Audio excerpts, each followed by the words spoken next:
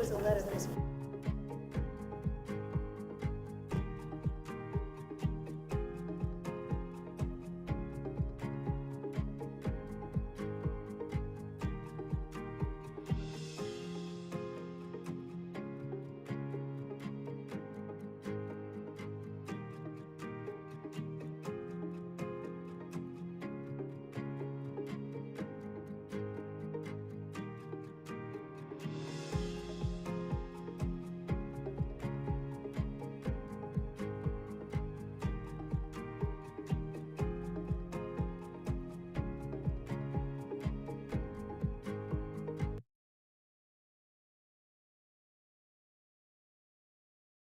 Time is now 6 p.m. It's September 27th, 2022. I'm going to open up the regular meeting for the City Council. Can we have a roll call, please? Council Agency Authority Member Sullivan. Here. Ritchie. Here. Silva. Here. Roberts. Here. Wiley. Here. Vice Mayor, Vice Chair Stockton. Here. Mayor Chair Roulette. I am present. If you would please stand with me for a moment of silence, followed by the Pledge of Allegiance.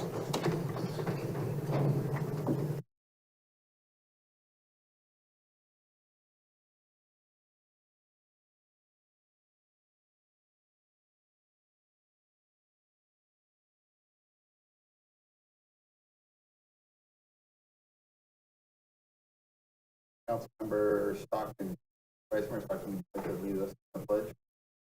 Pledge allegiance to the flag of the United States of America, to the republic for which it stands, one nation, under God, indivisible, with liberty and justice for all.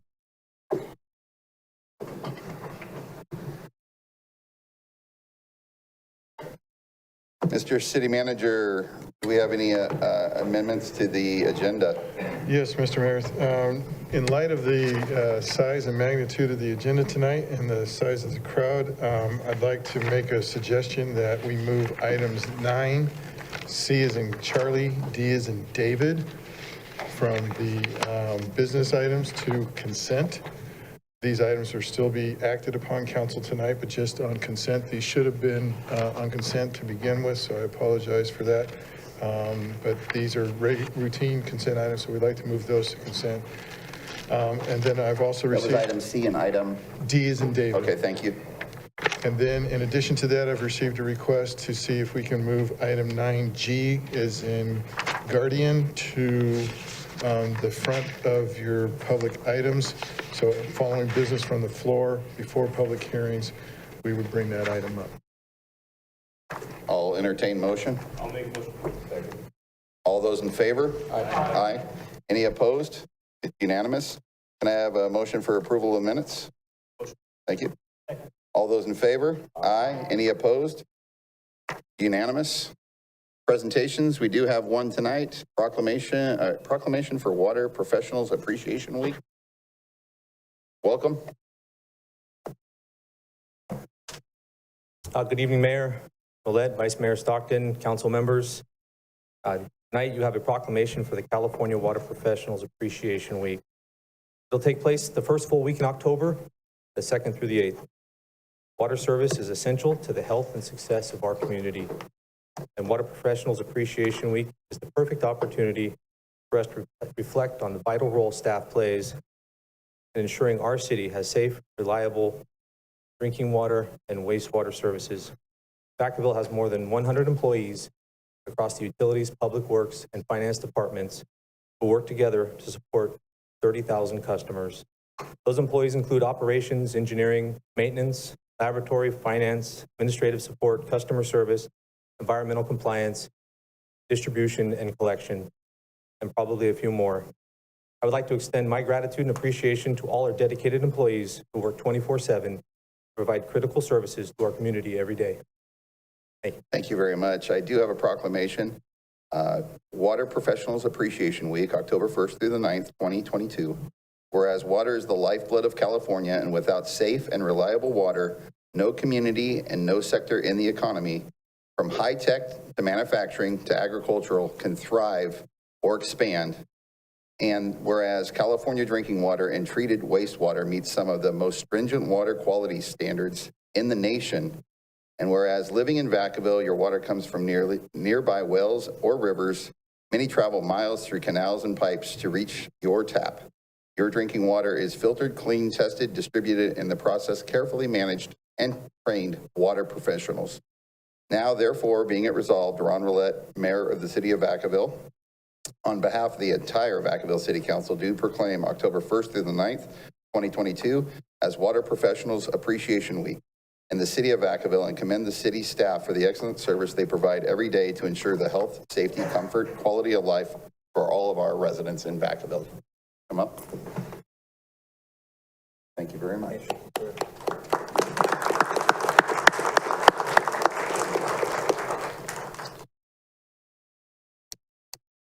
Okay, we will move to consent. And remember, we added the 2 items. Does anybody want to pull any of the items off of the consent calendar tonight?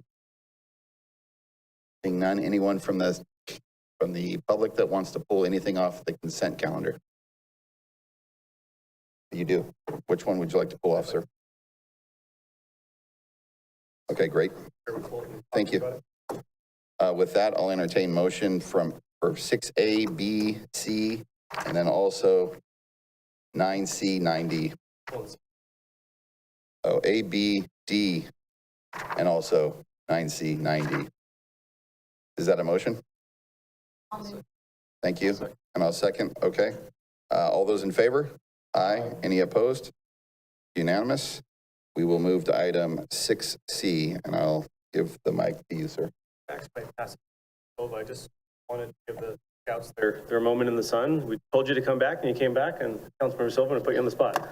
Okay. He passed the mic to you, sir. Go ahead. Hi, Sarah. So the plan was to not pull it. Oh, I'm sorry. I messed up the plan. I apologize. No, just, It's exciting. I mean, just a comment, I think a lot of us here on the council, a lot of us in our community are really focused on making sure that we set our youth up to succeed and help them out with endeavors to make a positive impact in our community. And Sarah came up with this concept to lead a project that's implemented in different cities throughout this nation and world to bring people together to help beautify our community by painting a particular utility box downtown. And so I've been really impressed with her leadership and just the comment on the scouts. I know we got some Girl Scouts in the house tonight too as well. But there's not many youth that are committed to this long term. Councilmember Ritchie, I think eloquently expressed that last meeting, that long term commitment that not many youth fulfill by the time that they're 18. And the fact that now that, not that I need to point it out, but that you're a female and that you're achieving that rare occurrence, I think is very commendable, and I'm very proud of you. And with that said, I'd like the motion to approve it. I'm going to open it up to public if anybody wants to comment on this item. I'm going to close public comment and I'll take your motion. All those in favor? Aye. Any opposed? You can't clap until we approve it. All right, it's unanimous. Okay, we will move to item 7, business from the floor. This is time to address the city council on issues that are not on this agenda, but are within our council matter jurisdiction. I see none. I'm going to close public comment. Sure, come on up. I'm not going to cut you off.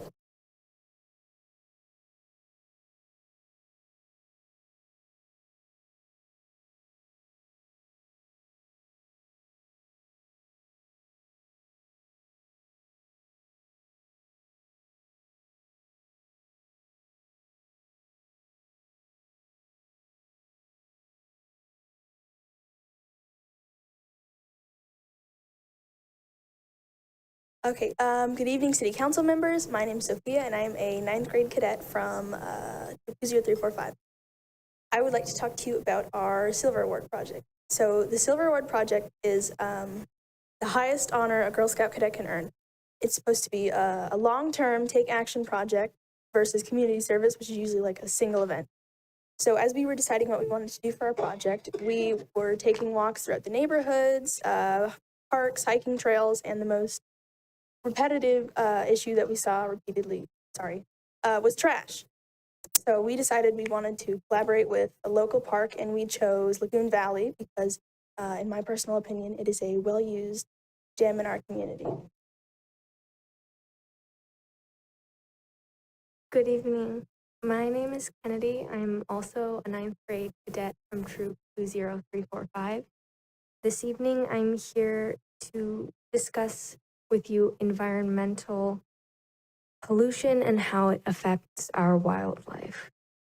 All different types of trash decompose at different rates, taking a long time to break down.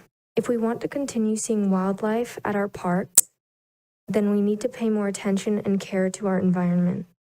As Sophie mentioned, we started noticing a lot of trash in our parks. So we're assembling a display board. We've picked out the trash that we saw the most. We'll highlight it and talk about how long it lasts in our environment in this outdoor display that we've assembled. We want to help people understand that their environmental impact and choose Lagoon Valley Park because it's a beautiful recreational resource for our community. Thank you. Hello, good evening, City Council members. My name is Asul, and I'm also a 9th grade cadet from Troop 20345. And we're here today to ask for your support, actually. Once our project is completed, we will install our display board, like Kennedy said, in Lagoon Valley Park, and with the help of Public Works and the Parks and Recreation Department, we will need help spreading the word, getting people to the park to see our display and watch our online educational video where we talk about the problem and how they can help us solve it. We want to inspire everyone to take action and be a part of the solution, not the pollution. And we all have a responsibility to the environment, to animals, and to each other. Thank you for giving us the opportunity to speak today. Thank you very much.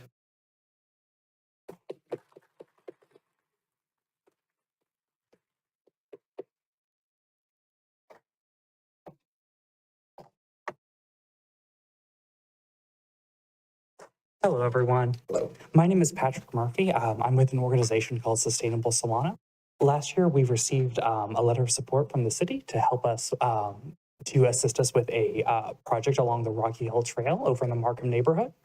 The point of this project is to provide the community with a water-wise native garden.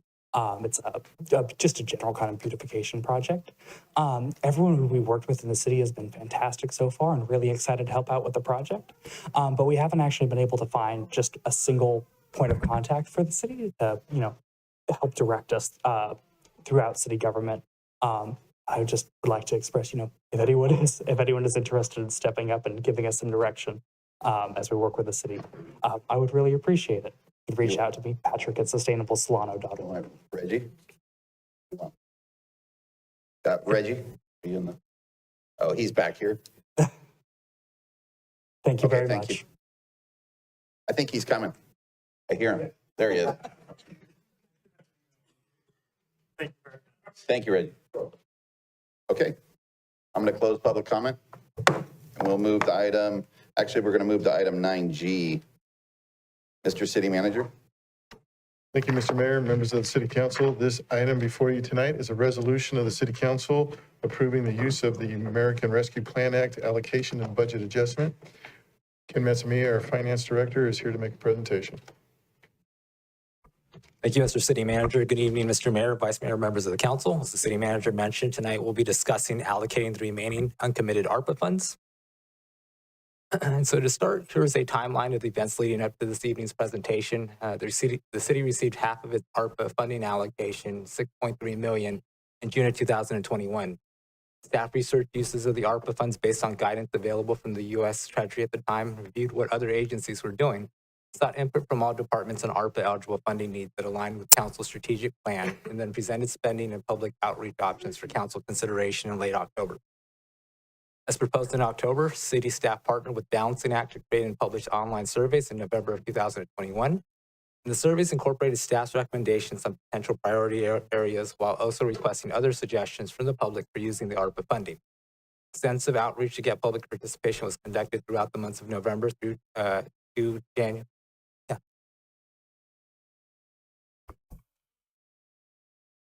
I can move it closer and see if that's, yeah. Okay. Is that better? So to January 2022. Also in January, the U.S. Treasury issued its final guidance on ARPA uses.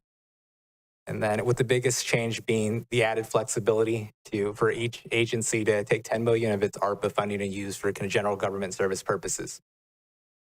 In February, staff presented the results of the ARPA survey along with 3 allocation options responsive to the feedback received. And in April, council approved allocating 10 million of the city's total ARPA allocations to the priorities identified.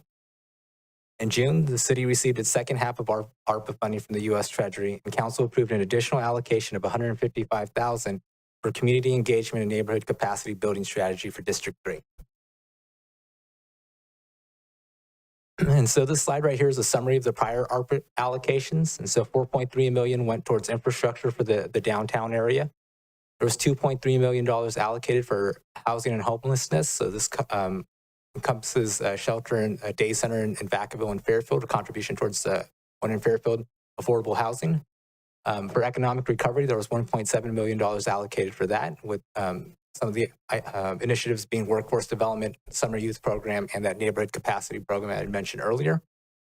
For direct aid to households, there was $1.6 million allocated for that. This would be utility billing assistance and eviction prevention services. And then aid to nonprofits and small businesses, there was $200,000. This would cover grants for revenue loss and the Shop Local program. So that's that $10.1 million that's been allocated so far. So in addition to the ARPA funds, the city also received CDBG CARES grant funding of approximately $820,000, and that was to respond to the impacts of the pandemic, specifically on the most vulnerable members of our community. So discussion of the CDBG CARES funds occurred at both the May 24th, 2022 meeting and on the June 28th meeting as well, resulting in the allocation of the funds to the following priority areas. So there's $250,000 that was allocated to mental health services, $200K for Opportunity House, $132,000 for homeless prevention, emergency grants, $75K for food security, and then $164,000 for planning administration.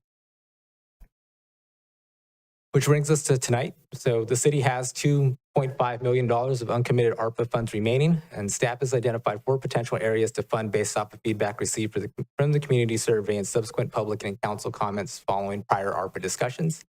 And both council and the community have expressed a desire to see additional funding in that aid to nonprofit and small business category, which we'll see reflected in these recommendations.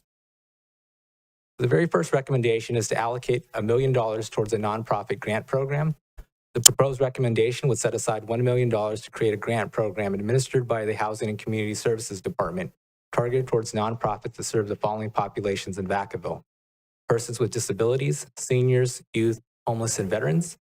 And the potential applicants would be awarded points and ranked based on the following criteria. So their experience and capacity, their targeted income levels, projected measurable outcomes, proposed budget, project description, just to name a couple. The funding would be awarded starting with the top ranking application until funds are depleted, and staff is recommending the maximum grant award be $100,000. The second recommendation is to allocate $1 million to a small business grant program. The proposed $1 million grant program would be administered by the Economic Development Services Department and expand on the initial $500,000 CARES small business grant program that was offered by the city at the onset of the pandemic. Funds would be widely available to all eligible Vacaville small businesses, regardless of any prior financial assistance they may have received, and staff is recommending the maximum grant amount be $50,000 and the program be eligible to small businesses in operation between 2019 through 2022 for at least 1 year. The next initiative would be a $300,000 allocation towards funding for the arts. This category would include 2 initiatives towards furthering arts in the city.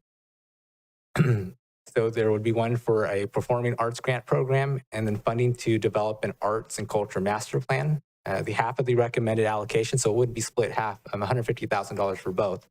So half of it would go towards a grant program that's administered by the Parks and Rec Department to provide direct relief of rental and theater production costs associated with using the Vacaville Performing Arts Theater.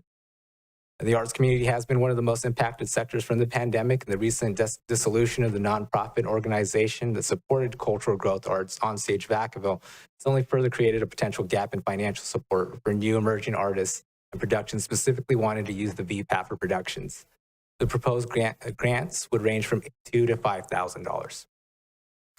The other half of the recommended $300,000 would go towards establishing an overall vision, specific goals and projects, and identifying resources required to make the city a cultural arts center through the development of an arts and culture master plan.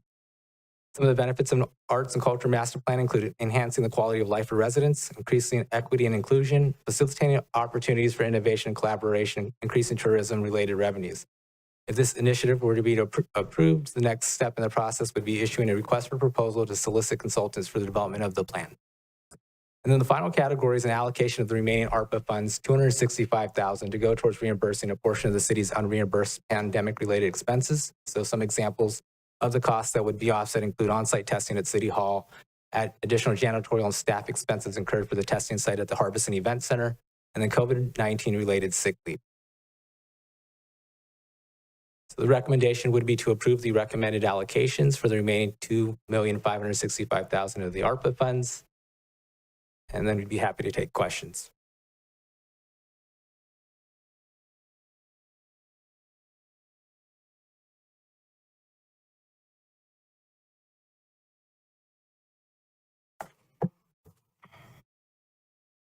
Good to start. Hello, Mayor and Council members. My name is Leslie Silver. I'm a resident of Vacaville, and I own and manage School of Rock, which is located downtown at 322 Parker Street. I'm here tonight to encourage you all to vote yes on the recommended allocations for the city's remaining ARPA funds. The allocation of an additional $1 million in ARPA funds for small business grant program will have a significant impact on the small businesses who have experienced so many difficulties related to the COVID-19 pandemic and that have been working tirelessly to stay open for the last 2.5 years. Now in recovery mode, we need your support more than ever.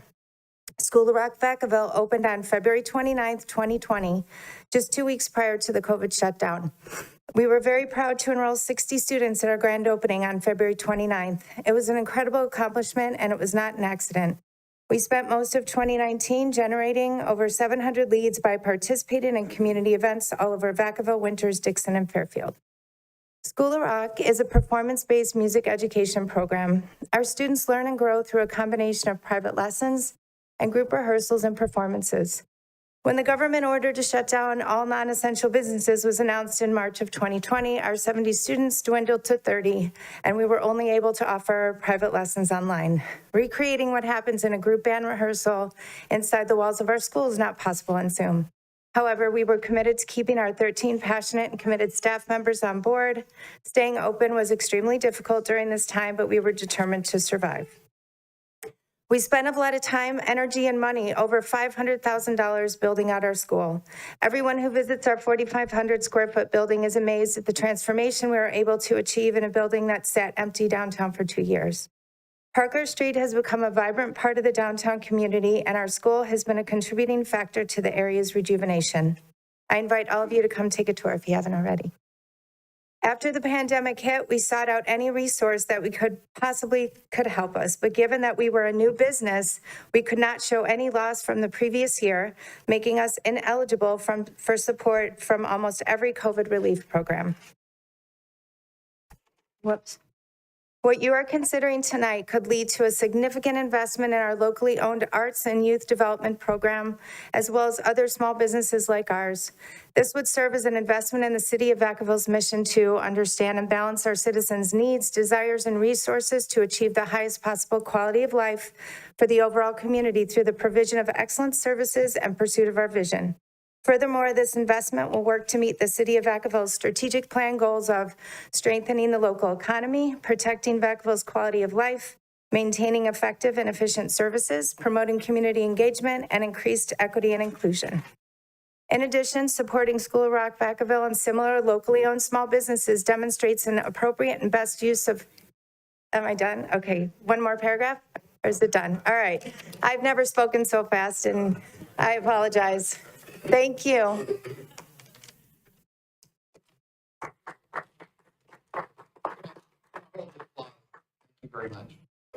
My name is Daniel Spadero, and I'm a 15-year-old student at Vacaville High School. I'm also a School of Rock student.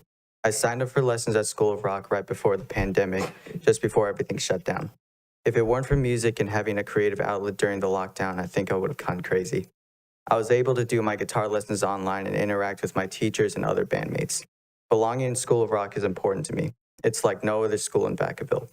It's a place where kids of all music abilities can learn and appreciate rock music. The school unites different people and creates a very good community. Parents come together to cheer their kids on at shows. Families, students, and staff have formed bonds over music. It's fun and everyone is very supportive. I look forward to all my lessons and gigs. School of Rock encourages creativity, discipline, leadership, and problem solving. I'm very happy to be part of this community. I've grown as a musician, as a person, and I'm always learning. The importance of music cannot be denied.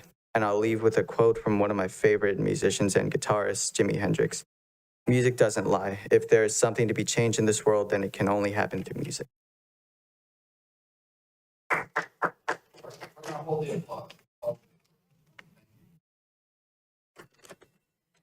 Good evening, council members, Mr. Mayor, and Mr. City Manager.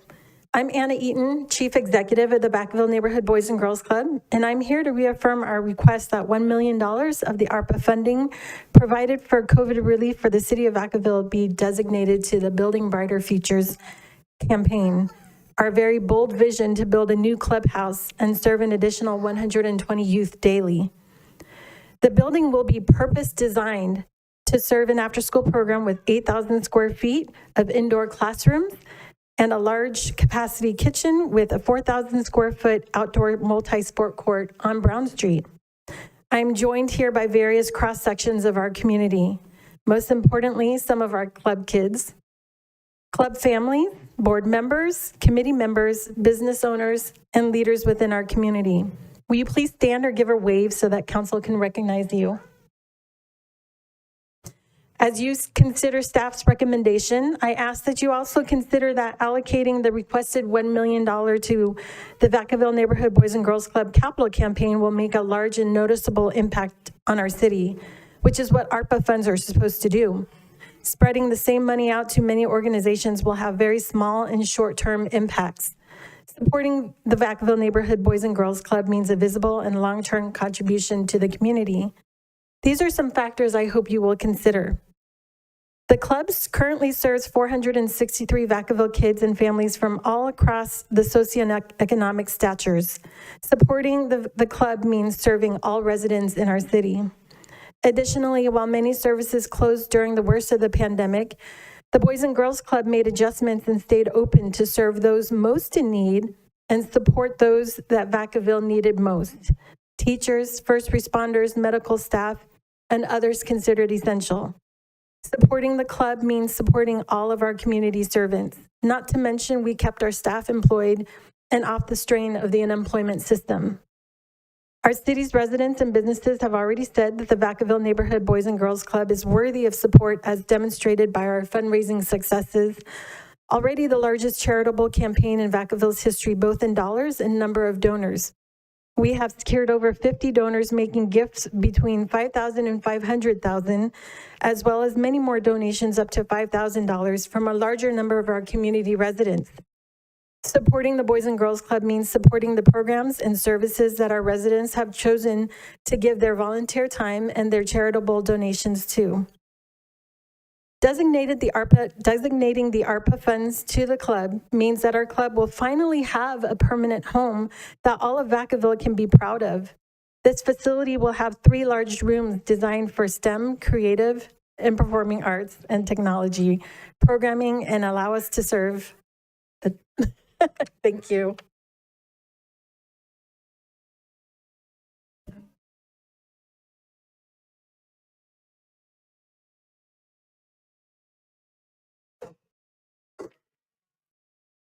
Hello, my name is Addison Sheridan. I'm 12 years old and I'm a student at School of Rock, Vacaville. I believe arts programs are very important. Students who participate in art, music, theater, or dance are more likely to succeed in school and are a lower risk of getting involved in drugs and alcohol. The influence of an arts instructor or mentor can help students live positive lives and gives them a safe place. School of Rock provides a safe place for all of their students, including myself. Music and the arts are all about inclusion and bridging divides. We perform songs by diverse groups of artists. I personally have learned about so many artists and their histories that I probably wouldn't have otherwise. School of Rock is a place that supports and loves students for who they are, regardless of anything else. The feeling at School of Rock is one of family and connection. School of Rock has helped us as a family to be more engaged with local businesses and fostered a love for our community. The house band performs at, and we have end-of-season shows at, local establishments that we would love to revisit. Some of these venues we only learned about because of attending a School of Rock show, and we have revisited many times after. During and immediately following the pandemic, kids like myself didn't have a lot of outlets. We hadn't been in school and couldn't participate in extracurricular activities for a very long time. I think we would all agree that COVID took a mental toll on youth. Being a teenager is tough enough at the best of times. The arts give young people an outlet for difficult feelings they may not be able to put words into. I know for myself, I dealt with a lot of anxiety coming out of the pandemic, and I'm grateful for the songwriting program at School of Rock for giving me a place to channel that productively. I know I'm not alone when I say I'm grateful for all of the arts programs in Vacaville.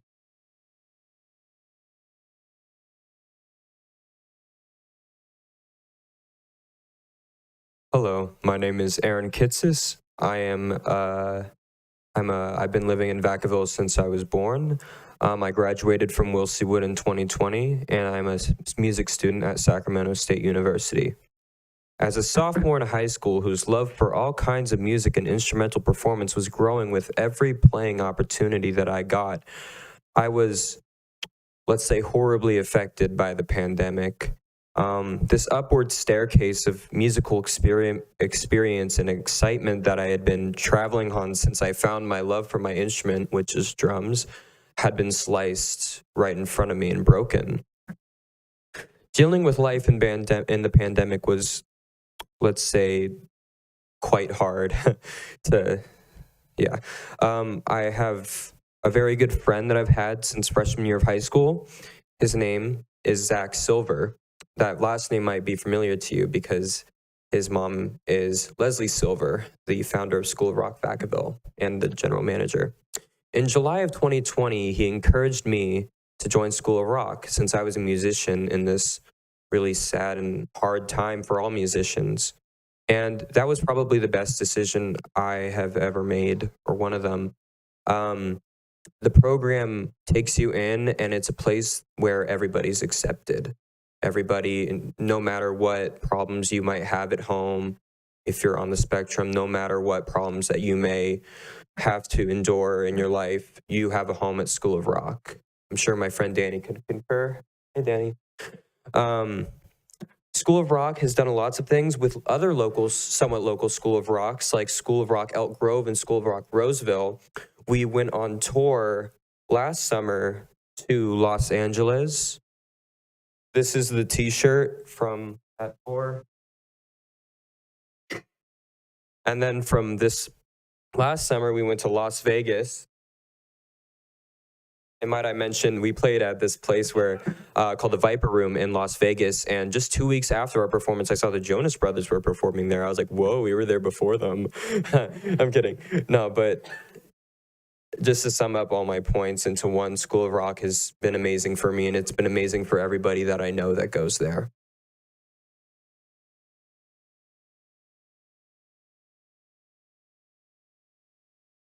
Hi, I am David Rogers. I'm the Managing Artistic Director for Starbound Theater. I just wanted to start by thanking you guys for taking some of the recommendations I brought a few months ago as far as grants for subsidizing the cost of VPAT. Because as someone who's been there three shows now this year, it's been expensive. Really quickly, I just wanted to, you guys are hearing how important the arts are. You guys know, so I don't have to lecture you guys anymore. The arts are important. I just hope that this is the beginning of the conversation for the future of the arts, that we talk about future funding opportunities for the arts, that this is just the stepping stone. So when we're talking about investing money in the master plan for arts and culture, I hope we're bringing all the arts groups into the room to have the conversation, not spending money on an expensive consultant who doesn't live here, but really focus to the arts groups here and hear what we have to say. So thank you for investing. I totally support the money in for supporting subsidizing VPAT, not venue tech, I'm sorry. And Faye and I have been in this community bringing arts to kids for 20 years each at this point. So we've been around the block. We know what is needed. So I hope that we get brought into the conversation and let's really make art accessible and inclusive of everybody. So with that, the only other thing is I'm going to continue to poke the bear about making Andrews Park more accessible for performance venue, because I would love to bring more theater to outdoor venues, but we need more equipment, accessibility, infrastructure, and all that to do what we would like to do. So thank you for your time. Real quick, hi, my name is Faye. I run Bliss Urban Arts Center here in Vacaville, been around 20 years. I just wanted to add to, you wanted to say something about the restrictions on the VPAT subsidizing. I think you forgot about that. You didn't, he was like saying like, if it's only for nonprofits, but like I'm a sole proprietor, so that wouldn't even benefit me whatsoever. But like COVID, obviously, just like everybody else, we plummeted into the red. In order for me to keep my doors open to even provide to the kids in the community and be their mentor, not just their dance teacher, I need to keep my doors open. I need to get out of the red. So for me, I would prefer receiving a grant straight up so that I can get myself in a better position and possibly save up towards a better building, because the size that I have now, I'm not fully able to serve my community with, and I'd eventually like to grow. So I just want to also add that. Thank you guys so much. Good evening. My name is David Esparza. I'm the board president for the Vacaville Boys and Girls Club. I apologize, we went a little out of order. Anna went and I didn't get up in time, I guess, a little slow. But as the board president of the Vacaville Boys and Girls Club, I speak on behalf of our board and ask for your support in the building of our new Boys and Girls Club facility on Brown Street.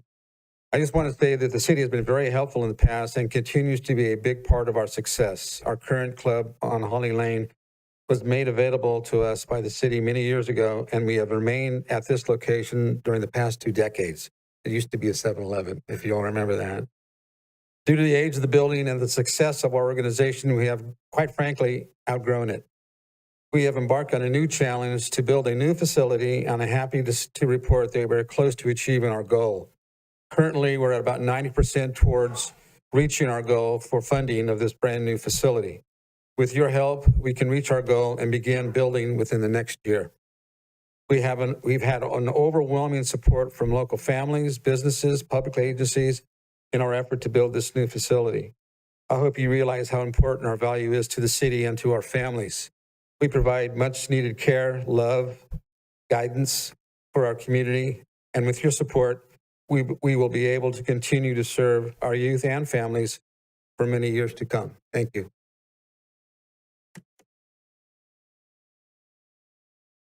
Hi, everyone. I'm Louis DiBartolo, and I'm here for the Boys and Girls Club. It's something that's near to my heart. I am an alumni from Boys and Girls Club growing up in inner city Chicago when I was a kid, and I know the importance of what this does and how it can keep the children in a good place. A lot of things I do at my business is support when it comes to kids. I believe they're our future. I'm a firm believer to help the kids any way possible. 463 families we've taken care of. During COVID, we were still up and running. We have 8 facilities that the kids are running all around. This is a very big project. Talk about diversity of families and kids on this. Our group of committee, we're all very diverse from very different factions of our professional lives.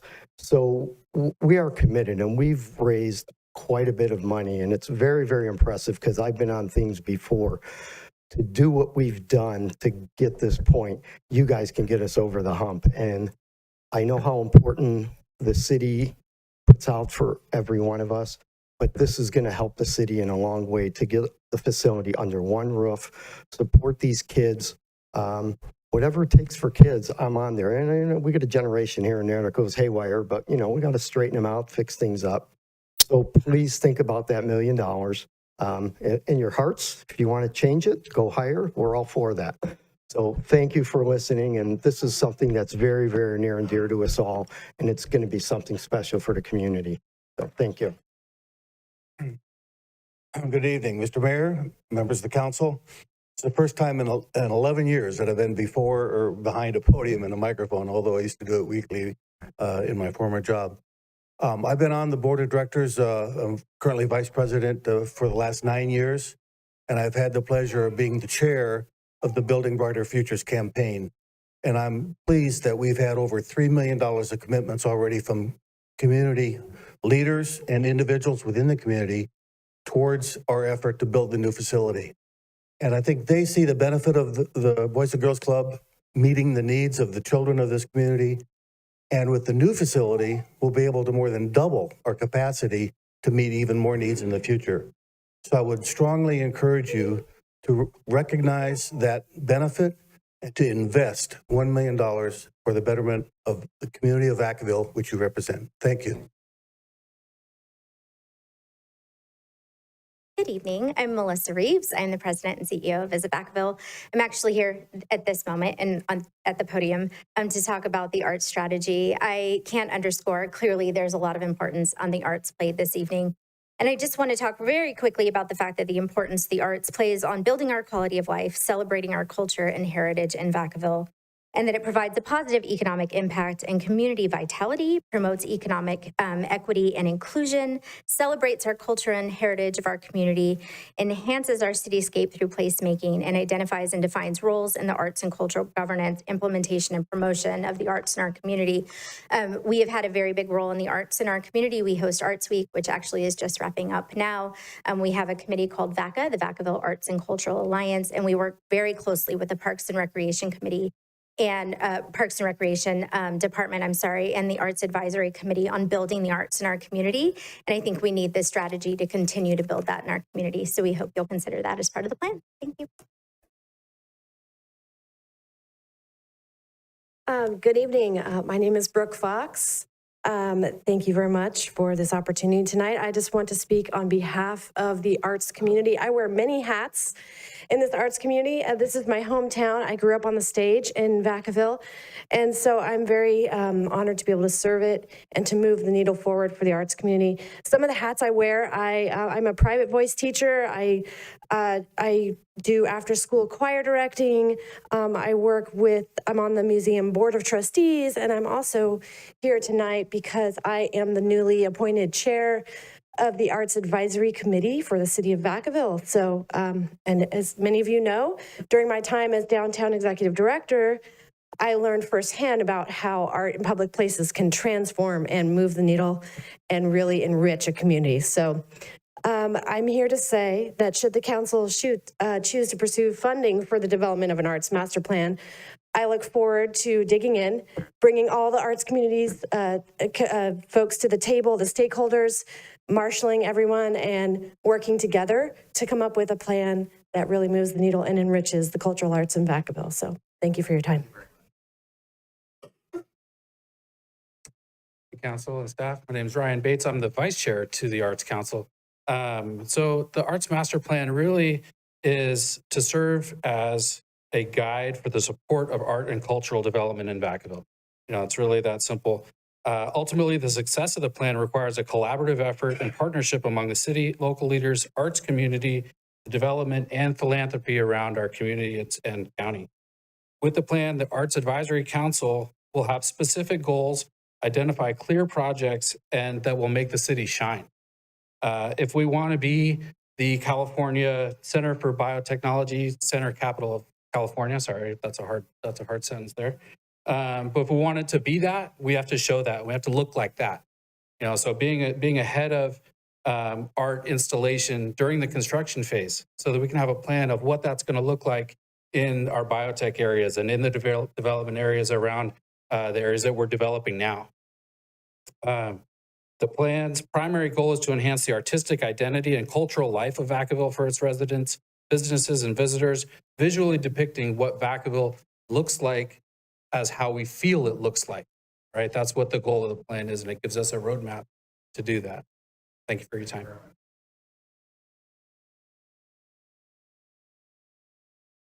Hello, my name is Nicole Maneri, and I'm a Vacaville resident of 33 years, and my 13-year-old daughter, Taya, is a vocalist at the School of Rock, Vacaville. I'm here today to let you know how much School of Rock has impacted our lives and request that you approve the proposed small business grant program. When my kids were younger, I told them they needed to be active in sports. This was a good fit for my 12-year-old son who started sports at 3. Taya tried sports, but this just wasn't her thing. Singing, on the other hand, was. I swear she was singing as she let out her first cries at birth. She was always singing as she grew up. She enjoyed participating in chorus at her elementary school, and when she was 6, she started taking vocal lessons at a church. This was her sport. But when the pandemic hit, her lessons moved online. This did not work out for us and made me reevaluate how to support Ataya's journey as a vocalist. I could see that she wasn't really going anywhere or learning much in her frequent virtual lessons. The vocal coach said Ataya was excelling so quickly that there wasn't much she could teach her that Ataya hadn't already learned. I started my search for a music program again, hoping there was a program that could help Ataya get to the next level. I looked the prior year and there was nothing, but this time I found School of Rock Vacaville. They had opened just before the pandemic hit. Ataya signed up for a free lesson and we checked out the school. They had all the COVID protocol gears up for the in-person lesson and we wore masks. I was very comfortable with all the protocol measures that the school had in place and we signed up and it was the best decision we ever had. At School of Rock, Ataya has learned much about being a vocalist.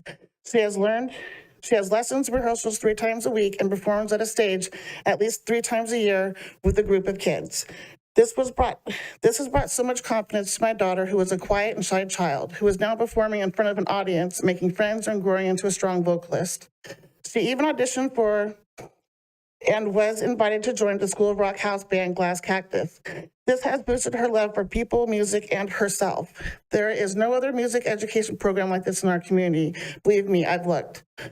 Ataya was not drawn to sports, but she found the music, and this is what has fed her soul. School of Rock's music program has helped my daughter gain confidence, grow friendships, learn discipline, powerful study habits, practice leadership and teamwork, relieve stress, find a creative outlet, practice listening and social skills, and the list goes on. In short, School of Vacaville has changed not only my daughter's life, but our whole family dynamic as well. Without School of Rock, my daughter wouldn't be learning and living her best life possible. I urge you to take action tonight to support the small businesses in our special community, especially businesses like School of Rock that bring the art to our young people. Thank you. Hi, my name is Sarah Simmons. I'm here tonight to offer my support for the proposed allocations of Vacaville's remaining ARPA funding, including the $1 million to be invested in the Small Business Grant Program. My family has experienced the tremendous benefit of one specific small business that needs your support.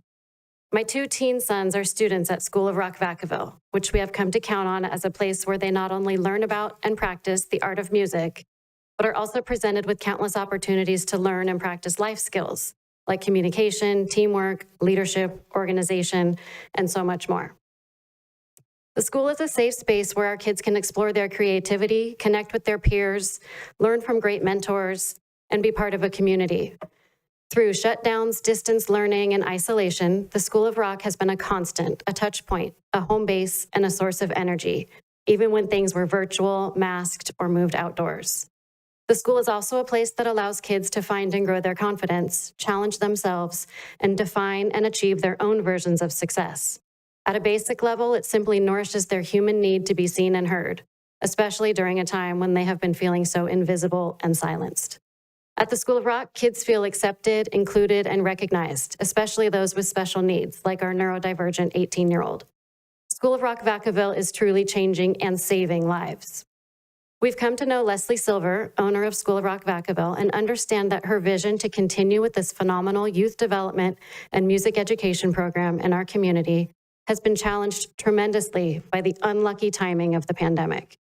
Like she said, she opened the doors of her new business just days before the COVID-19 shelter-in-place order was issued.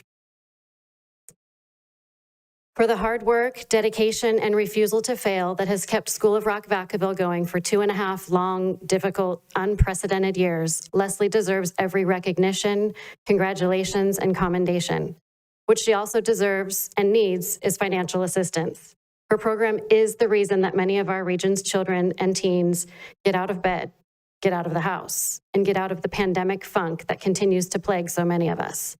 An investment of ARPA funds in School of Rock Vacaville will not only provide direct response to the negative economic impacts of COVID-19 on a locally owned small business, but will also address public health needs, especially mental health, and target a disproportionately impacted community, children and teens. I strongly and respectfully urge you to approve the allocation of an additional $1 million of your city's remaining ARPA funds to support the Small Business Grant Program. And when the time comes, to award the maximum grant to School of Rock Vacaville in order to sustain this essential music education and youth development program, which is bringing so much to our community. Thank you.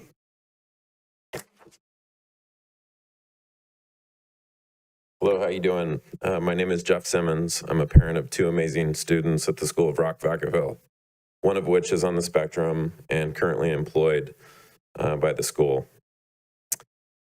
I'm currently the operations manager for Mariani Nut Company. I've spent 15 years before that developing Starbucks stores, and before that I was a small business owner. I'm not here to share my resume. However, I'm here to speak up as I understand from all of these experiences the challenge of operating a business in the time of crazy headwinds, the importance of developing a community of businesses that offer services and products that are relevant and important to the community, and finally, the grit you must have to run a small business. The last few years has been unbelievably challenging. Many businesses, let alone brand new businesses, threw up their hands during this challenging time. However, Leslie and her amazing staff refused to let this break them. I want each of you to know that this is a great business investment, a solid investment in the community, and a life-changing program for so many young people in our community desperately needing our support. Leslie may or may not share that she was recently awarded Rookie Business of the Year by the School of Rock Corporate. She's 100% committed to this school, our children, and this community. I urge you to approve the $1 million of ARPA funds to support the small businesses in our community. Thank you.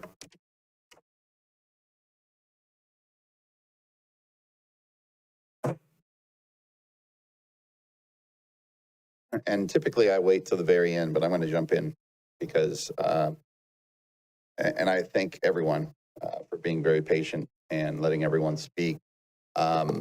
I am going to urge this council tonight to accept everything besides giving the money to the city. I would like to swing the 265 over to the nonprofit. I would like to up that number to $1 million because I'd love to give it to the Boys and Girls Club. And I'm not going to make it in a form of motion, but I just want you guys to know my recommendation for tonight. Councilmember Sullivan. I think, Mayor, I have some similar thoughts and comments. So I'm just going to kind of go through my thoughts in order here. So the first is the art funding allocation. As much as I think that we need a master plan of sorts, it just feels really odd to spend $150,000 on consultants and $150,000 on kids, especially for a plan that's going to sit on the shelf and collect dust. So I'd like to see $100,000 of that plan funding shifted back to the funding for the arts piece. So it'd be a total of $250 for the actual groups providing the arts and the services to our kids and the artists, and $50,000 for the consultant. I think we can get a good study for $50K, and I think honestly $150K is overkill. So my first request would be to shift that $50 in the funding for the arts section. I'm sorry, shift $100 to the actual funding directly for the arts programs. The second piece, I completely agree with you on the COVID incurred expenses. The city had a great year. We had $1 million surplus this year in the general fund. We're doing very well. We survived COVID. We made some really smart financial decisions. This council has been really good. As much as I'd love to put that 265 back in our coffers, I think it makes a lot more sense going somewhere where it's actually going to benefit the residents that need those dollars. So I'd like to shift that 265. I'm kind of sort of in line with you, Mayor. What I would like to see potentially is $200K to the nonprofit bucket and then $65,000 back to the arts bucket because it still is pretty small. So it'd be a 65 shift. I didn't go to, I wasn't an accountant, but we can add up all the math in just a second here. But 65 shifting to the arts funds that would actually go direct to arts programs. 200K to the nonprofits is what I'd like to see. One comment that I would like to send to staff out there is making this as flexible as possible. We don't want to set up a program that has all these roadblocks and catch-22s. We had one speaker talking about she's a sole proprietor and she might be boxed out. We've heard this last time we had the small business loans. Amazing local small businesses for some technicality were boxed out. So I really want staff to design this as flexible as possible. For a business like Miss Silver, she's a business, she's an arts nonprofit, she's an amazing human being as well, and all these different things. I also want her to be able to apply for different pots. So there should be some flexibility between those pots. If she gets a small business grant, she could still apply for a VPAT grant to subsidize, something kind of flexible there. I am pretty close to align with you on the Boys and Girls Club. There are some other amazing nonprofits here in town that aren't here tonight. We got letters from a couple of them. I would like to issue $700,000 to the Boys and Girls Club and leave the remaining balance for the other nonprofits. I agree with you. I think it's vital. My only concern is, can you guys spend it in time? Because there is a time clock on the ARPA. So I would say $700K, and I love the Boys and Girls Club. It's just we have the Mariposa Center and the Levin and Opportunity House, all these other nonprofits that also need some funding. So I would be comfortable with 700 tonight. That's kind of what I think would be a great mix. So that's my thoughts. Member Roberts. Yeah, most of my thoughts are very similar to what the mayor and Councilmember Sullivan brought up. The city reimbursement, as far as I'm concerned, that's money already spent. If we didn't have ARPA, we were still able to cover those costs. With those costs, I like breaking down the 265. I wanted to see 65,000 going back to the arts, expand that out just from performing arts to also include arts in public places to help grants for murals and similar art projects like that. And moving the other 200,000 to the Boys and Girls Club as difference from the nonprofit grant. I mean, Anna and Louis both know I'm a Boys and Girls Club alumni. It's done a lot of good stuff, but like they've mentioned, can't justify giving you all the money because there are other nonprofits that do great things in the community that need some love as well. And so those are just my thoughts on that. And kind of like what Councilmember Sullivan brought up regarding the master plan for arts and public places is I do think 150,000 would be expensive, but I don't know what the going costs those are. I'd like to see no more than like maybe 100,000 and then anything left over can go back into the grant program. Over just about $1 million for the nonprofit grant it's a lot. I don't know if a lot of the local nonprofits will utilize all that. And I know the cap is $100,000 right now.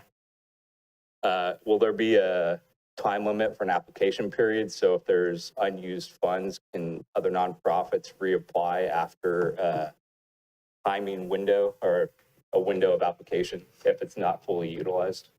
So we'll have to monitor the progress on that because as it was pointed out earlier, that these funds have to be encumbered by 2024 and then have to be fully expended by the end of 2026. So as part of our quarterly budget update to the council that we promised you, we'll continue to give you progress reports on how this money and the applications are progressing. And if there's some adjustments that need to be made as a result of that, because some areas are slower than others, we can certainly bring that back to council for future discussion. Yeah, because that deadline, it's not being utilized, and we want to make sure that it's reopened to people that will utilize that money. Mayor is talking. Yes, I'd like to applaud everyone that came up and spoke. I thought that was outstanding. The only question I have is if we do not allocate the portion that's supposed to go to our city staff, is that going to have a negative effect on our ability to provide services to the city if we don't allocate that money there? Because I know that we do have some, I want to make sure that we can still have people at the desk for different ones. It will not. Okay, thank you. That's it. Councilmember Silva.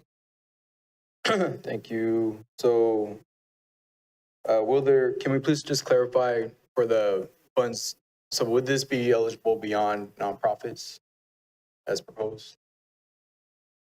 Are you talking about the nonprofit grant program or because there's small business? Yeah, so there's a grant program for small businesses. There's one for nonprofits. The arts one doesn't specify, both would be eligible for that. And so there's different programs, I guess, for whether you're a nonprofit or a small business. So a sole proprietor or LLC or what about martial arts? Would they be eligible for this?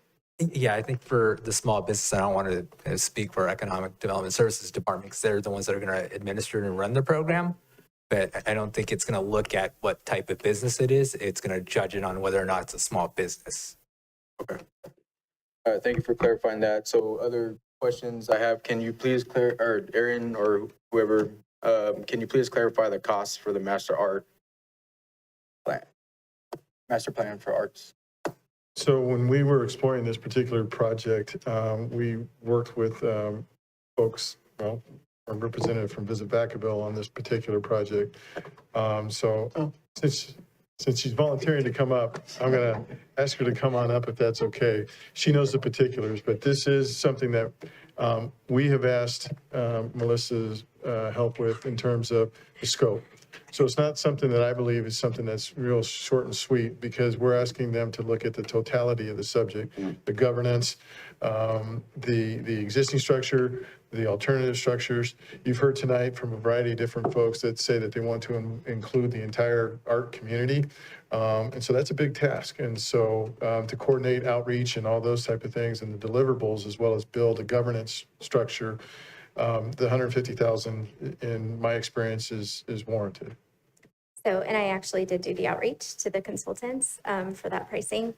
And so, like Aaron said, it is the totality of our arts program. So it is looking at bringing all of those groups together, figuring out how VACA and the Arts Advisory Committee work together. Most important, a lot of that extra that I think you mentioned, and Councilman Roberts, is for that public outreach. I think that's the most important part, is making sure that we are listening to our community and how we want to build the arts in our community. And I think that's a lot of time here talking to our arts groups. There's a lot of arts groups in town, which is amazing. But I think hearing all of their feedback and making sure that they all have input into this greater plan is why that a little bit of extra, a little extra spend. But I think it will give us a strategy to build the arts in our community in perpetuity. Okay. Thank you, sorry. Yeah, you're right. You're okay. Couple more comments. So, okay. Go ahead. All right, so I'm not gonna play around with the numbers situation. Y'all confused me on that one, so we'll wait to see how those fall. I think I'm inclined to honor our staff's recommendation to get a legit master arts plan. Is something that I constantly hear that's desirable from our community. Just had a conversation earlier today about sculptures and actually creating this, having an actual space for that. So I think it's been unfortunate that a lot of our, I think our town's pretty big on sports. That's pretty obvious. And I think that there's a lot of, like I expressed today, there's a lot of different avenues for our kids to feel welcome and inclusive by other means. And I think our arts, from what I witnessed these past couple of years, and getting to know a lot of people, just as a regular Mike, it's important that we have places that really truly embrace the different interests that we have here, and the impact that it has on the lives of our youth and our adults together as a community is something that we absolutely, I feel, that we should support, however that may be. When it comes to Brown Street, we haven't had a discussion on this as a city council. My concerns with that is, number one, us allocating funds and a building not being built. My other concern with that is that we have a building with limited space that doesn't serve all of the needs, as we even heard today, from the different needs that need to be addressed. What I would propose my city council members and even to the public to consider is whether or not we actually use Measure M funds to supply to discuss using Measure M funds, not only to build a structure there that would house Boys and Girls Club, but also address other needs that exist not only just within that particular neighborhood, but throughout the town. I have needs. I got issues with certain teenagers. Those teenagers have different interests with different kids to pursue. Different activities. Adults, they're interested in having a place and space for that. We don't have that in that area. Our Measure M hasn't gone towards establishing any type of structure whatsoever. More recently, we've allocated funds for lighting, for parks, but for an actual, sticks and bricks or whatever you want to call it, an actual structure. I'm very interested in seeing what the council would consider as far as building something more robust to be more collective. That area is getting purchased up for more money than I think we'd ever think it would be. And it's only a matter of time before that area gets redeveloped. And I want to make sure that the needs of that growing community and our city are met. So, thank you. Councilmember Sullivan. I want to take a stab at a motion, but Wiley wants to talk something. Councilmember Wiley. Thank everyone for being here to give your comments. I do feel like the ARPA money is important to use for the maximum impact for youth and families, and all the programs that were brought up here today do that. So it's important to serve the people in Vacaville. I appreciate the input that we got. In 2000, the schools have lost a lot of the art programs, even back when I was teaching, when we had lost money in 2009, and they have not gotten the art programs back in a lot of ways. So I do think it's important to have that as a community option for people. As a parent of band kids, I know how important that is. And the theater and music classes and activities that kids participate in as youngsters and teens are something that makes a lifelong difference. People continue to appreciate music and theater and participate in it in a different way if they had the opportunity to do that as a young person. So I do feel like the biggest issue that we need to do is have clear communication for all nonprofits and all small businesses. So whatever money we divvy up, it has to be available and people need to know about it. If some other people knew that we were having this discussion tonight, they would be here advocating for their nonprofit or their small business. We are really happy to have your input tonight, but when we put it out and decide on those numbers, we need to make sure that everyone has the opportunity to apply easily. Thanks. Thank you. I'm going to actually make the motion, and then and I'll leave it open for discussion. But I would like to motion that we transfer the 265 and give the city 0 over to the nonprofit grant program. Instead of maximum award would be up to $1 million. Case we can give it to the Boys and Girls Club, but I understand that we have a process, not going to be handed over tonight. So that'd be $1,265,000. I'd stay with the $1 million for the small business, but I want to take the suggestion from Councilmember Sullivan, be very flexible so people can come in and do multiple things. I really do appreciate everyone that came down, and I'm going to come down and see that place because I heard it's amazing. Funding for the arts, we'll keep it at $300,000. I really would like to knock the money off, but it sounds like everyone's on board with that. So I'm going to keep it as is. And then that's my motion. So I'll entertain a second. What do you mean, city crew? Yeah, city gets nothing. For the plan? Oh, no, this plan would stay as is, funding for the arts. Thank you. All in favor? Aye. Aye. Any opposed? Good, it's unanimous. Thank you very much, council. We don't have to read anything, we just move forward, right? Thank you very much. All right. That's how it always goes. It's always amazing here.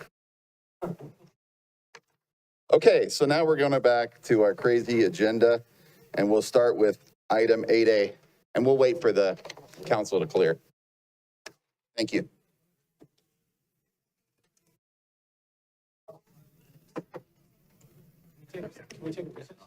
No. Do you need to go potty? Go potty. You go potty. It's going to be a long night. Oh, here, pass this down. Oh. It's going to create a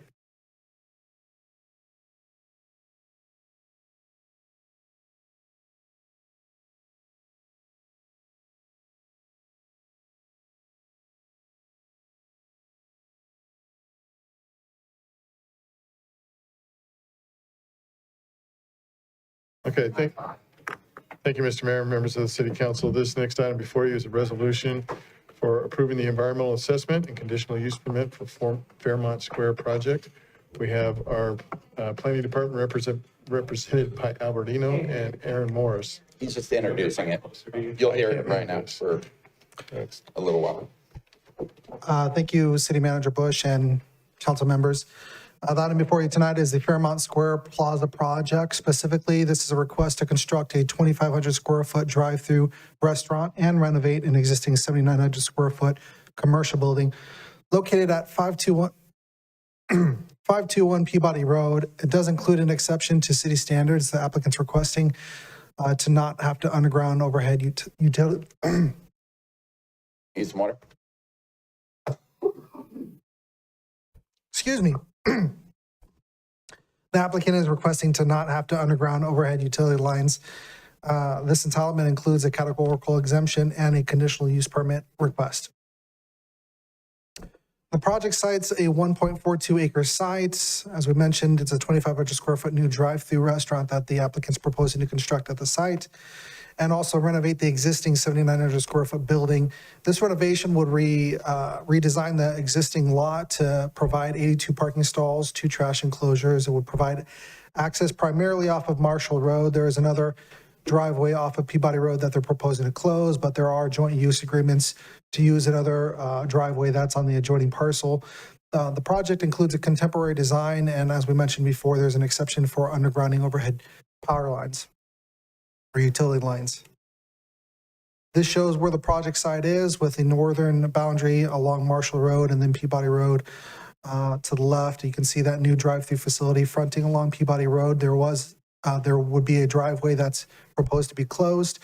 And then you can see the existing building and the parking lot area in the center that would be reoriented or relotted to provide those 82 parking spaces.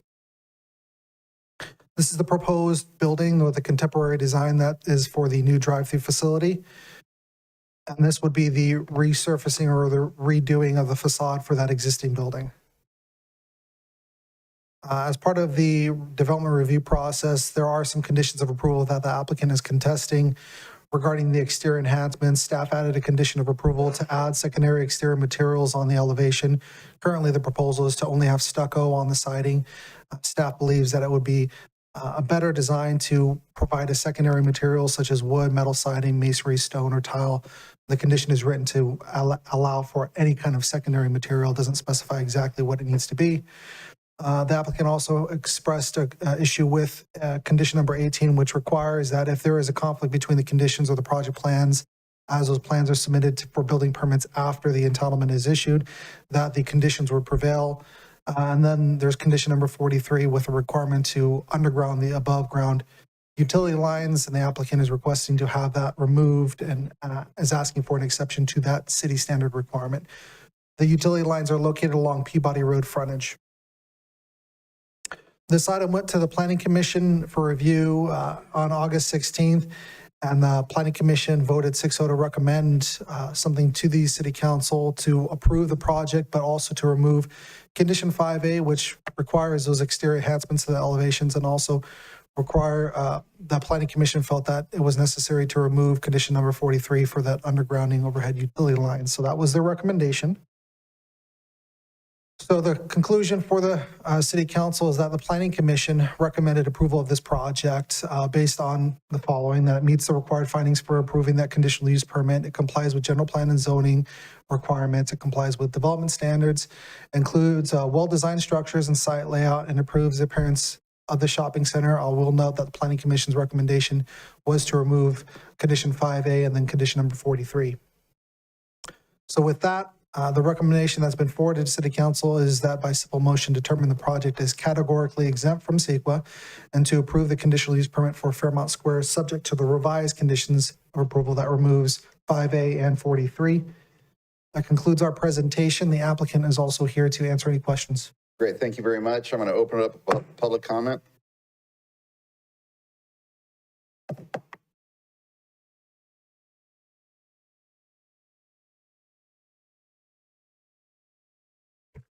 Good evening, City Council members. It's probably been 12 years since I presented to you. My name is Rob Sesser. I'm a local architect with A2R Architecture here in town, and it's kind of wonderful to finally be before City Council again. We started this project back in February of 2021 to get to this point. This is an unusual site, and unfortunately, the city of Vacaville is full of little sites like this all over the place. This was originally a Round Table Pizza, which had all sorts of parking associated with it. So we have this huge sea of parking with no landscaping and a building that was designed to function as a restaurant. And it hasn't been a restaurant. There's no way we're ever going to get a 7,900 square foot restaurant back in that building. So the applicant and I got together and we brainstormed this idea to come up with a pad building out front and use up this parking space, add a lot of landscaping, add some better security light, As you can tell by the site plan, that we don't even own the property behind the building that goes up against the old Cinema 8, which is now a church. The neighboring site, which is a 99 store, we've talked to the owner and working with him now, and he would like to do an addition too, but he sees this very prohibitive to have to underground the power lines for him to do something similar to upscale this site. This is very much an underserved area of Vacaville and very hard to get tenants to want to move in here when they have other options within our city that would probably be better for their businesses. And so that's why we're asking for the 2 exemptions. We're not asking for money. We're not asking for any relief of any type other than the construction costs that are associated with the 2 items that the Planning Commission forwarded on to you, recommending that we not do those 2 conditions. As a personal note, as a resident of Vacaville and knowing some of the other sites that are similar to this in the neighborhood that haven't been upscaled in any way, and maybe some of our city standards don't apply to these sites in these neighborhoods, and to get investment into some of our underserved areas, maybe there should be some sort of a staff look at some of these sites and come up with some recommendations to make it easier to develop and improve these sites, to get lighting, to get electrical vehicle charging stations that would come with our project, to get some of the new things that are required in the building code, by maybe overlooking some of the things that are very expensive, like undergrounding utilities, phones, cable TV, everything that goes with undergrounding power lines. And, staff has worked with us in coming up with ideas on making some of the other improvements less expensive so the client could afford it, because rents in this neighborhood aren't the same as if you were right on an exit way. So I think the Planning Commission's recommendations, and my clients are here and they asked me to speak for them. But if you need questions of the clients and the owner of the facility, they're here to answer any questions you may have. Thank you very much. Okay. Any other comments tonight? I'm going to close public comment. I'm going to bring it back to the city council.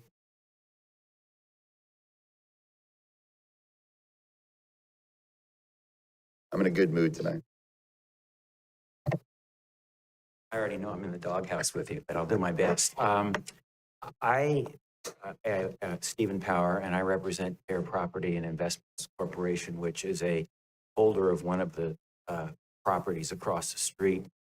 And we don't have an objection to this project, but there are 2 observations we'd like to, we have in one sense. I don't think that the undergrounding ought to be waived. I think there's issues connected to fire safety, and just the requirement of having undergrounding is 50 or 60. I mean, when my dad was alive, that was just curb, gutter, sidewalk, and undergrounding. So it's a very, very old requirement. The city or the state is mandating all sorts of other requirements that I think should be waived as a developer and property owner. Wow, why did they do that? But undergrounding is sort of fundamental. I am making that, I'm not in any way criticizing Rob Sesser, as for a matter of fact, I have a conflict of interest. They've done a wonderful job for us on other projects. They're a great local design firm, so it doesn't speak to that. The biggest issue for me as a citizen and property owner is, if I agree with Rob that this is sort of an underserved, hard to serve area, I'm wondering, and this is before I got involved, where the city was when Wilsey Wood developed. I mean, that intersection is horrible. It's just a horrible mess. And if it were cleaned up, and one of the affiliate companies with TAIR, the developer of that, mentioned to me that he had a development plan for that intersection 20 years ago. So I'm wondering if that was brought up. I don't know, because I wasn't part of, apparently the schools don't even need to bring an entitlement through the city. They go through the state. But that was, if Wilsey Wood was entitled without any upgrades, it was a huge loss. And that upgrading that intersection would have done more for all the property values than this sort of relatively minor issue of the undergrounding. Other than that, we don't have. You've cut me off before. Yep, I'm cutting you off again. Okay, good. Thank you. Well, with that, I wish you'd consider the undergrounding favorable. If anyone else is going to speak, please just jump in line. Hello, Mayor. Hello, sir. Hello, Council. The underground is very expensive for that location. And if they are underground, city want that one, that cannot be afforded by that my brother. I'm talking about small community businessman. He's a very small man. He cannot provide that facility because that liquor store is a small liquor store. They are almost 50, 60-year-old. If he can put the underground, that's too expensive. You have to look at that one because he can afford only small portion, not a big amount of money. Thank you. Thank you. I'm going to close public comment. I'm going to bring it back to the city council. And I believe Councilmember Sullivan was up first. Councilmember. The slide with the conditions, the two conditions that we're waiving.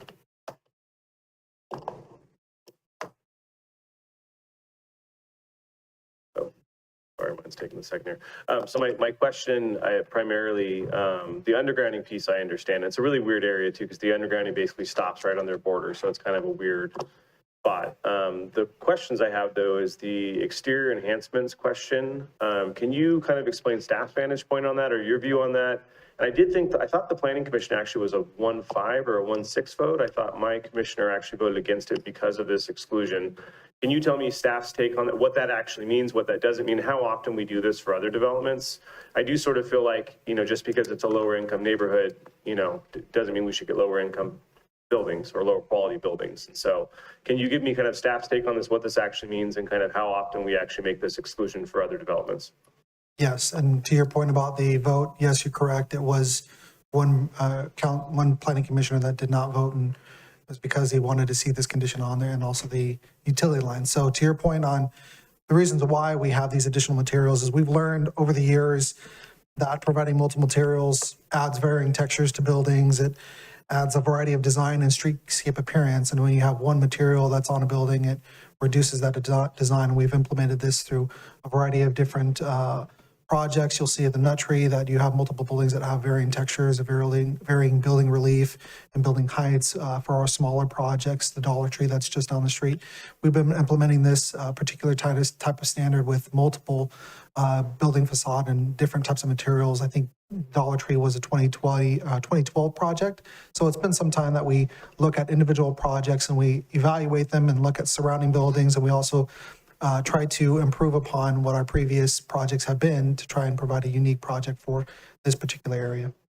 So do we waive this on a regular basis for other developments? Is this a common thing or is this fairly new for this request? Do we waive it? Do we waive this requirement for other developments? Have we done this recently? Planning, no.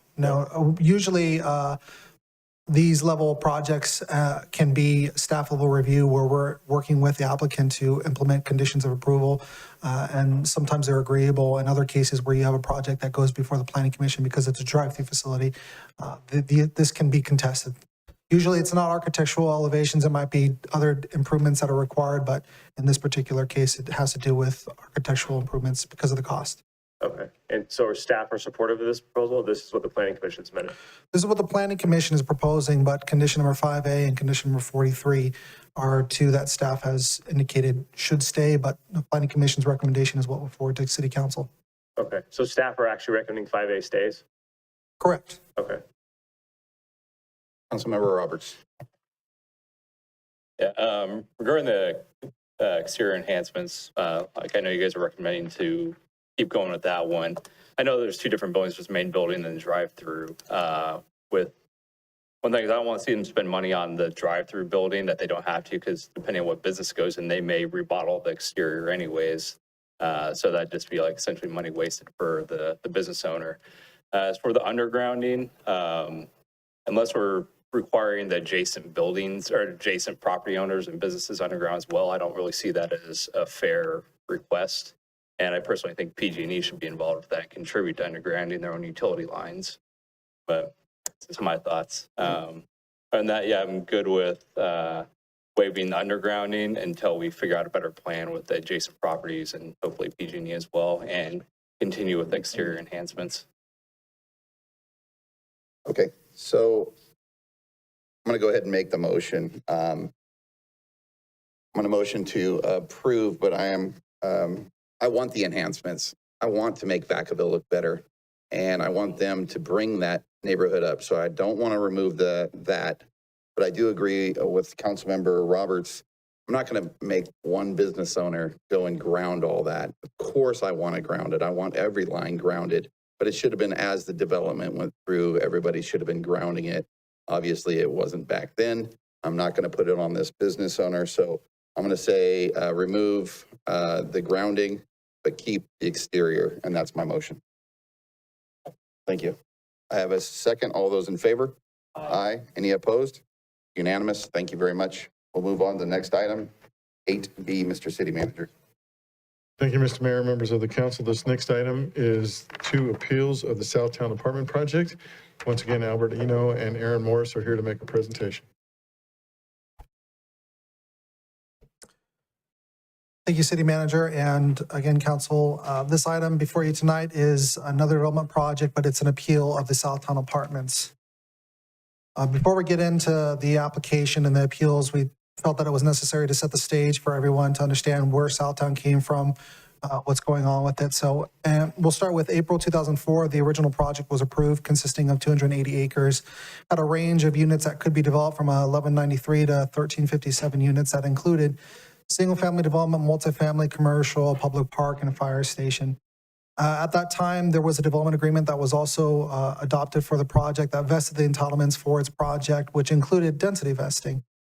One example of that was at that time, the high density was vested at 14.1 to 20 units per acre. So as long as that development agreement was active, those densities that were in effect at the time that that general plan was in effect would continue to be applied.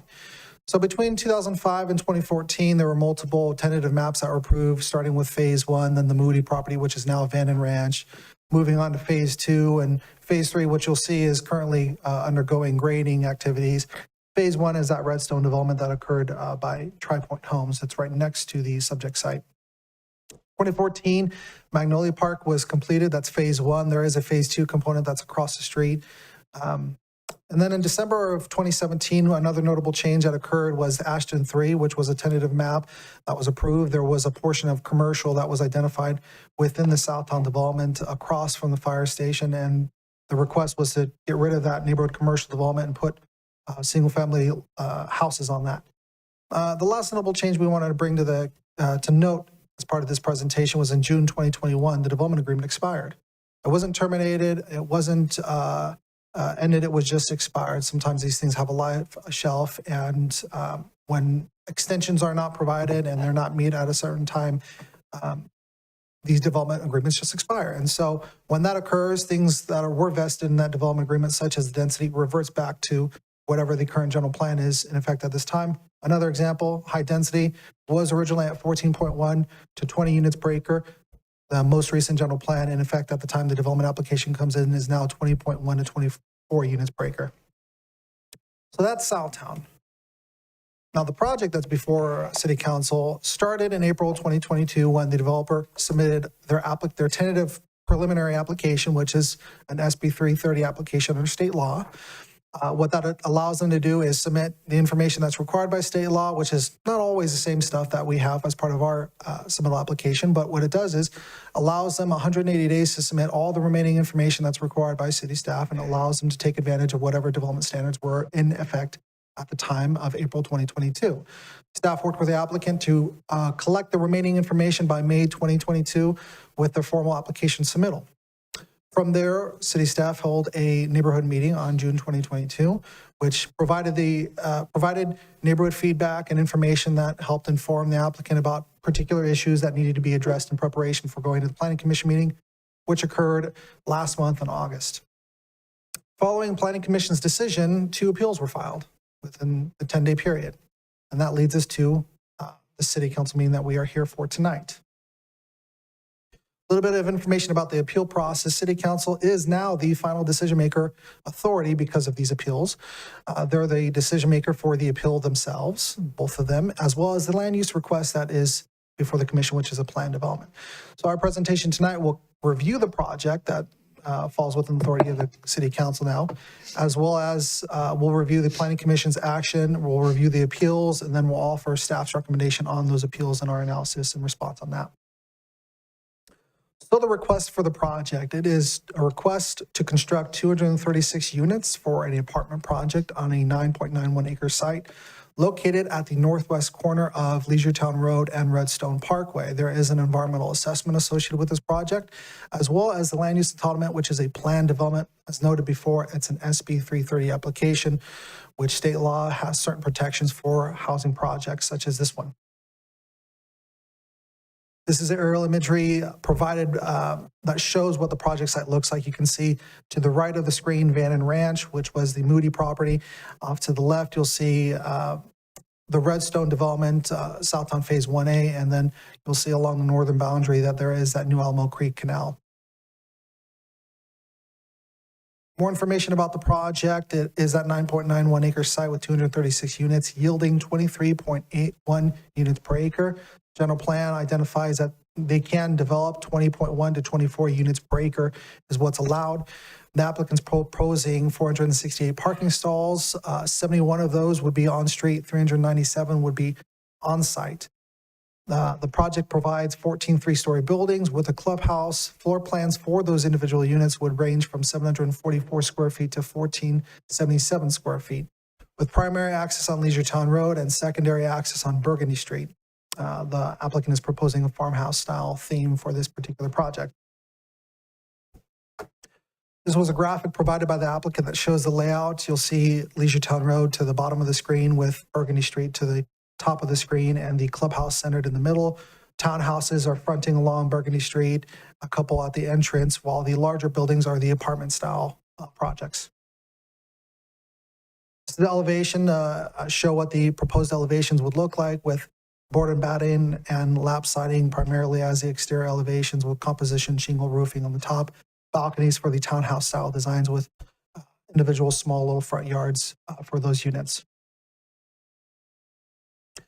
So the Planning Commission's action was interesting. We, as part of their action or as part of the night where we presented this project to the Planning Commission, we collected public comments which involved a variety of particular concerns expressed by the public involving parking, involving traffic and circulation around the project, involving the potential future tenants and issue that might be with those tenants. And there was also concern about access to the project, secondary access on Burgundy Street, as well as some signage that was originally required as part of the Redstone development, Southtown Phase 1A.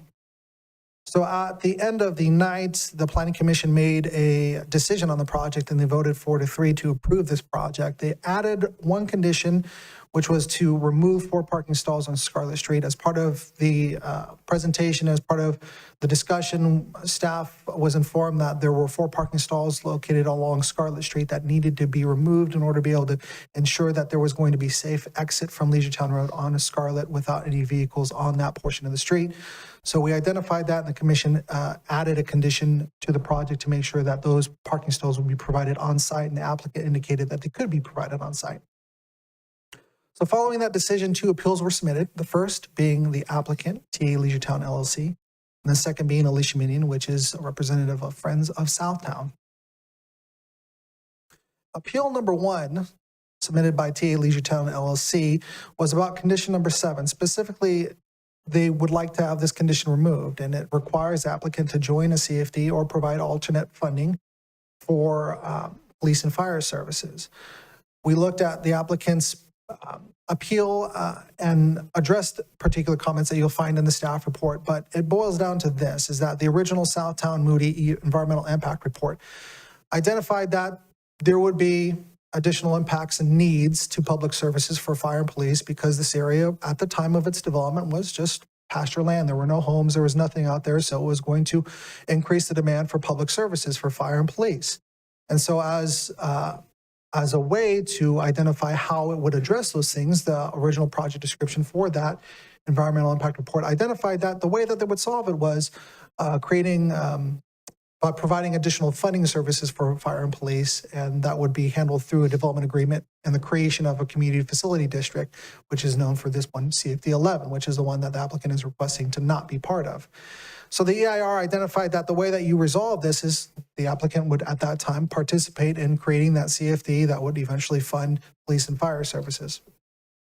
We also identified, that was also identified in our planning commission report and the city council report, that this requirement to be part of a community facility district is part of the general plan. It's required that any new development comes in here needs to be part of that. And you'll see that and the other Southtown projects, phase 1, phase 2, phase 3, phase 1A, which is that Redstone development, and Southtown Commons, which is Van and Ranch, all those, as they were proceeding with development in their tentative maps, were conditioned to annex into that community facility district 11. So this is just being consistent with those previous developments. And there's just really no evidence that was submitted by the original appellant and by the original applicant that shows that not being part of this CFD would result in no impacts to fire and police services. That was staff's summary of our response to the initial first appeal. We will note that we wanted to bring to City Council's attention a proposed revision to condition number 7 to make it more consistent and reflective of what the original Southtown Environmental Impact Report says. And you'll see the strikeout lines on the screen. We're recommending that instead of it saying in accordance with the mitigation requirements identified, that instead it should say in accordance with the project assumptions documented in the Southtown Moody Project Environmental Impact Report, because it assumed that there were going to be impacts, but it also assumed that the developer would participate in this community facility district and that funding would be provided to the services, which means that there would be no impact. The remainder of the condition would remain the same. Appeal number 2, which was submitted by Alicia Mena, which is representing Friends of Southtown, identified a number of issues, and that's also included in the staff report as a separate attachment. Staff provided a more detailed response. I won't go through each of these points, but mainly it revolves around that the appellant believes that the applicant can't even submit a development application with the city and can't do business within the city, that there were issues with the public notice, that the city's housing element states they can't have more than 198 units on the site, that the project itself would be detrimental to public health, safety, and welfare of the community for a variety of reasons you'll see on the screen, that the project adds to the existing issues with fire evacuation that was experienced by the LNU complex fire, and that the Southtown DA expired, which prohibits development on this site. Staff prepared a response. Again, it's in greater detail as part of the attachments. We won't go into a lot of detail about these, but essentially our findings and the responses identifies that that there wasn't any merit as part of those appeal points that the second appellant provided, that the forfeiture of their business status doesn't prevent them from submitting a development application, that there was enough information with the public notice to provide. There was even a map that was identifying where the project site was located. We looked into the housing element. There's nothing that really limits the count for the proposed unit count. And then there's plenty of evidence within the Southtown AIR to say that there won't be any issues created by this project that would be detrimental to the public health, safety, and welfare of the community. It was noted that this particular project would exacerbate existing issues with the evacuation routes, but we looked into this and we found that the Solano Civil Grand Jury issued a report from 2021 to 2022, and the finding didn't have anything to do with traffic or circulation or getting in and out. It had to do with other issues that played into problems with the LNU complex fire. And then our last identification was that the expiration of the Southtown DA, just because it expires doesn't mean you can't develop at the project site. Any development would have to comply with whatever standards or development standards are in effect at the time the application is submitted. So with that, there is a conclusion at the end of all these appeals, and that we still find that the project is still consistent with that Southtown Moody EIR as conditioned to annex into that CFD 11, that the project complies with the general plan policies, complies with the zoning ordinance, it meets the required findings for approval for the plan development, and also provides more rentable housing. With that, we have a recommendation for City Council by simple motion to deny both the appeals, to reaffirm that original environmental impact report, and to approve the plan development for the Southtown apartments subject to the conditions of approval as we noted, revision to number 7. Great. That concludes my presentation. Applicants also, both the appellants are here, and they also have presentations. How do you have 17 out of 50? That's what I want to know. Okay, so I believe we're going to bring you up first.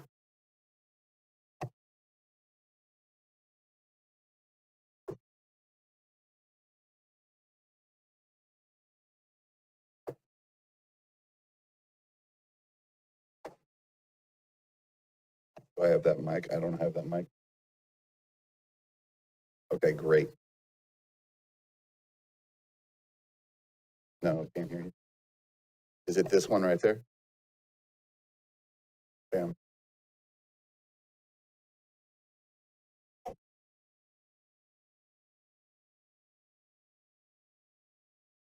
You're almost out of time.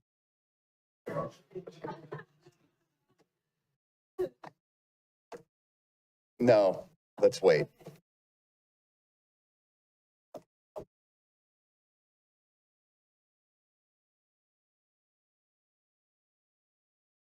Okay. Thank you. Thank you.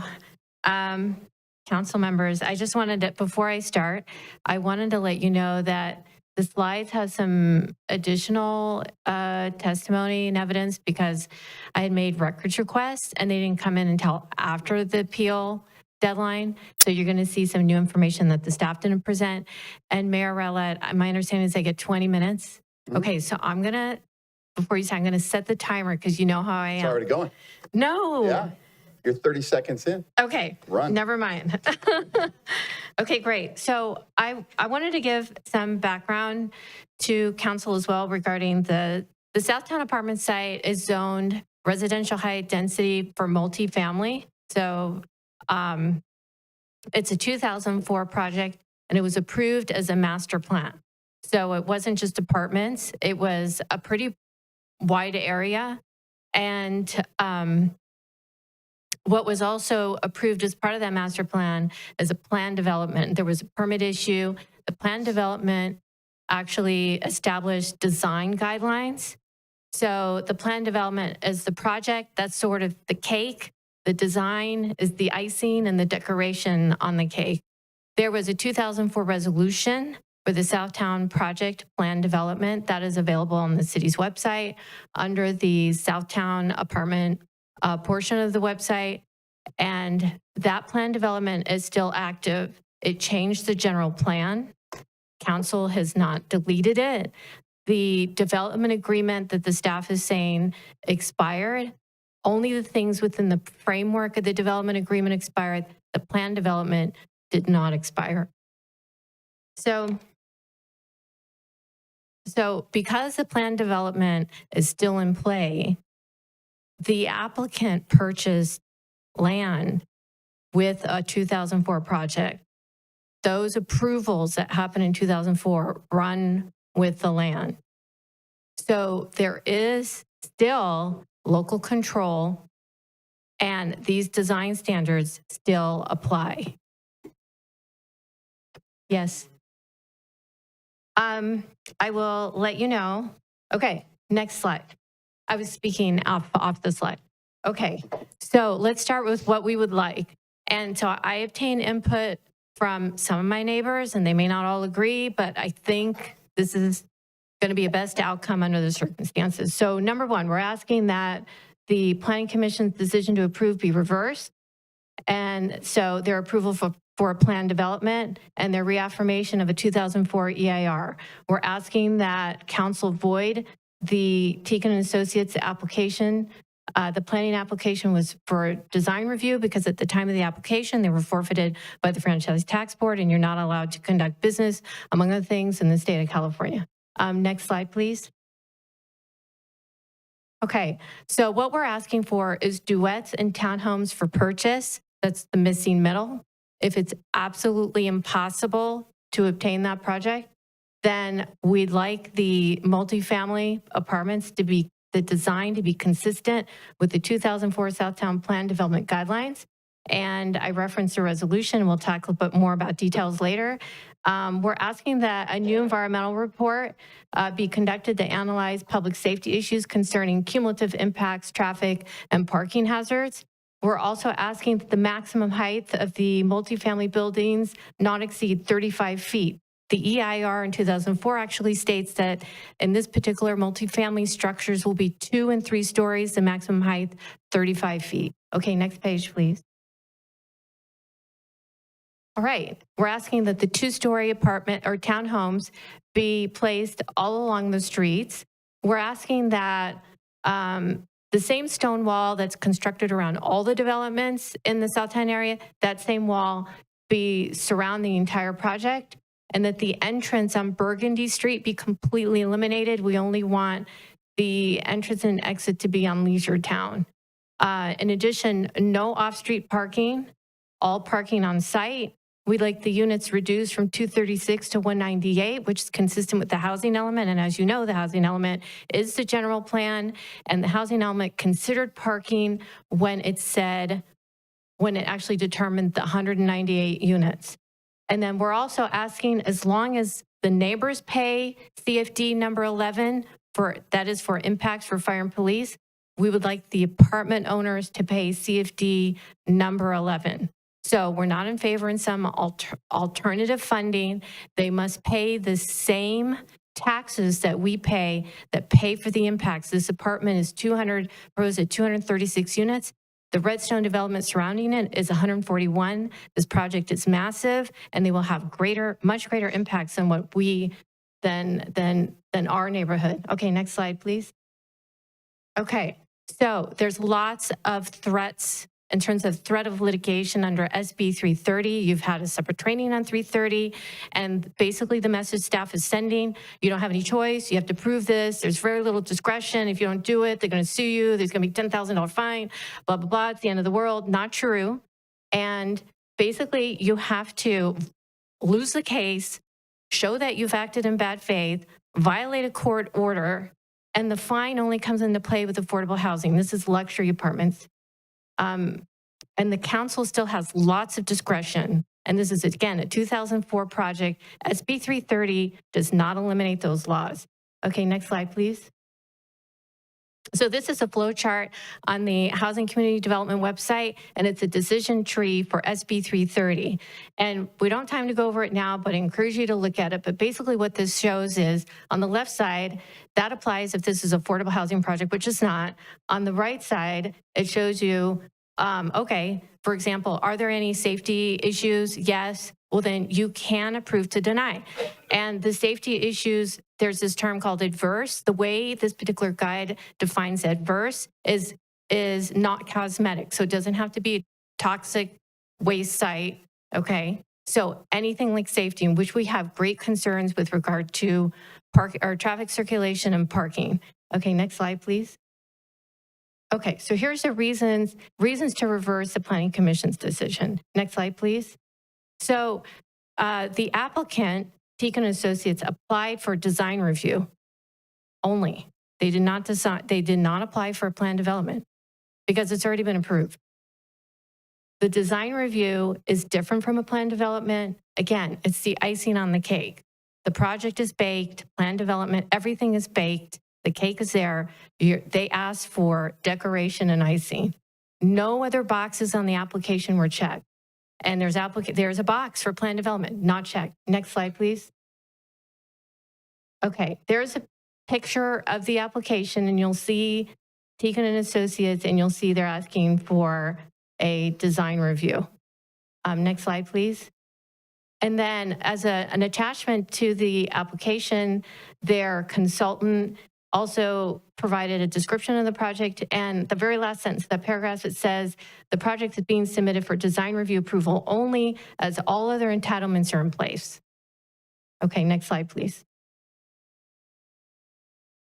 So again, the applicant unfortunately was forfeited at the time of the application. It doesn't matter if they're in good status now. What matters is what business were they conducting at the time of the forfeiture, and this application is voidable and unenforceable. Next slide, please. And this is just, actually, we're going to skip over this just given the lack of time. Thank you. So SB 330 may not apply. Again, the project was already approved in 2004. The applicant did not apply for housing development. Housing development is defined as means a use consisting of residential units only. This is a design review, not a project. Approvals for the use of this land were already in place. In addition, we reviewed the SB 330 preliminary application, which is required before you can consider this particular design review under SB 330, and the application was incomplete What's required is that if the applicant is an LLC, you must show all the names of the owners, their names, their addresses, their signature. And the only thing was provided was the name of another LLC. Okay, next slide, please. Okay, so again, the project approvals already occurred in 2004. The general plan was amended to include the project prior to the development agreement. Outside of the development agreement, there was a permit issued and established certain land use regulations and development criteria. And the project approval has already been made in the past. Again, this was an application, again, for design review. The design review is an approval in the process. It's an approval after the project is approved. Can I? You're halfway. How much time? You're halfway through. Halfway through. Okay, great. Okay, next slide, please. Okay, you can skip this slide, please. Okay, great. So you can't have your cake and eat it too. So the applicant, what this appears is the applicant wants the benefit of a new project with new standards, but they don't, but they want to use an 18-year-old environmental impact report and analysis of impact. The 2004 EIR has different standards for density, parking, traffic analysis, and different standards create different impact. Planning Commission approved a project with new standards and reaffirmed an old EIR.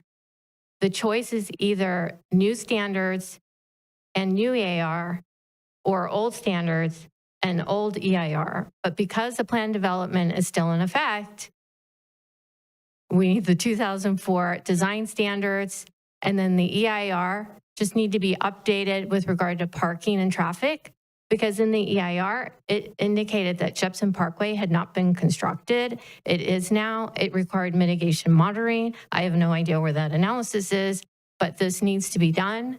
Next slide, please. Okay, so the project does not meet objective project design standards. So just to be clear, SB 330 does not supersede the existing design standards under the 2004 Southtown project approvals.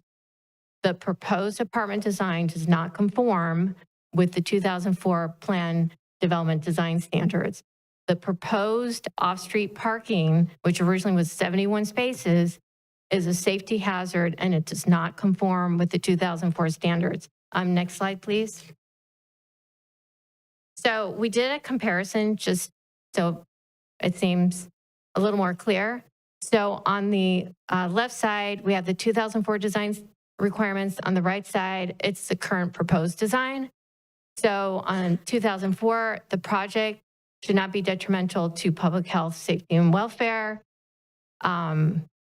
The density is 14.1 to 24 units per acre. On the proposed design, it's 23.8.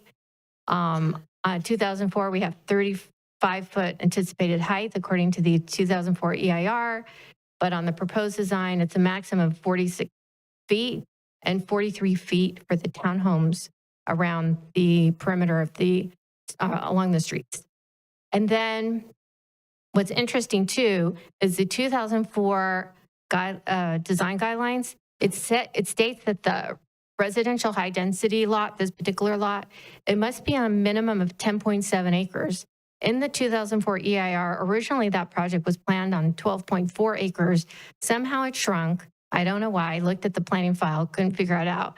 But it's supposed to be on 10.7 acres. It's not, it's on 9.91 acres. Okay, next slide, please. Okay, so the 2004 design guidelines, this is infill, so that all the parking would be on site, not on the street, everything on site. In this case, 71 spaces, although I think 4 were eliminated during the Planning Commission meeting. And frankly, the calculation was sort of off the cuff. So I don't know how accurate it is, but so there's big difference. the 2004 design guidelines, building mass, form, color, and texture should blend with the surrounding development. Right now, we have more of an industrial warehouse look with some metal. It just doesn't conform with the neighborhood at all. And this would be inconsistent with the 2004 guidelines. So again, exterior building material should conform with the neighborhood. So stucco, stone, brick, and we all know what the new design looks like. Okay, next page, please. So on the off-street parking, there's no parking analysis that we could see. So we did see a change in the applicant's application. It was 56 public street stalls, and then it was 71. And then what we did is we looked at census data in Vacaville. How many people don't have a car? It's only 3.4%. And then when you look at the percentages of people who do own cars based on whether they rent a 1-bedroom or a 2-bedroom, you would need significantly more spaces than what the code requires. So our code doesn't match reality. So we have a code that doesn't match reality. And then the applicant wants to use the guest parking out on the street. So we all know reality is that the parking is just going to go all over our entire neighborhood, and people inherently don't want to walk too much. They'll park where they're not supposed to park. Does that make sense? So this is a huge concern. Lots of kids riding up and down the street. I'm really afraid that someone's going to get run over because there's going to be blind spots. Okay. Again, just so you can compare density, this project is proposed at 236 units. The redstone development surrounding this project is 141. Okay, next page, please. Okay, and then I think we talked enough about this. I'm just afraid I'm going to run out of time. Okay, next page, please. Okay, thank you. Okay, so I made a records request for accidents along Leisure Town Road. And I didn't even get the whole, because Leisure Town is like, it blends into Vanden, and it takes you from Highway 80 all the way to like Peabody. So this is only to Vanden. And since 2014, we have 342 accidents, 151 injuries, 2 fatalities. And a lot of these accidents were because of unsafe turns. And because there's only 2 intersections where you can make a left from the Southtown project to go to Highway 80, like you're going to go to Sacramento. A lot of people make unsafe turns. So this is why we have such a huge concern on traffic circulation and safety. Okay, next page, please. So we hear a lot about VMT, we don't have to pay attention to LOS, but the safety element in connection with traffic, that did not go away with VMT. And so the accident data, it just really shows that this is a heightened risk. Okay, next slide, please. Okay, so Cambridge Elementary is the elementary school in that feeder pattern. It is impacted. It has increased over 200 students in a short amount of time. The school district just had a meeting on it this month, and they need a minimum of 8 additional classrooms. So it's severely impacted. And when you look at the 2004 resolution for the project, it literally states that Southtown, the master plan, if it's going to be built, you need to have room in the schools. Okay, next slide, please. And then, Mayor, how much time do I have? Okay, can you go to the next slide, please? Okay, next slide, please. Okay, I'd like to address the CFD again. Again, if the developer if the applicant owner, whoever it is, doesn't pay the CFD, we're not going to pay the CFD.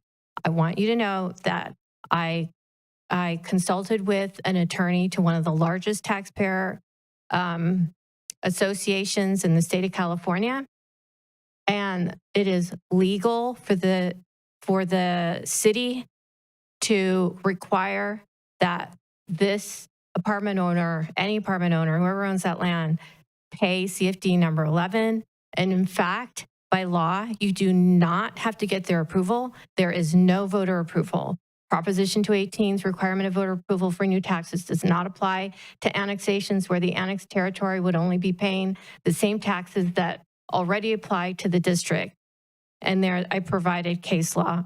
And I know that the applicant indicated that the CFD was unconstitutional, but it can't be so because as long as the neighboring properties pay the same tax, it is not unconstitutional. So I urge you to require CFD number 11 versus any alternative funding.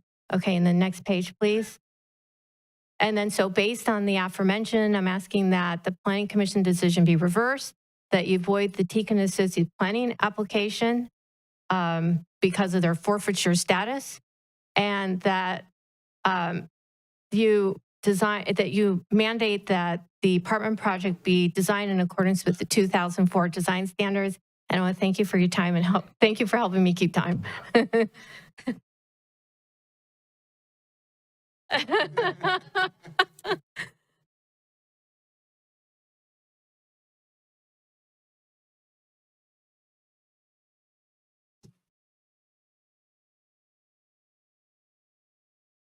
Good evening, Mayor and members of the council. I'm Christian Seabrian. I'm the land use counsel for this project. I'm just going to quickly respond to the first appeal, and then Rich will get up to address our appeal. And then I might get up. Thank you. I'll do it as fast as I can. Just a few things. Ms. Minion started off saying that the procedures under the Housing Accountability Act don't apply because this isn't a low income or affordable housing project. That's incorrect. You can look at Government Code 65589.5, K1A12.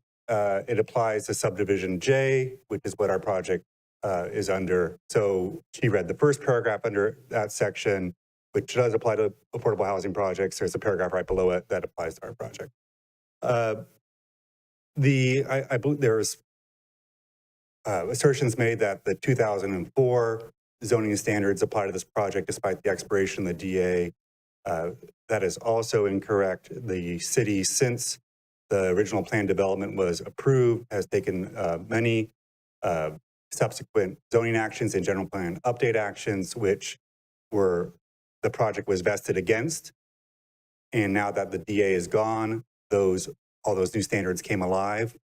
The city was obligated when we turned in our formal development application to give us a response if it considered us to be inconsistent with any objective standards, and we did not receive that. And so we are deemed consistent with zoning standards at this point because we haven't gotten a letter from the city saying that's not the case. As far as the entity forfeiture, I provided correspondence explaining why that was at most, a voidable act until the applicant cured. The applicant has now cured as shown in my letter. The applicant's also turned in a letter affirming if there's any concerns about the signature block on any document. We have an affirmation by the applicant of all actions taken with that application. So I don't understand what the prejudice at all with the technical gotchas are going to be. The same with the box being checked on the application. Again, there needs to be prejudice for there to be a claim for a planning and zoning violation. There's no prejudice shown. You have before you proposed findings related to a plan development approval. The project's been noticed for a plan development approval. The staff report talks about a plan development approval. There's no prejudice to the public on the box, whether or not it was checked on the application, which I presume I didn't look at the slide on the photo, sorry. And then as far as the CEQA claims and the complaint that it's a old EIR and that the zoning standards were different at the time, it doesn't matter how old it is. What matters is, are there new or substantially increased impacts that result from changes that happened since then? And it is the appellant's burden, not ours and not the city's, to provide substantial evidence of those impacts. I've heard there are different setbacks, and what's the impact of the environment related to that? I don't know. She hasn't said what they are. So I do not believe she's met her burden on any CEQA claim as far as providing substantial evidence of impacts that haven't previously been analyzed and disclosed to the public.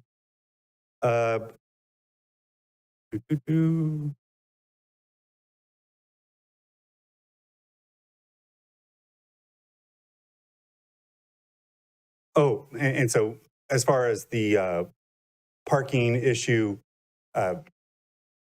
what this council needs to consider is whether we meet the city's objective standard or not, and we've been told we do. We shouldn't be coming up with an ad hoc way to analyze our parking when no other project in town has to do that. We comply and we ask for your approval on that.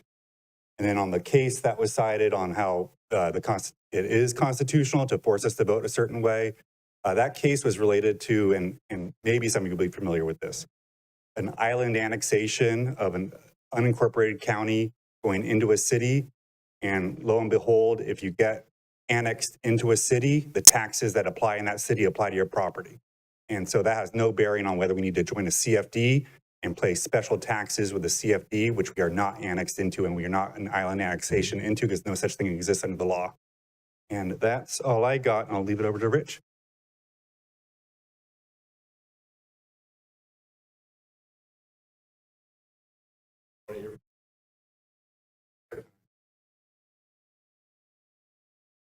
Oh man, forgot he's.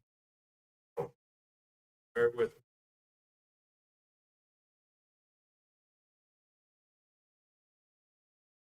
me.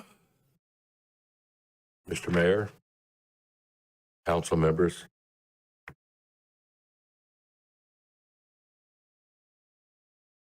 It's unfortunate that we, after all the projects we've completed here in Vacaville, that we have such a controversy as this. Let me make it real clear. We are not opposed to the best fire police departments. As you're aware that with Vanden 1 and 2 and Brighton Landing, I did not oppose the now in place CFDs. Apartments are a different animal. Apartments should be treated differently. Apartment rents are controlled strictly by the market, unlike a mortgage with a fixed payment. A homeowner pays $2,200 a year. An apartment owner will be paying $500,000 a year. And economically, it just doesn't work.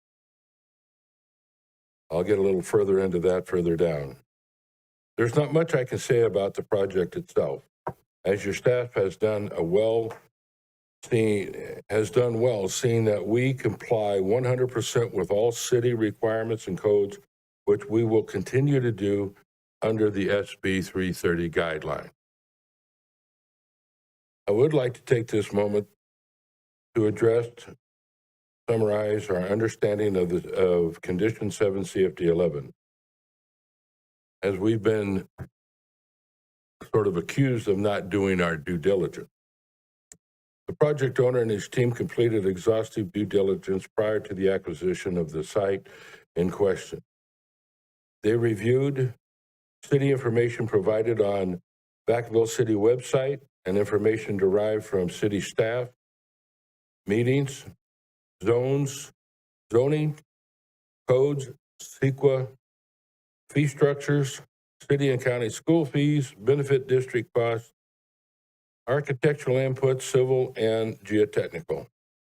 We reviewed the title report for liens or memorandum and of any other sort of issue that would feasibility affect the project. We found nothing directing us to join a CFD. We found no memorandum for taxes recorded anywhere. We found information directing us to review our development agreement for CFD terms and amounts, if any. Those are my words, not legal words. Since the development agreement had expired and there was no recorded memorandum regarding a CFD or required taxes, we, with the help of staff and our advisors, concluded there was no CFD connected with this project.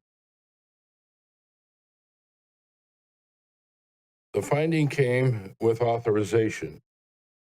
As we processed and built Strata 1,200 apartments and processed and built and are building Harbison apartments, both of which, with the help of City Manager Mr. Aaron Bush, have no CFDs in place. Since that time, and a lot of the basis at that time was based on cost and need for apartments in the city of Vacaville. Since that time, costs have gone up approximately 149%. And now we're hit with something that was never recorded. Mr. Mayor, Council, I am of the strongest belief that Condition 7 should have never been placed in our conditions of approval. And I agree with your staff. Albert, please show the one side that we have, which is up there. This is from June 15th, Planning Commission, where it very, very clearly states, and I, without my glasses, let me give her a shot here. Effects of the expiration of the development agreement. No CFD annexation, no annual fee collection. Goes on. We look at things like this from your staff, which we've dealt with for years, as you know. We look for hidden things or things that could show us or lead us to what our costs and what our fees are going to be. This is very clear to me. There's other things that are very clear to me, but this is really apparent. We request that you help fulfill your arena requirements by approving the project as approved by the Planning Commission without the hidden CFD Condition 11. Present in the audience, yes, we have our architect, our legal representative, or civil, and we're prepared to answer any question. But I have one last thing that I would like to point out. It is beyond my comprehension why, west of Leisure Town, there is no need for new construction. There is no need for new construction, police and fire impact CFD requirement. We on the east side must be the rowdy bunch. They pay their property taxes and get protection on the west side. And I surely do not understand why we and the folks here in this room and in the development around me under CFD 11 are being asked to pay or are paying, in addition to property taxes, 5 times that of CFD 8. That takes us with the apartments that are going to be going in the same place, puts all apartments at a disadvantage. There's no equity, none whatsoever. And it's beyond reason. Again, are the people east of Leisure Town, and do you anticipate our tenants to be that rowdy bunch that we have to pay 5 times the amount of the people across the street? I ask that you remove CFD 7 or 11 and Condition 7. Thank you very much.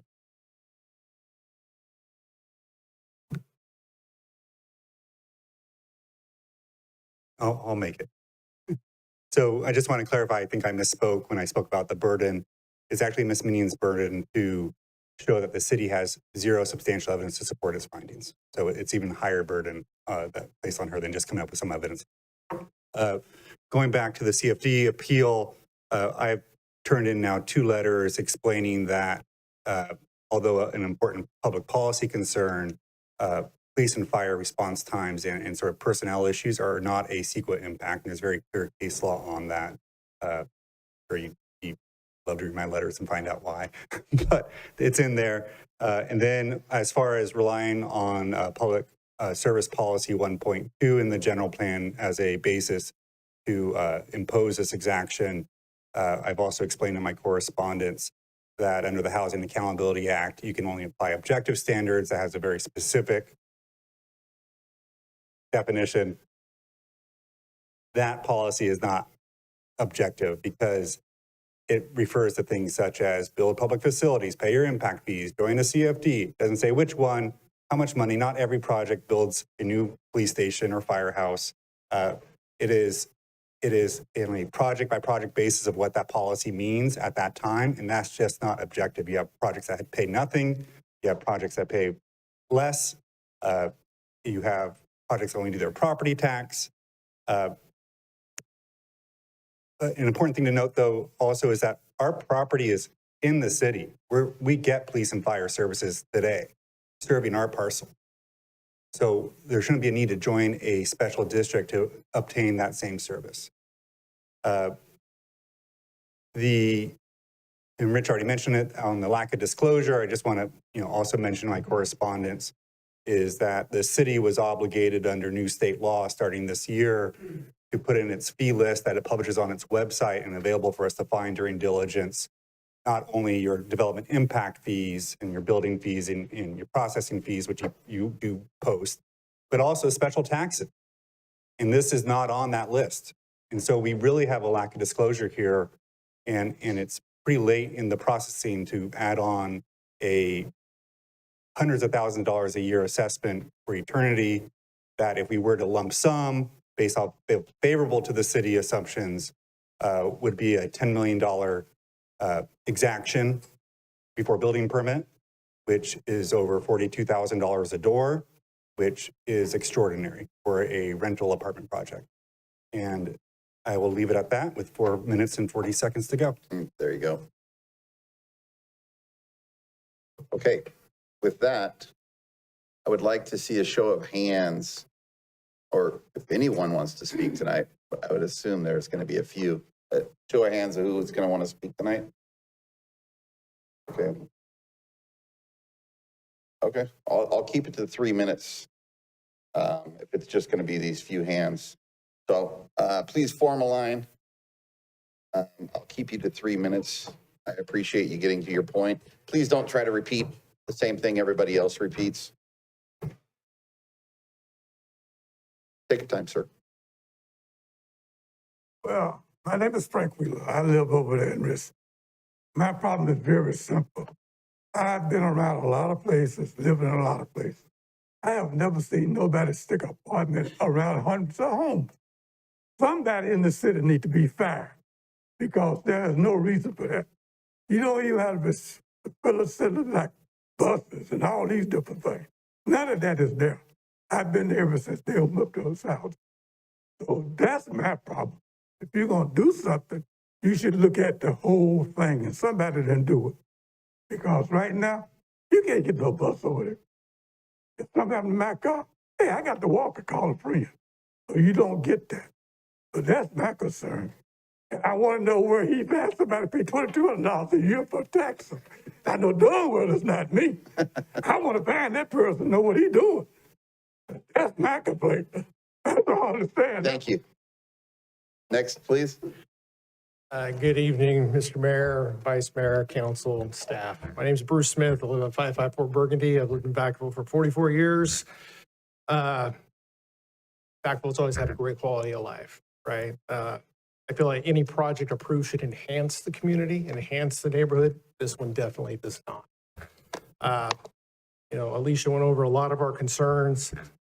I'll just touch on a couple of them, expand on them. The traffic.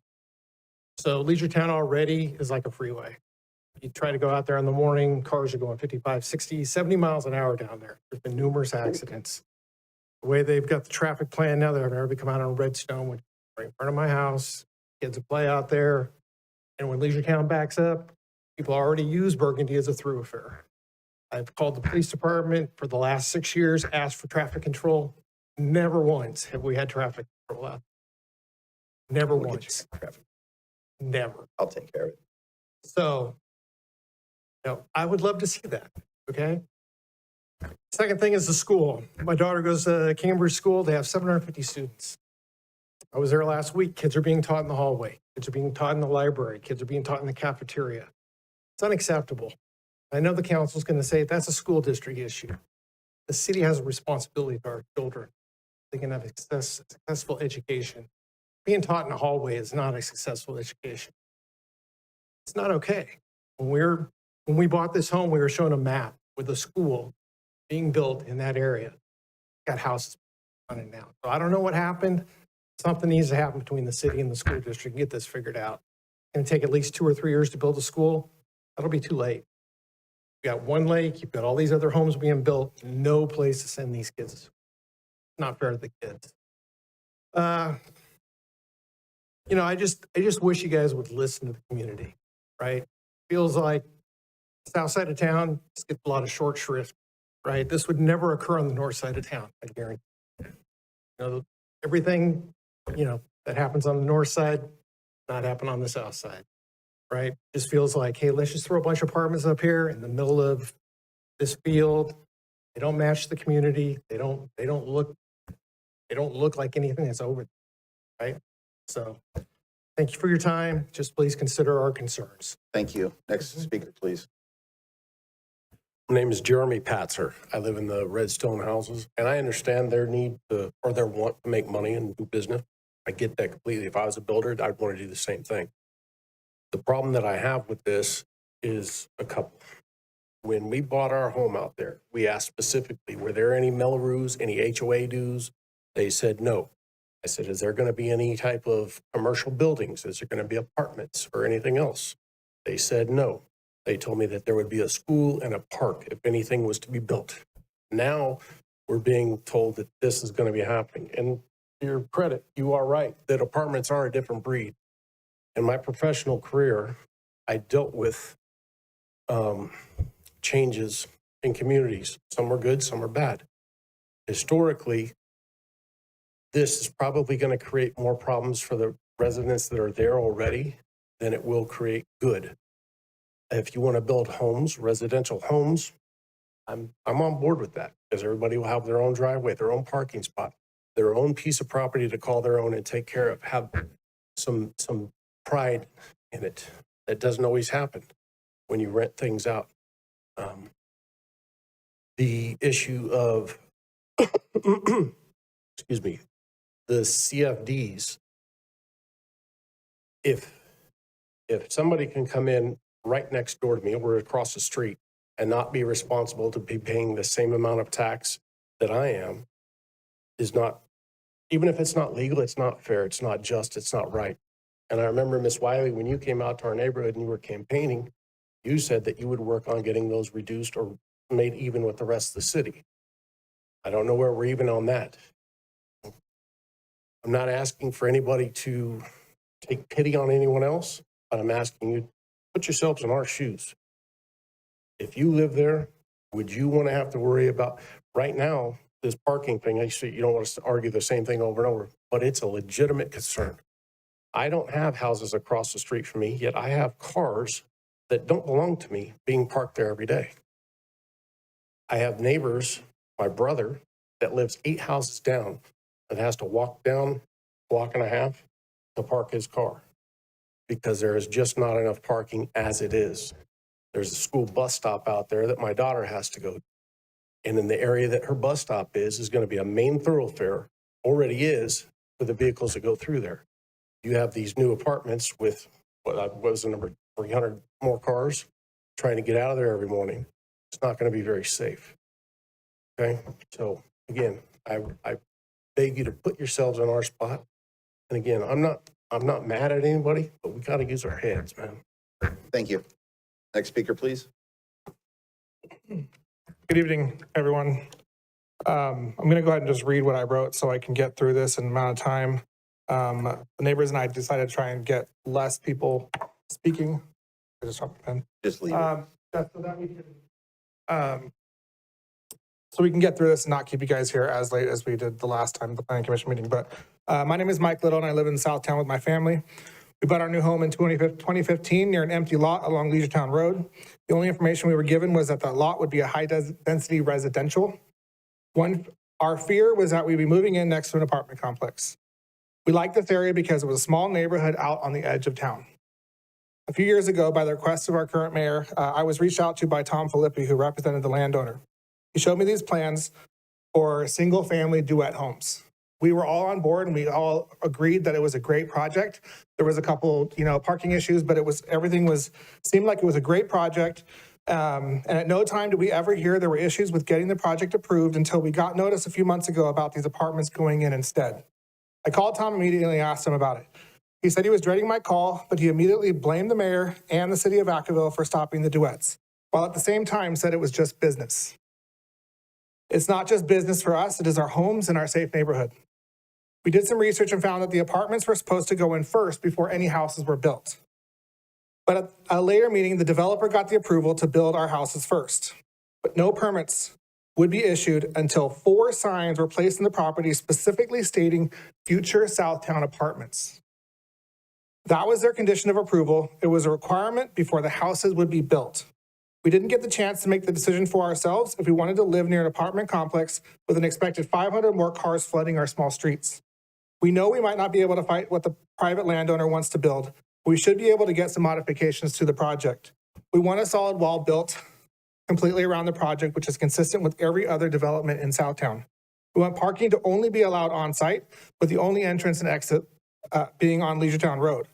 We are not allowed to claim ownership of the parking space in front of our own homes because it is considered public property.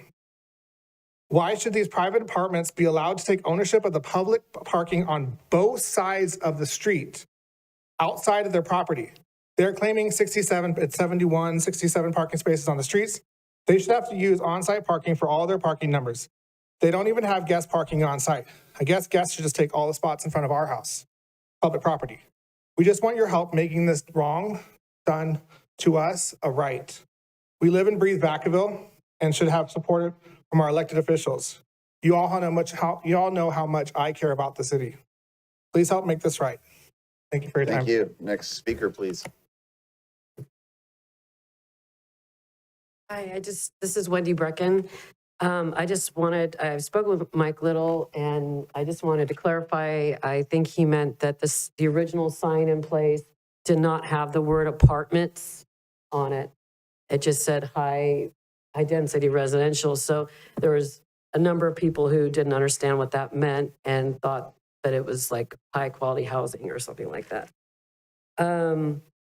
So if I can, I'd like to go back in the slides to the 4th slide from the end, that it says that the development agreement expires. The expiration of development agreement is allowed the tentative and the final maps to expire in the appellant Alicia Minion's presentation. Sorry.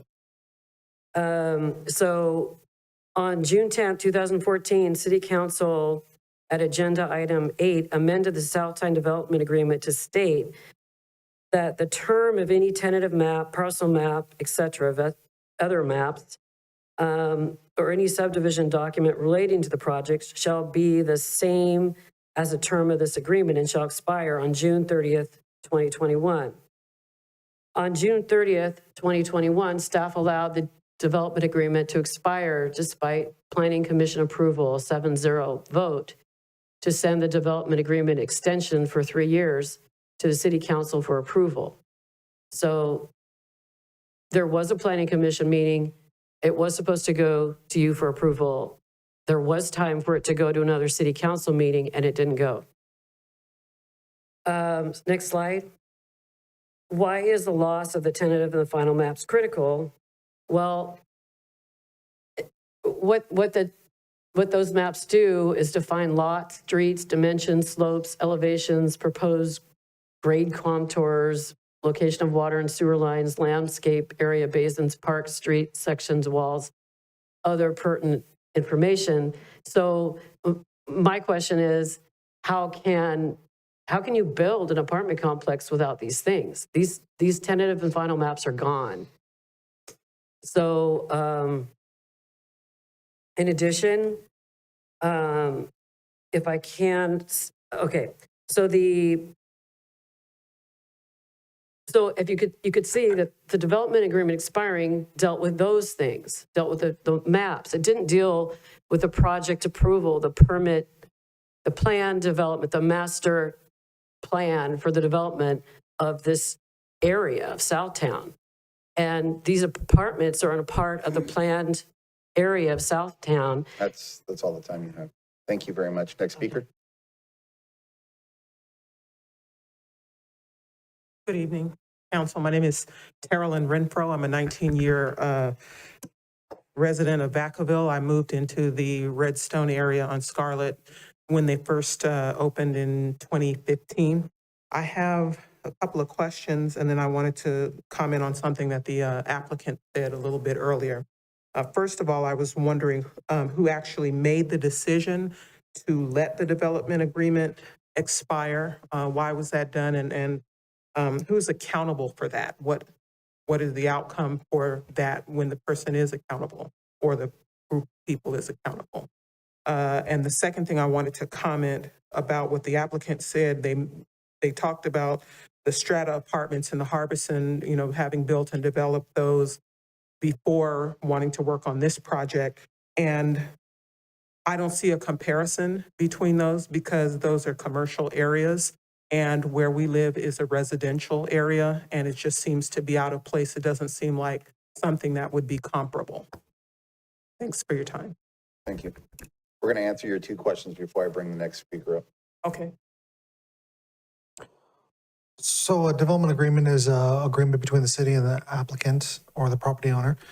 Both parties have to agree to continue to extend the project. So in the instance with the development agreement going to Planning Commission in 2021, the term of the development agreement ended June 30th of 2021. So there was a need to get it before the decision maker, but as we got it before the Planning Commission, we realized that it would not get before the City Council in enough time to be able to meet that expiration date. So we brought it to the attention of the applicant. We let them know it's like, this is going to expire before it gets before the decision maker or City Council. Would you like to continue with this by resubmitting a brand new development agreement or reviving it? Or do you want to let it expire? The development agreement was chosen to be expired by the applicant because they had recorded the last tentative map for that Southtown area that was required, which was for Southtown Phase 3. Again, the point is that development agreements expire because both parties have to agree to extend them. If one of the parties don't agree to extend it, then it meets the end of its life, which is the expiration. And I believe the second question was about why were CFDs not applied to the other apartments in Strata and Harbison Apartments. Is that correct? Right. You're supposed to be doing the work. I'm just up here. I presume that was what the question was. And in that instance, the city has general plan policies specific for priority development areas. It says you need a streamlined development within priority development areas because of their interconnectedness with commercial development, with their walkability, their close proximity to transit centers. And the policies are designed to help, or they require city staff to remove roadblocks that get in the way of the development of projects. In the instance with Casa de Vista, with Harbison Apartments, the identification of annexing into the CFD 12 for infill development was identified as a roadblock that would hurt that development. And that was the reason why it was not required for those. Other apartment projects, such as the one in North Village, is annexed into the respective community facility district, which for that one would be 8. Yeah, it absolutely had to do with the travel center right there. Okay, 3 minutes, go ahead. Okay, I'm also living currently in the Redstone neighborhood, and right now there's a current housing project going on directly across from Redstone. We can all hear it early in the morning, goes all day, also on weekends.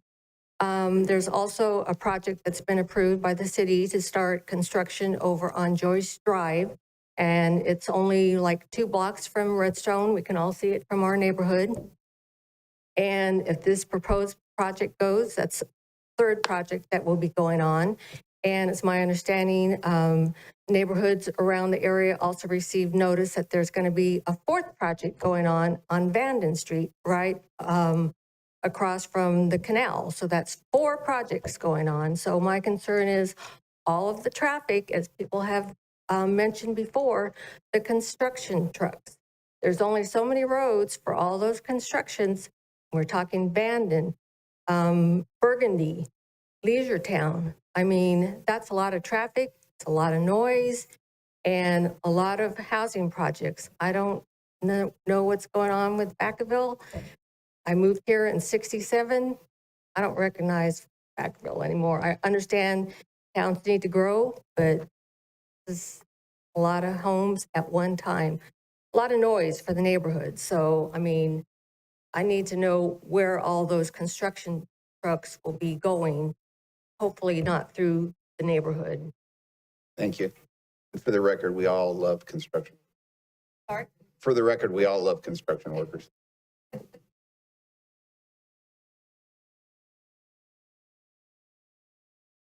Good evening.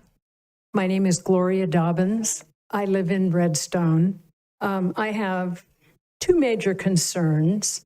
Number one, there are no services out at Redstone and Leisure Town. There are no businesses. There is no public transportation system out there. We're not like Harbison. We're not close to the transportation hub where people, apartment dwellers, can get on the train and go where they want to go. Everybody in that apartment complex is going to get in their car and go where they need to go. And they're going to have to drive their car to get to any public transportation if they want to do that. There are no grocery stores. There is nothing out there. The apartments are going to be luxury apartments, not affordable housing for working people in Vacaville. People won't be able to afford them. So what will happen is it will be a lot of young people, 3 or 4 to an apartment. It won't be 1 or 2 cars per apartment. It will be 4 or 5 or 6. My other concern is, actually, I have no objection to apartments, but a reasonable height that doesn't overwhelm our little 140 home subdivision. This is twice the size of what's already there in one small footprint. And they're not going to have to pay the taxes that we pay. So we're paying the taxes that pay for their police and their fire and their parks and their street sweepers and all those. We're paying all that extra, which, by the way, most of the people in Vacaville that I speak to that have been here and live in other areas are very resentful of us. They don't realize we're paying all those extra taxes. They think we're just taking their services and overcrowding their schools and their parks and their libraries. My other huge concern is that building that is proposed does not fit in our neighborhood. Our neighborhood is stucco homes with brick or stone trim, earth tones. Our landscaping is natural, 0 water consumption. This thing is this big white wood structure that obviously is just plopped Your time down. is up. Thank you very much. You're welcome. Next speaker, please. My name is Michelle Roseland. I live on Burgundy, facing that area being developed. 2 things. One, yes, the parking, I get it. How can they include city property, public parking as part for their renters? That math doesn't make sense to me. My biggest concern is, as a music parent, our program is dying. I will go so far as to say it's dead. Because with these cramped classrooms, you've heard, we're in the hallways, we're in a closet, and we are sharing the library. By the way, the kids do not have access to the library.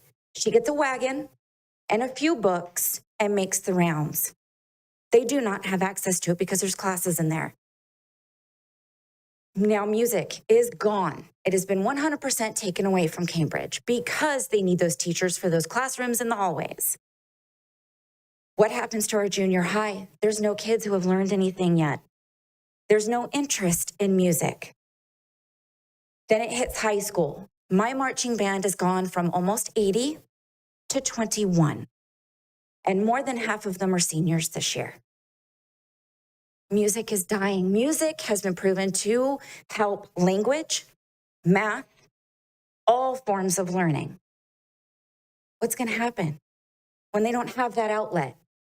There's so much support for School of Rock, but those are paid lessons. Not everyone can afford them. School is free, but they have nowhere to put the instruments or to teach. My daughter had to give up the trumpet. She had been waiting and was told no. My son wants to get into percussion. He was told no. They are in 5th and 6th grade. I have a senior at Vanden, very musically inclined. Piano, guitar, saxophone, trumpet.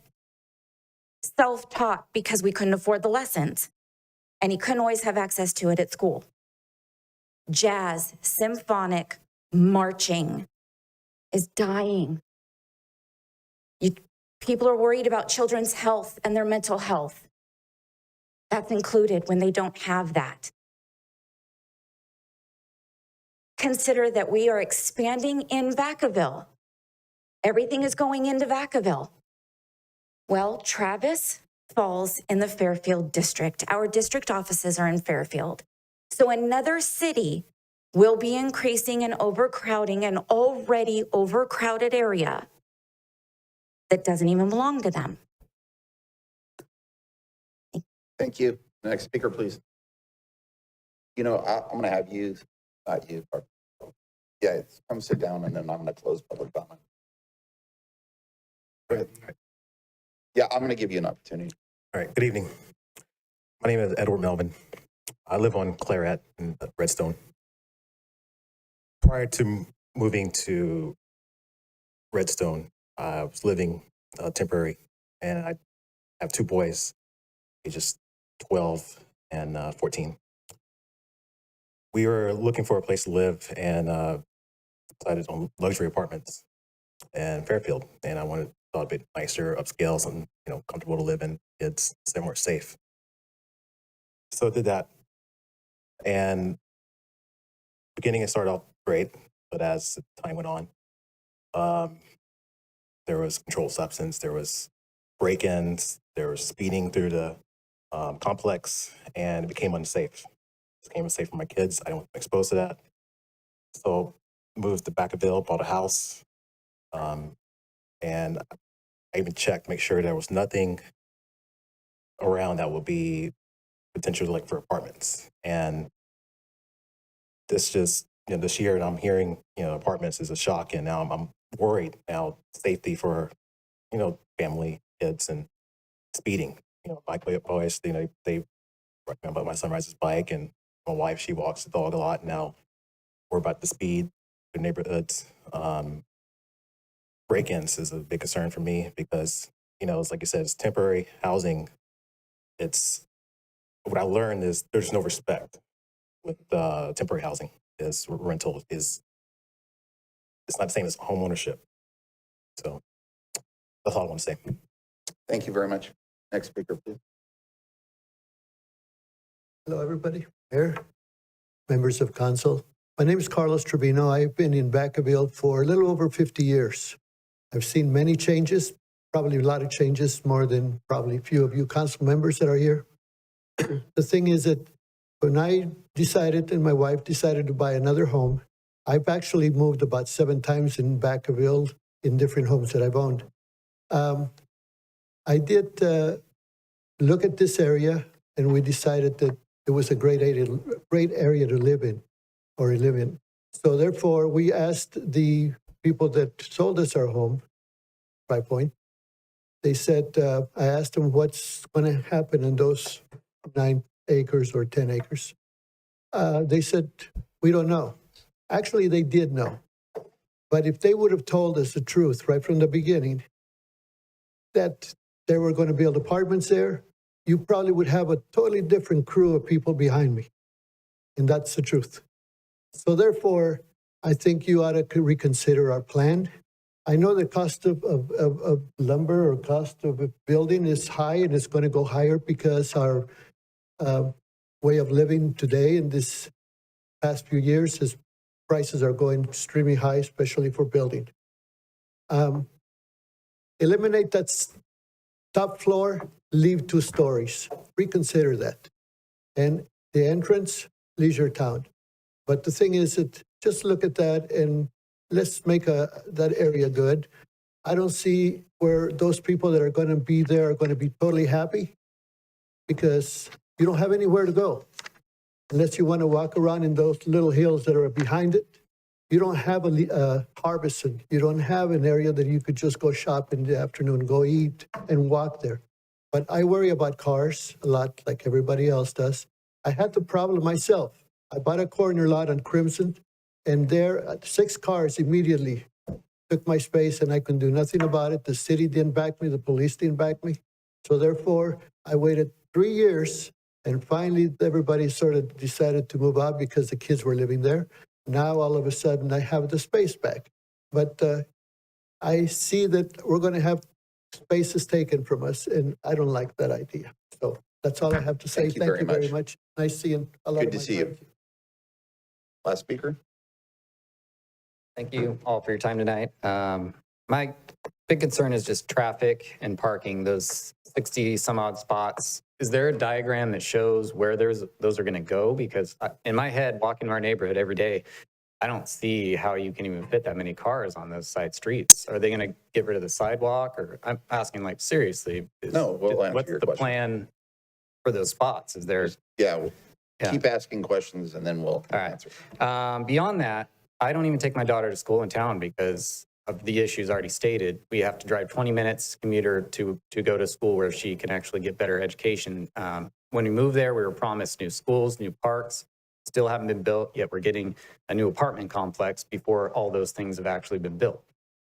Beyond that, I work at the hospital. I'm on call. I get called in at 3 a.m. I have to drive Bandon Road, that single lane road. I'm sure everyone's driven that at some point here. Extremely dangerous. And now you're expecting, I mean, all these other homes are being built, so traffic's going to naturally increase from those too, but also adding this apartment complex. I mean, is there any plans to fix that road as well? I mean, something has to give with that too. I mean, those are my big concerns, and that's all I have. Okay, thank you. I'm going to close public comment and answer your questions. I know. There were a lot of questions raised by members of the public. Shall we just get into it, or would you like to identify which areas you'd like staff responses to? I heard those 2 questions. Let's start with those 2 questions. Albert's going to address the location of the park. Great. So along the project frontage on Burgundy Street and on Scarlet Street, adjoining the project site, there's approximately 56 parking spaces along there. And Can you pull that up on the map? sure, yes.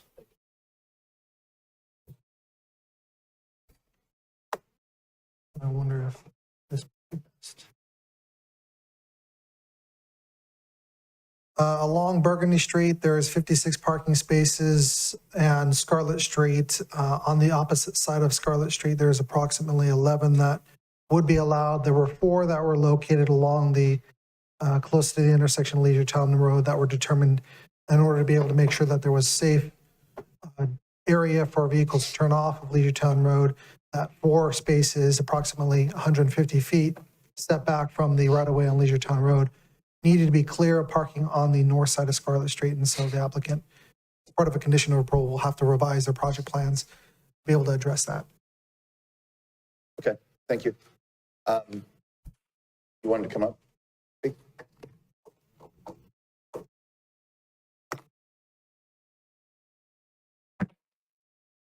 Thank you. Just to respond to a few things raised in public comment. I just want to be very clear. I think everyone knows this, that the DA expired with a prior ownership, not the applicant for today. They had no involvement in that. They took the property with the current zoning applied, and they have no legal ability to apply for a project without fewer than 20 units an acre, up to 24. Those are the rules that apply to us. We designed a project to comply with. There were a few requests from the community on project design changes that I do not believe would be workable with the project. The moving all parking on site at this point would reduce density, and the Housing Accountability Act does not permit the council to condition our project in a manner that would reduce density density unless there was a specific adverse impact, which is based on an objective standard. I think we just answered the question about where that parking is, but basically it's our side of our frontage when there are homes on the other side of the street. And then the only place where it's on both sides is when we're adjacent to that drainage ditch. So it's not in front of anyone's home. The wall issue, the homes that are townhome product that fronts has pedestrian access. The front door is there. So if we put a wall there, it would be a total project redesign. We would have to start from scratch. So that would not work for the applicant. And for 2 access points, fire requires us to have 2 access points due to the size of our project. And so we can't have 1 access. It would not be approved by fire. There was things brought up about when the DA expired, the repercussions of that. We've told the city that one of the repercussions is that CFD 11 should not apply anymore. What you heard from the public was that the tentative map and final maps expired, and therefore we can't do anything with our property. That is not the case. If that were true, every lot in the Southtown area wouldn't exist anymore. We have a legal lot. We don't need a map. And if that was true, no one would have a lot anymore. And I don't know what would happen. I think the state would take over. I don't know what happened. Switching over to the CFD 11 just very quickly, it was mentioned that there's a apartment project in North Village area. I'd just like to raise 2 things about that. That had a DA, and the assessment imposed on it, which is a multifamily project, is 1/5 of ours that you're proposing to put on us. And that's a big difference. We don't have a DA, and you're asking us to pay 5 times as much. And I did want to clarify, we are joining the LMMD. We are joining contributing to the benefit districts as our conditions 30 and 31. We aren't objecting to those conditions. And so we are contributing to the beautification of the area. All right, thank you very much. All right, I'm going to bring it to City Council. Does anyone want to start off, or I will? Okay, Councilmember Silva. I think I want to apologize to everybody that's put time into this because I think it's just just kind of taking in what everybody said and the abundance of attachments. I was actually out of the country when all this was going down locally. I heard it was fun. I'm sorry I missed that. But I think that what we continue to hear throughout our community is that promises are being made, commitments are being made to our residents, and then through whatever laws, through whatever rationale, things change, and then the residents are left to deal with over-impacted schools, uncommitted commitments to not just public service, but public amenities. And then, so we keep going back and forth between, all these policies. When this town is full of just average working class people, working to live a better life for themselves, working to create a better life for their kids. And they're looking forward to us as councils, whoever's in these seats throughout the past couple decades or few decades, they're looking to us to make the best decision how we move forward. And I think in this particular situation, I think the design is nice personally, but I also understand that it doesn't fit. I absolutely don't like the fact that we're counting parking on the streets. I understand that's part of a policy. A policy shouldn't be in place, and that's on us as a council. So I think that tonight I say we make it right, and I want to apologize to the developer, but I'm going to side with the folks on this one. All right. Nope. I'm going to go with Councilmember Wiley. I want to say thank you for being here and bringing up your concerns. I'm going to list some of those same concerns just because those are the concerns that need to be dealt with. The big thing, when you look at, there's 141 homes in that neighborhood and you're plopping in 238 apartments. You're really not quite doubling the amount of people that are already there. So that's a big concern. You just can't do that. This project does not fit in this place. And so parking, saying it's on both sides of Scarlet and on the Burgundy side is easy to say, but when you're walking that neighborhood or you're seeing where people parked, or you can't park in front of your own house, that's not a good thing. So parking needs to really be addressed. And the other big thing is those townhouses are all counting 2 spots inside their garages. And I know a lot of people that don't park their 2 cars inside their garages. So you're going to have more than those cars that you're accounting for. And I personally live across from someone that has 6 cars. And so I know what it's like to have cars on your street all the time. And I feel like it's not being addressed by just saying it's going to be here and there.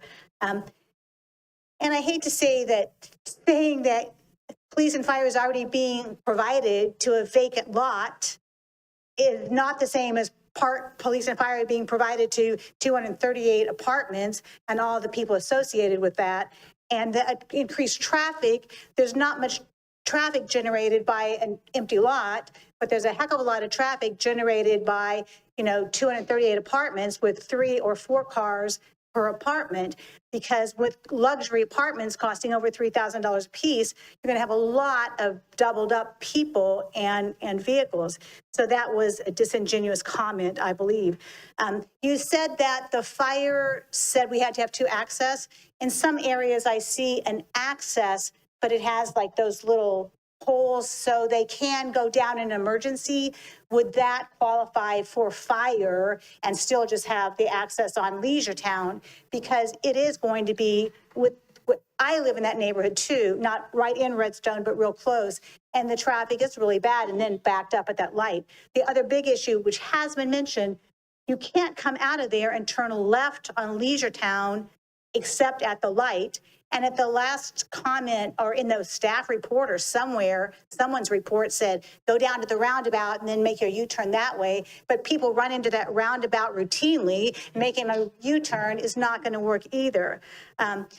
So then the third thing I thought was kind of disingenuous, talking about the cost going up so much. Yes, the costs are going up for everyone, but the profits are going up increasingly too. So the rents for luxury apartments go up routinely, so profits go up with costs going up.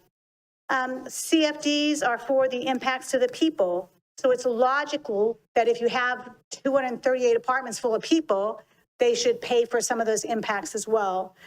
The 5th thing is the lack of amenities. You can't really have an apartment with all those people with nothing around there to do. So it's not a good place for that reason. Also, I just mentioned, but multiple people, you're not going to have a 1-bedroom apartment with, well, what might be a couple with 2 cars, but there's quite a few 3-bedroom apartments. I wrote it down on another paper. I don't have it now, but there's a lot of 3-bedroom apartments which are going to generate more cars as well. I did appreciate the comments about the music department because I am an elementary teacher where we had music. My kid had, tuba in 5th grade and 6th grade, and then they were in marching band the whole progression. Just this past week, I was talking to the junior high band teacher, and he said, Jeanette, my music program has totally changed because the kids didn't have music in elementary school, and so then I'm teaching them beginning music in junior high, and then in high school, the great band and band is not the same as it used to be. So just the impacts to Cambridge, where I taught, in Foxborough, is a real thing and needs to be addressed. And I did walk the neighborhood and I talked to a woman whose house was for sale on Burgundy. And I said, is it just kind of a coincidence that your house is for sale now, like you got transferred or something? And she said, no, my house is for sale because of these apartments. And my son is 14. He's going to be driving soon. I won't be safe. So, someone said that, oh, houses are going to go up for sale. And I just thought, oh, people are just saying that. But that woman, no, she has said, no, it's for that reason. So I feel like it's a good project for some places. It's not a good project for all those reasons. And I feel like the developer in TriPoint, not this developer, but TriPoint and the sales office, they need to be held accountable because they can't be telling people, things that are going to happen that really aren't. And as a council, we talked about that earlier. So we need to go forward with making the sales office know the truth before they tell people, this is going to be a school for your kid. So those are my comments on this project. Thank you very much. Councilmember Roberts. Yeah, thank you. Appreciate everybody coming out and expressing their concerns on this project.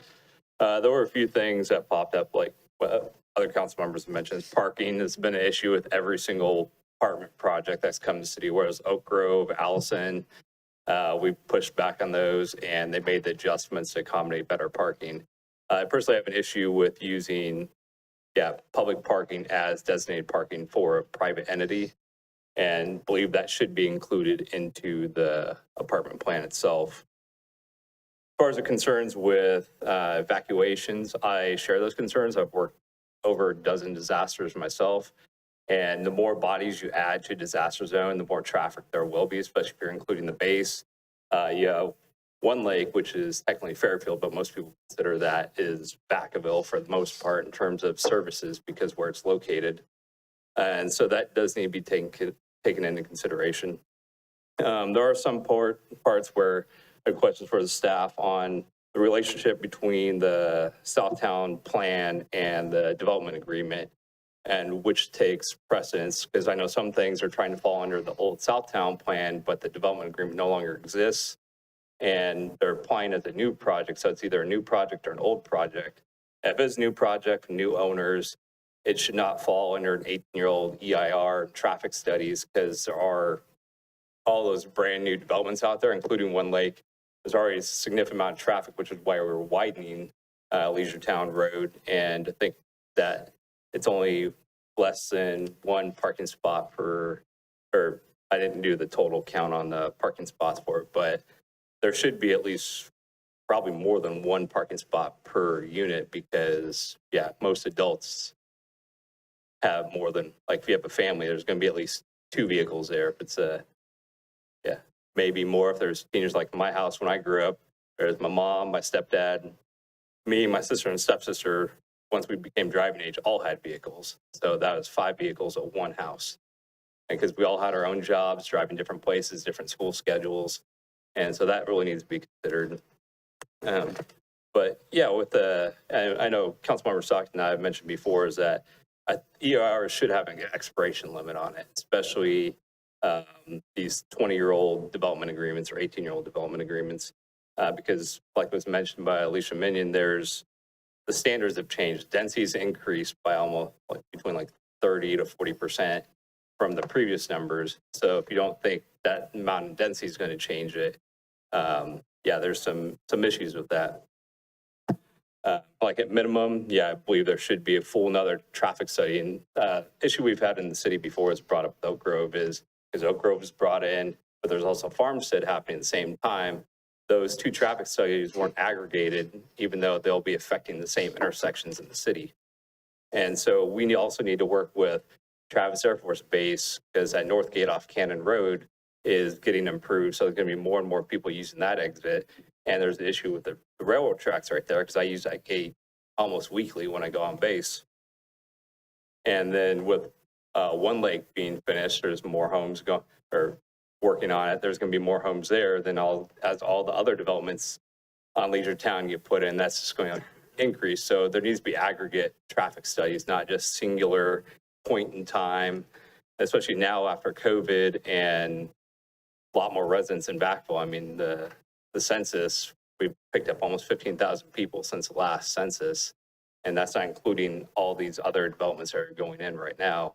And so that's going to be heavily impacted. And a decade-old or over a decade-old traffic study is not going to show you a true number of what's happening right now. Let's see what else I have.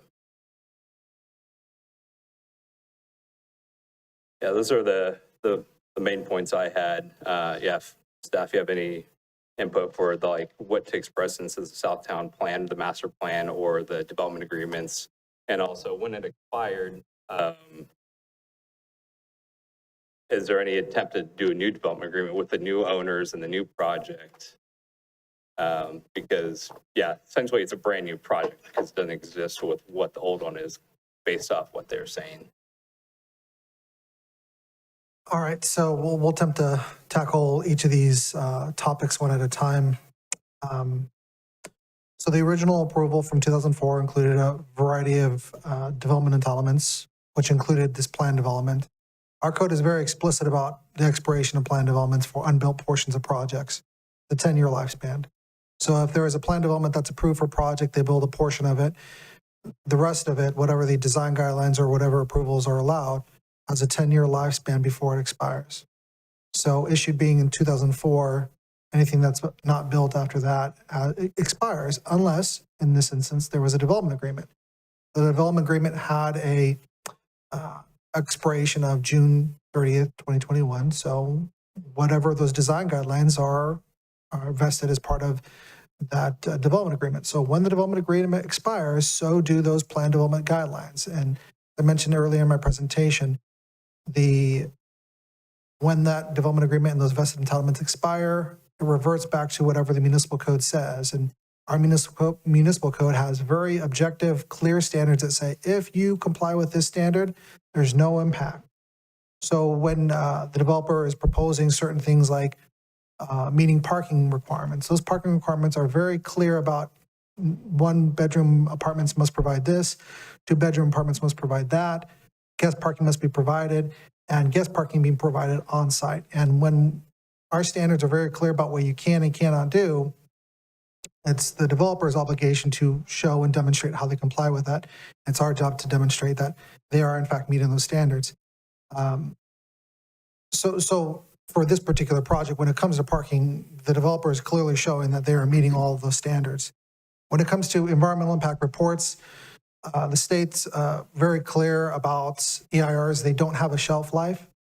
You can't take multiple bites of an apple. Once you have a certified environmental impact report, any project that is part of that environmental impact report, as long as it's consistent with that, in this particular case, high density apartments, then it falls within there and we can't take multiple bites of that apple.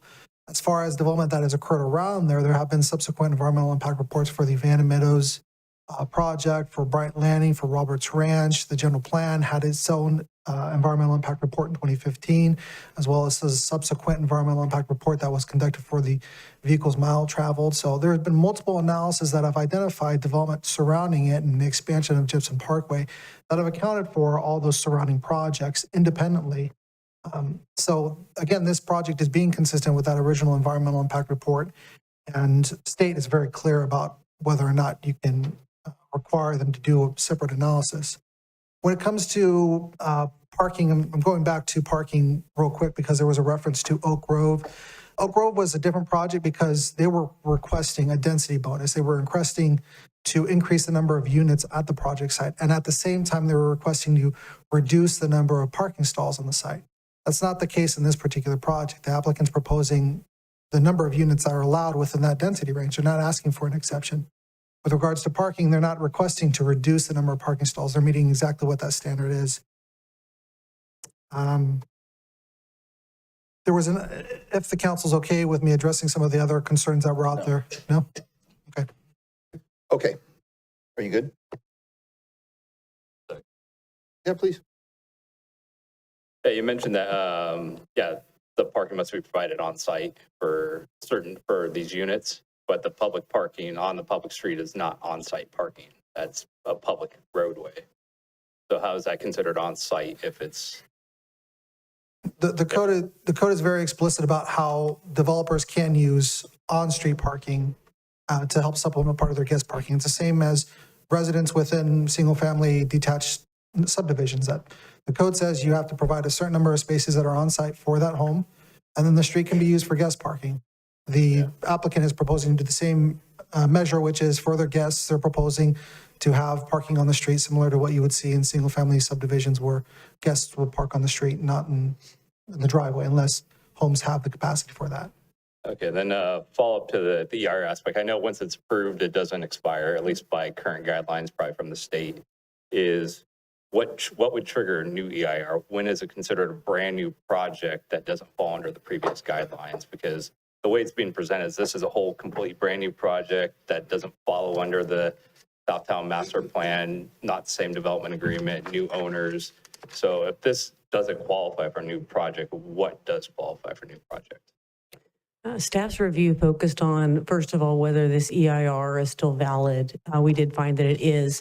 There hasn't been any substantial I mean, the lawyer for the applicant covered this, but essentially we did evaluate the adequacy of this EIR. I think the key thing is that staff's analysis is, and this is based on the strict limitations imposed by the state, that this project does comply with objective design standards, and also that this is part of a 1,200 unit master plan community for which an EIR was certified, and this is ultimately building out that last planned piece.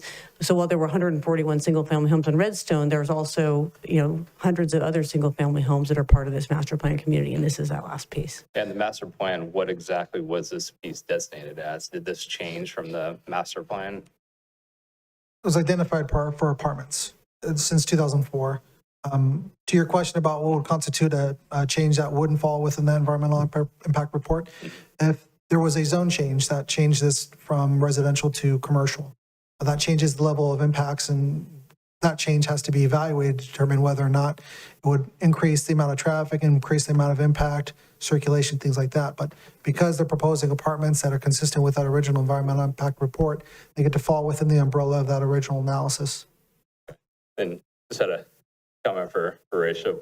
Talked to you a couple times. You've always been very straightforward with us, and we've worked with you on the Strata and the Harpston apartments. I'd hope you'd work with the constituents in that area and the staff and come to like some good agreement that everybody's happy with, because we've done that with other projects. So just have that comment. Great, thank you. Councilmember Sullivan. Thank you, Mayor. Can you, this sounds like a silly question, but it's not intended as silly. What are you asking us for tonight? What is the specific motion or action you're asking council to take, and what is staff's recommendation? So staff's recommendation is that there are 2 appeals in front of the council right now. And there's appeal number 1 to remove the requirement for CFD, and there is appeal number 2 to essentially deny the overall project. Staff's evaluation is that you should deny both appeals simply because the code says exactly what it says. You have to comply with these standards. As long as they meet the standards, then they're fine. You can't change the rules in the middle of the game. And secondly, we're saying that you should reaffirm that original environmental impact report because it already analyzed a project like this at this site. And the third is that the planned development entitlement that allows them to construct at the site, we're saying you should approve that subject to that revised condition about condition number 7. So breaking it down, option 1, 2, and 3, what happens if we deny or approve option 1 tonight? What impact does that have on the next steps? So if you were to approve the appeal, that essentially is an action of denying the project. Okay. If you were to deny appeal 1 and accept appeal 2, then you're denying the project. If you accept what happens at that point? So if let's say we pick one of the appeals and we approve or deny that appeal, then what's the next step in the process? What happens next? If the council wishes to deny the project through whatever mechanism, you would need to articulate the public safety issues that are the basis of the denial of this project. Under SB 330, and we did research this very thoroughly, and it's not pleasant to convey this message, but if this project meets our design standards, which it does, you don't really have the option to deny it unless you can find a specific safety issue. And so what staff would ask if you would like to deny this project is that you articulate for us the basis of the denial so that we can then bring this item back to you at a subsequent meeting with a resolution that articulates the basis of the denial. So if we deny it, though, it's not like all of a sudden the court bangs a gavel tomorrow and we start getting fined $10,000 a day. There's a hearing, there's a process, there's notices from the state. They double check and triple check all this stuff. So if we deny tonight, it's not the end of the world. It goes to a different phase in the process where there'd be a lawsuit and the state would get involved and all those other bits and pieces too first. Is that correct? If you wish to deny it, we would have to bring it back to you at a subsequent evening. But should the city deny this project, then what would happen if the city were sued by the developer, then we would move into the realm of defending a position or coming back to you. All right, thank you. So I think where I'm going with this, and a couple of the comments tonight from the speakers kind of triggered some thoughts, and you're all probably thinking like, why the hell would you guys want this project? Like, why would you design something like put apartments by our house? This project was approved when I was still in high school. And so the development phase for any development in Vacaville is like 10, 15, 20 years. So none of us were even here when this project started. And frankly, I feel like the two of you guys I thought this was duets and townhomes up until about 6 months ago. And so part of what happens, right, is the development process is super long and it takes a ton of time. And some council that are probably maybe not even alive today approved this thinking this was a great idea. And then I have all these houses and all these different things that come along. And it's not the greatest idea. Where we screwed up, and we've been talking about this, is that the high density should have been built first. If the high density, if those apartments were there 15 years ago or 10 years ago, none of you guys would be in this room, right? You would have known what you were buying. It was the biggest probably purchase of your life. You pulled in, the developer's agent sold you all kinds of bills of goods, told you about this amazing park you're gonna have, this beautiful school, and then there's not gonna be apartments. If those apartments were there and they said, hey, by the way, you're not gonna have a park for 15 years and we don't know what we're gonna do about schools, and those apartments, you could make an educated decision as a responsible buyer. And so the city took away that choice, and it wasn't us, it wasn't probably even our staff that are here today, but at some point in time, a long time ago, they made an exception to this plan and said, hey, don't worry about building that high density, build all those homes first. And we knew exactly what that developer was gonna do. They were gonna build all those homes, tell you guys they didn't know what was gonna happen there, and then come bring these apartments in later, because that's what they do every single time. The reason I'm saying this is my 4th year on council. I'm leaving in 2 meetings. I'm counting down the clock here. And probably every other meeting or so, we get a plan that I think is crappy. And I'm saying crappy because it feels crappy to me. It feels like we pack in crack housing. We don't have parks. We don't have schools. And I get told, Nolan, there's nothing you can do about that because that was approved 12 years ago. That was approved 15 years ago. And so I've had to sit here and eat it and eat it and eat it and eat it. And so I'm not sure if this is a new project or an old project, but I don't see any benefit to the existing neighborhood. I don't see any benefit to Vacaville residents for this project. I appreciate what staff are doing. This is not critical of you guys at all. We've been talking about needing to change our design standards, needing to properly notice home buyers, a home buyer's bill of rights. If you buy a home, you should know when that school is going to go in. You should know when you're going to get your park. You should know if there's going to be apartments next door. And what happens is people in development offices, and I'm not pointing the finger at you guys, but it's the people you work with, told all these people something very different. And that's why they're here tonight. That's why they're pissed, because when they go to that development office, they tell them something very different. They invest their life savings in this house, and then they get an apartment complex right across the street. And none of us would want that. None of us would like that. None of us would appreciate that. I live in an older neighborhood that was developed in the 70s. I have neighbors parking all over my street at all hours of the day. I have people doing burnouts and whippets and donuts down my street because it's on a main drag. I try to get from Southwood to Peabody, and it's almost an accident every single morning because of poor design. And I guess I'm kind of going off here on a tangent that doesn't really make a ton of sense. But I guess what I'm saying is I got 2 meetings left and enough's enough. And so I'm not in support of almost anything with this project. If it's not duets, if it's not condos, if it's not something that we need, I feel bad for you guys. You got left holding the bag. You came in and tried to do a project in a city that's been doing this for 15 or 20 years to our poor residents. And again, I'm not saying it's anyone's fault, but I don't see any value to this. And so I'm denying on the basis that it was poor planning. We didn't notice people properly. Traffic's going to be a nightmare. And we're using a 2004 EIR with 2022 density rules. And I just feel like that doesn't feel right. So I'm just, I'm kind of fired up and I don't know why, but I'm a no. So that's where I'm at. Vice Mayor Stockton. Yes, thank you, staff, for the presentation. Thank you to the developer presentation, Ms. Minion's presentation, but most of all, thank you to all the citizens that came out. I heard some comments early in the open comment from the when you guys were coming up here about this doesn't happen in the north side of town. It's happening in the north side of town, the east, west, and south too, not just in this city, but in every city. And I agree with my colleagues that enough is enough is enough with people making their largest financial investment only to have the rug pulled out from underneath them. It's not necessarily the fault of the gentleman that purchased the property and wants to do this. But there's a couple things that just don't sit right. I don't see how anybody building a project, adding that many homes, wouldn't pay their fair share of CFDs. Frankly, that doesn't make a lot of sense to me. I think we all share that burden.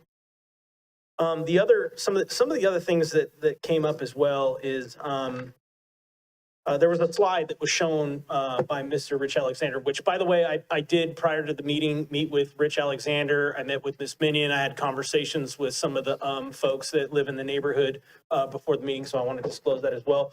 But can you bring up that slide that he showed where the stuff that was basically gone because of the expiration?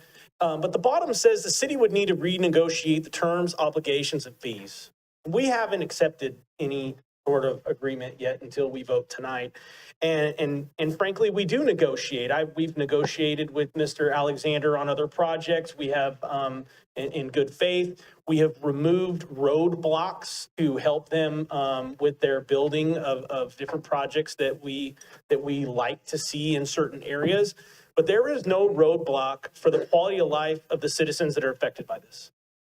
And so there's no traffic analysis that's done, and we've been made aware that there's been 151 people injured. There's been 2 people killed on Leisuretown Road. The roundabout that is not very far from this gets hit all the time, multiple times a month. In my other line of work, I work for the sheriff's department. I've arrested drunk drivers that have crashed into that thing. And there are some significant impacts, and we don't even have a traffic analysis that was done on this. With the current status of Jepson Parkway, I have some concerns about the safety related to how folks are going to the ingress and egress into this apartment complex, going into the main portion of the city as opposed to Leisuretown Road safely. There are some issues with blind spots that concern me, with kids that are going to be walking on those sidewalks with the amount of cars.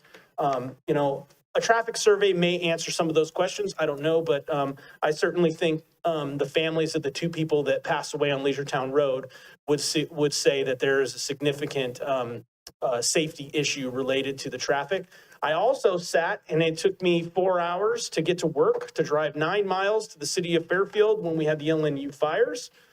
We've added substantially more homes to that area, and we don't have a traffic analysis that is current to address those concerns as well. So I would like to continue to negotiate the terms, obligations, and fees related to this project. I don't support it. And I think there is an opportunity here. I do like the projects that have come before us from this developer. They're beautiful. But I do think that there's an opportunity here to work with the citizens that are surrounding this project and come up with something that all of us feel good about. So that's where I'm at. Thank you. Councilmember Ritchie. Okay, try to not repeat everything. I'm pretty good at counting, so I kind of know where the energy's going in the room. I really appreciate everybody coming out and really expressing themselves. I don't want to go too far into talking about traffic and parking. It's been said enough. It's coming back, so I want to start proactively planning for that. What I heard, can't change the rules. It's like a sport. The city and developers, they line up, there's rules, we play by rules, and the best team win. Stuff happens. There was a gap between certain things. We can't get over that problem. We have to address it, right?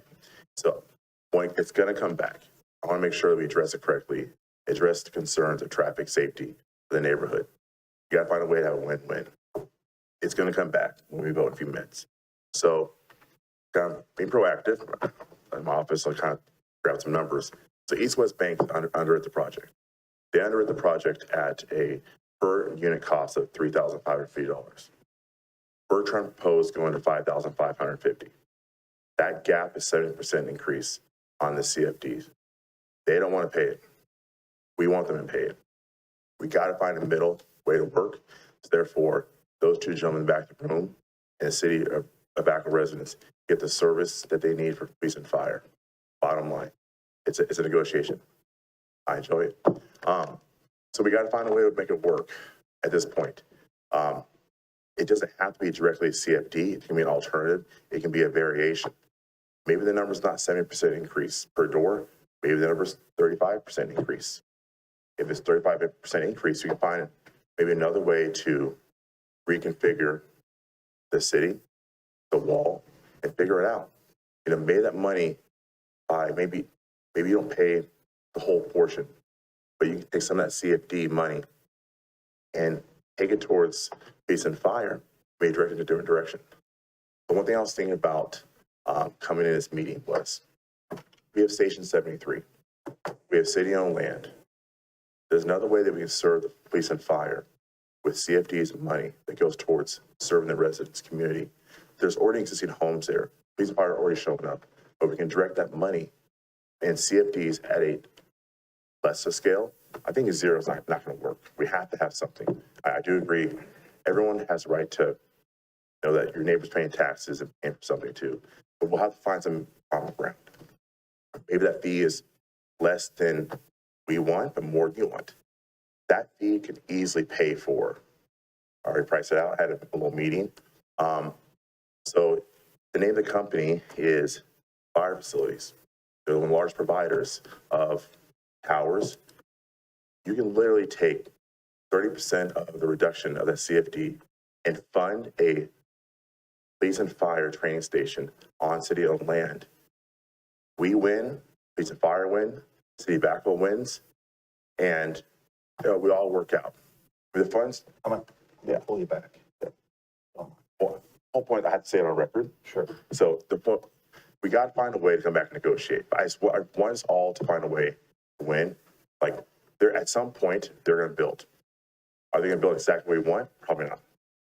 So they're going to lose, we're going to lose. But we can still find a way to take at some portion of the CFDs and give it to a benefit of the city. I mean, it's a lot of money. We do the $5,500 per door. They reduce it a little bit. That's a huge amount of funds that go toward the city, police and fire, to serve our community in different ways. I had a meeting with the Solano Community College.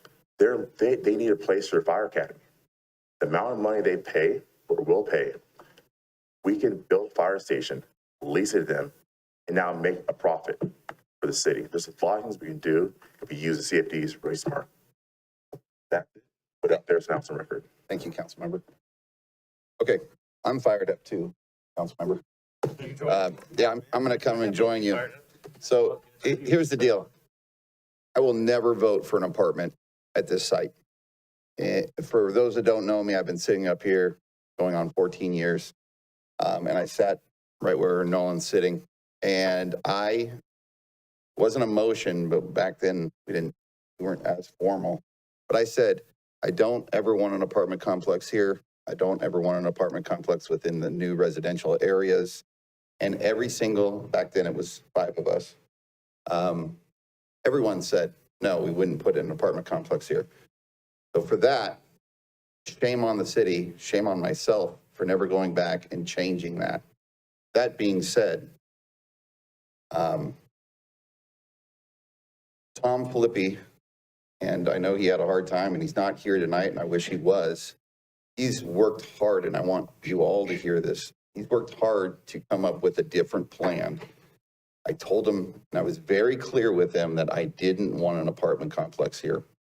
And he tried to come up with a plan, and the city gave him a really hard time about a couple of parking spots, and we blew it. And we blew it multiple times, and I'm sorry for all those things that we did. And if we would have done it right, I don't know, back in 2013, I think when I said it, it would have been, we wouldn't be here tonight. I'd probably already be done with the city council meeting.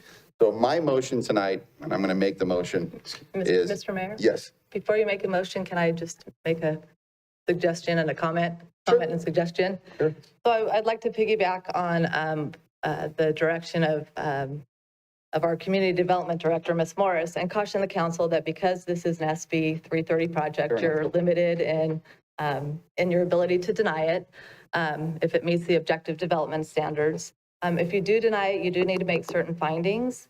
And those are basically that the project would have a specific adverse impact upon public health or safety that cannot be mitigated without denying the project or reducing the density. That's the finding that would apply perhaps in this case. So what I would recommend is that I've heard some conversation about potentially denying it.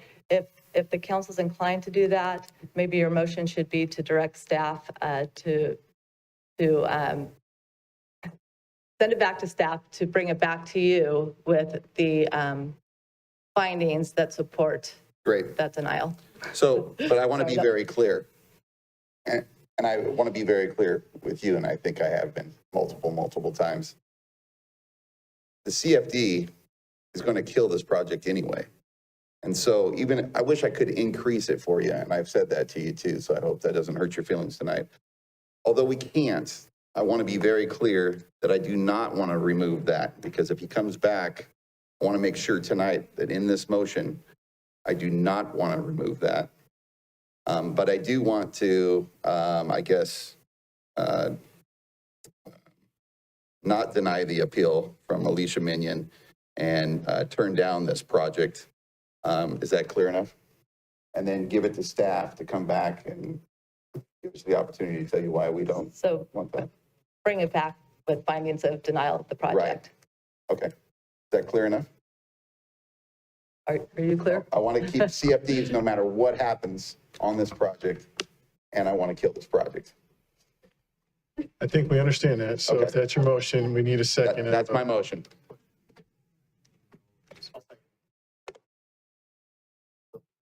Oh, and I'll do everything I can to make sure if that SB 330 comes back, I will vote to fight that thing all the way to the bitter end. Is that what you want to say? Okay. I have a motion. I have a second. All those in favor? Aye. Any opposed? It's unanimous. Thank you very much.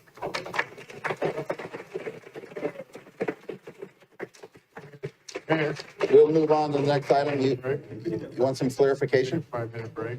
You want a 5-minute? Do you? We're going to do a 5-minute break.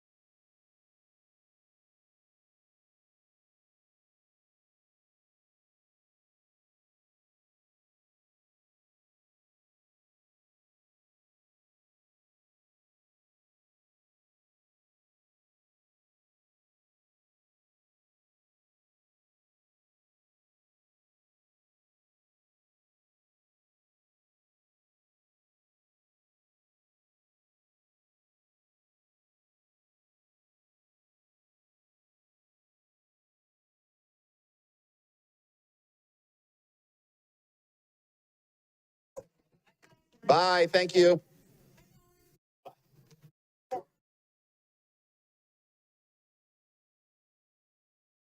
Mm-hmm. Here, Chris. How you doing, Chris? My name's Mike. Yeah.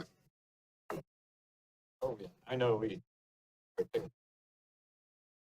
pulled a couple into consent, the last one's off. Okay. I'm okay. I've got enough. We'll get started with, I think we're at 8C, I believe. Mr. City Manager. Thank you, Mr. Mayor, members of the City Council. This next item is a resolution of the City Council approving the assessment districts for the annexation of the Montesa property. I'm going to turn it over to Chris Joya from our engineering department. Thank you. Good evening, Mayor, members of council. This item before you tonight is the public hearing for the approval of the annexation of the Montesa property into the existing maintenance assessment districts. Those existing districts are the Skyview Setback Landscaping Assessment District, number 85, and Community Center Neighborhood Park Assessment District, number 86. A short presentation, and then there will be an opportunity for questions and public comment. So Public Works is requesting City Council approve the engineer's report, confirm the diagram and assessments, and levy assessments for fiscal year 2022-23. This exhibit shows the assessment district boundary for the Montesa project. The project is located south of California Drive and west of Alamo Lane, adjacent to the Skyview development. Montesa subdivision includes 59 residential units.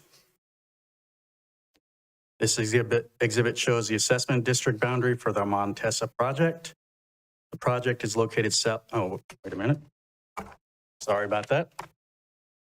The conditions of approval for the project require annexation into the existing Skyview Setback Landscaping District and the Community Center Neighborhood Park Assessment Districts.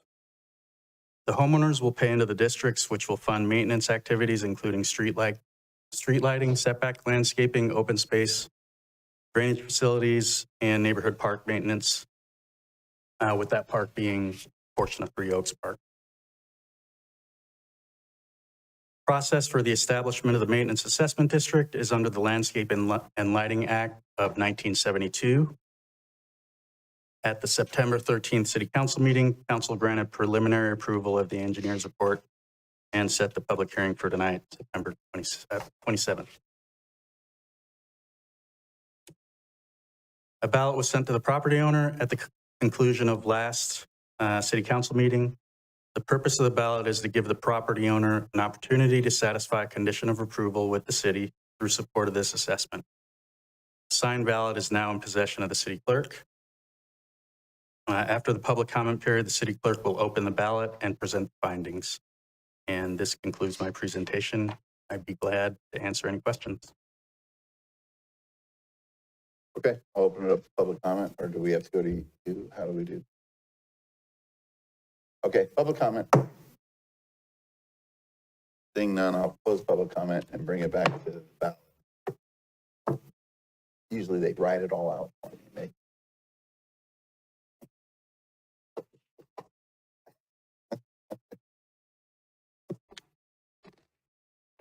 So the property owner votes in the affirmative for the assessment district. Great. So I'll entertain motion. I got a motion and a second. All those in favor? Aye. Any opposed? It's unanimous. We have to read anything, or? Of course we don't have to when I remember. 9A, Mr. City Manager. Thank you, Mr. Mayor, members of the City Council. This is a presentation and acceptance of the Vacaville Chamber of Commerce Annual Progress Report.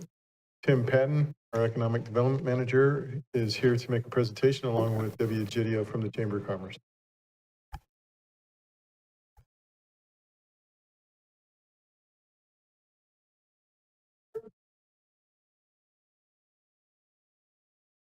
I got you. Oh, here we go. There you go. This evening, the council is being asked to accept and approve the Vacaville Chamber of Commerce's program of work annual program progress report and authorize payment of a service fee of $56,056.90. The City of Vacaville and the Vacaville Chamber of Commerce have a long history of working together to help maintain a healthy local economy in Vacaville.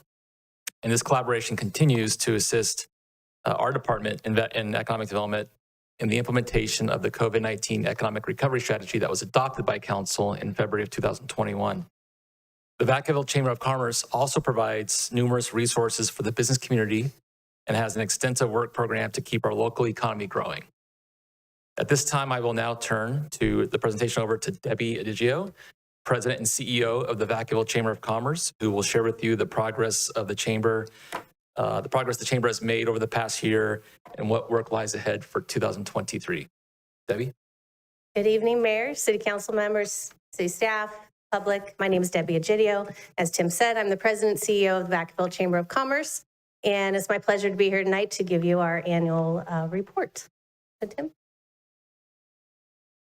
Next. Which one is it? Operator error. There we go. When one plan doesn't work, try the next one, right? So the Chamber of Commerce is a 501c6. We are governed by a volunteer board of directors, a 17-member board that represent all sizes and types of businesses from throughout our community. They're representative of our membership. They're representative of the diversity of our city. And members join the chamber for a variety of reasons, as you can see listed there. But what I wanted to point out is our membership history chart. You'll see that deep drop. That was in January of 21, about 9 months after COVID. The chamber is based on the health of businesses in our community, because as a membership organization, when our businesses thrive, we do, and when they sink, we sink with them. But the positive note is that line is steadily increasing and continues to increase to this day. We are just over 400 businesses strong right now.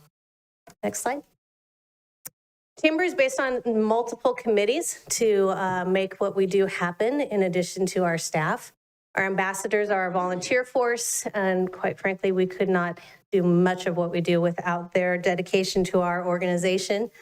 The next three you'll see there are four actually: business issues and advocacy, business resources, fundraising and events, and membership are all committees established under our board, but they are membership of those committees is beyond our board members. We're involving more and more of our members in this committee activity. It also kind of becomes a building block for their participation deeper into our board as we go.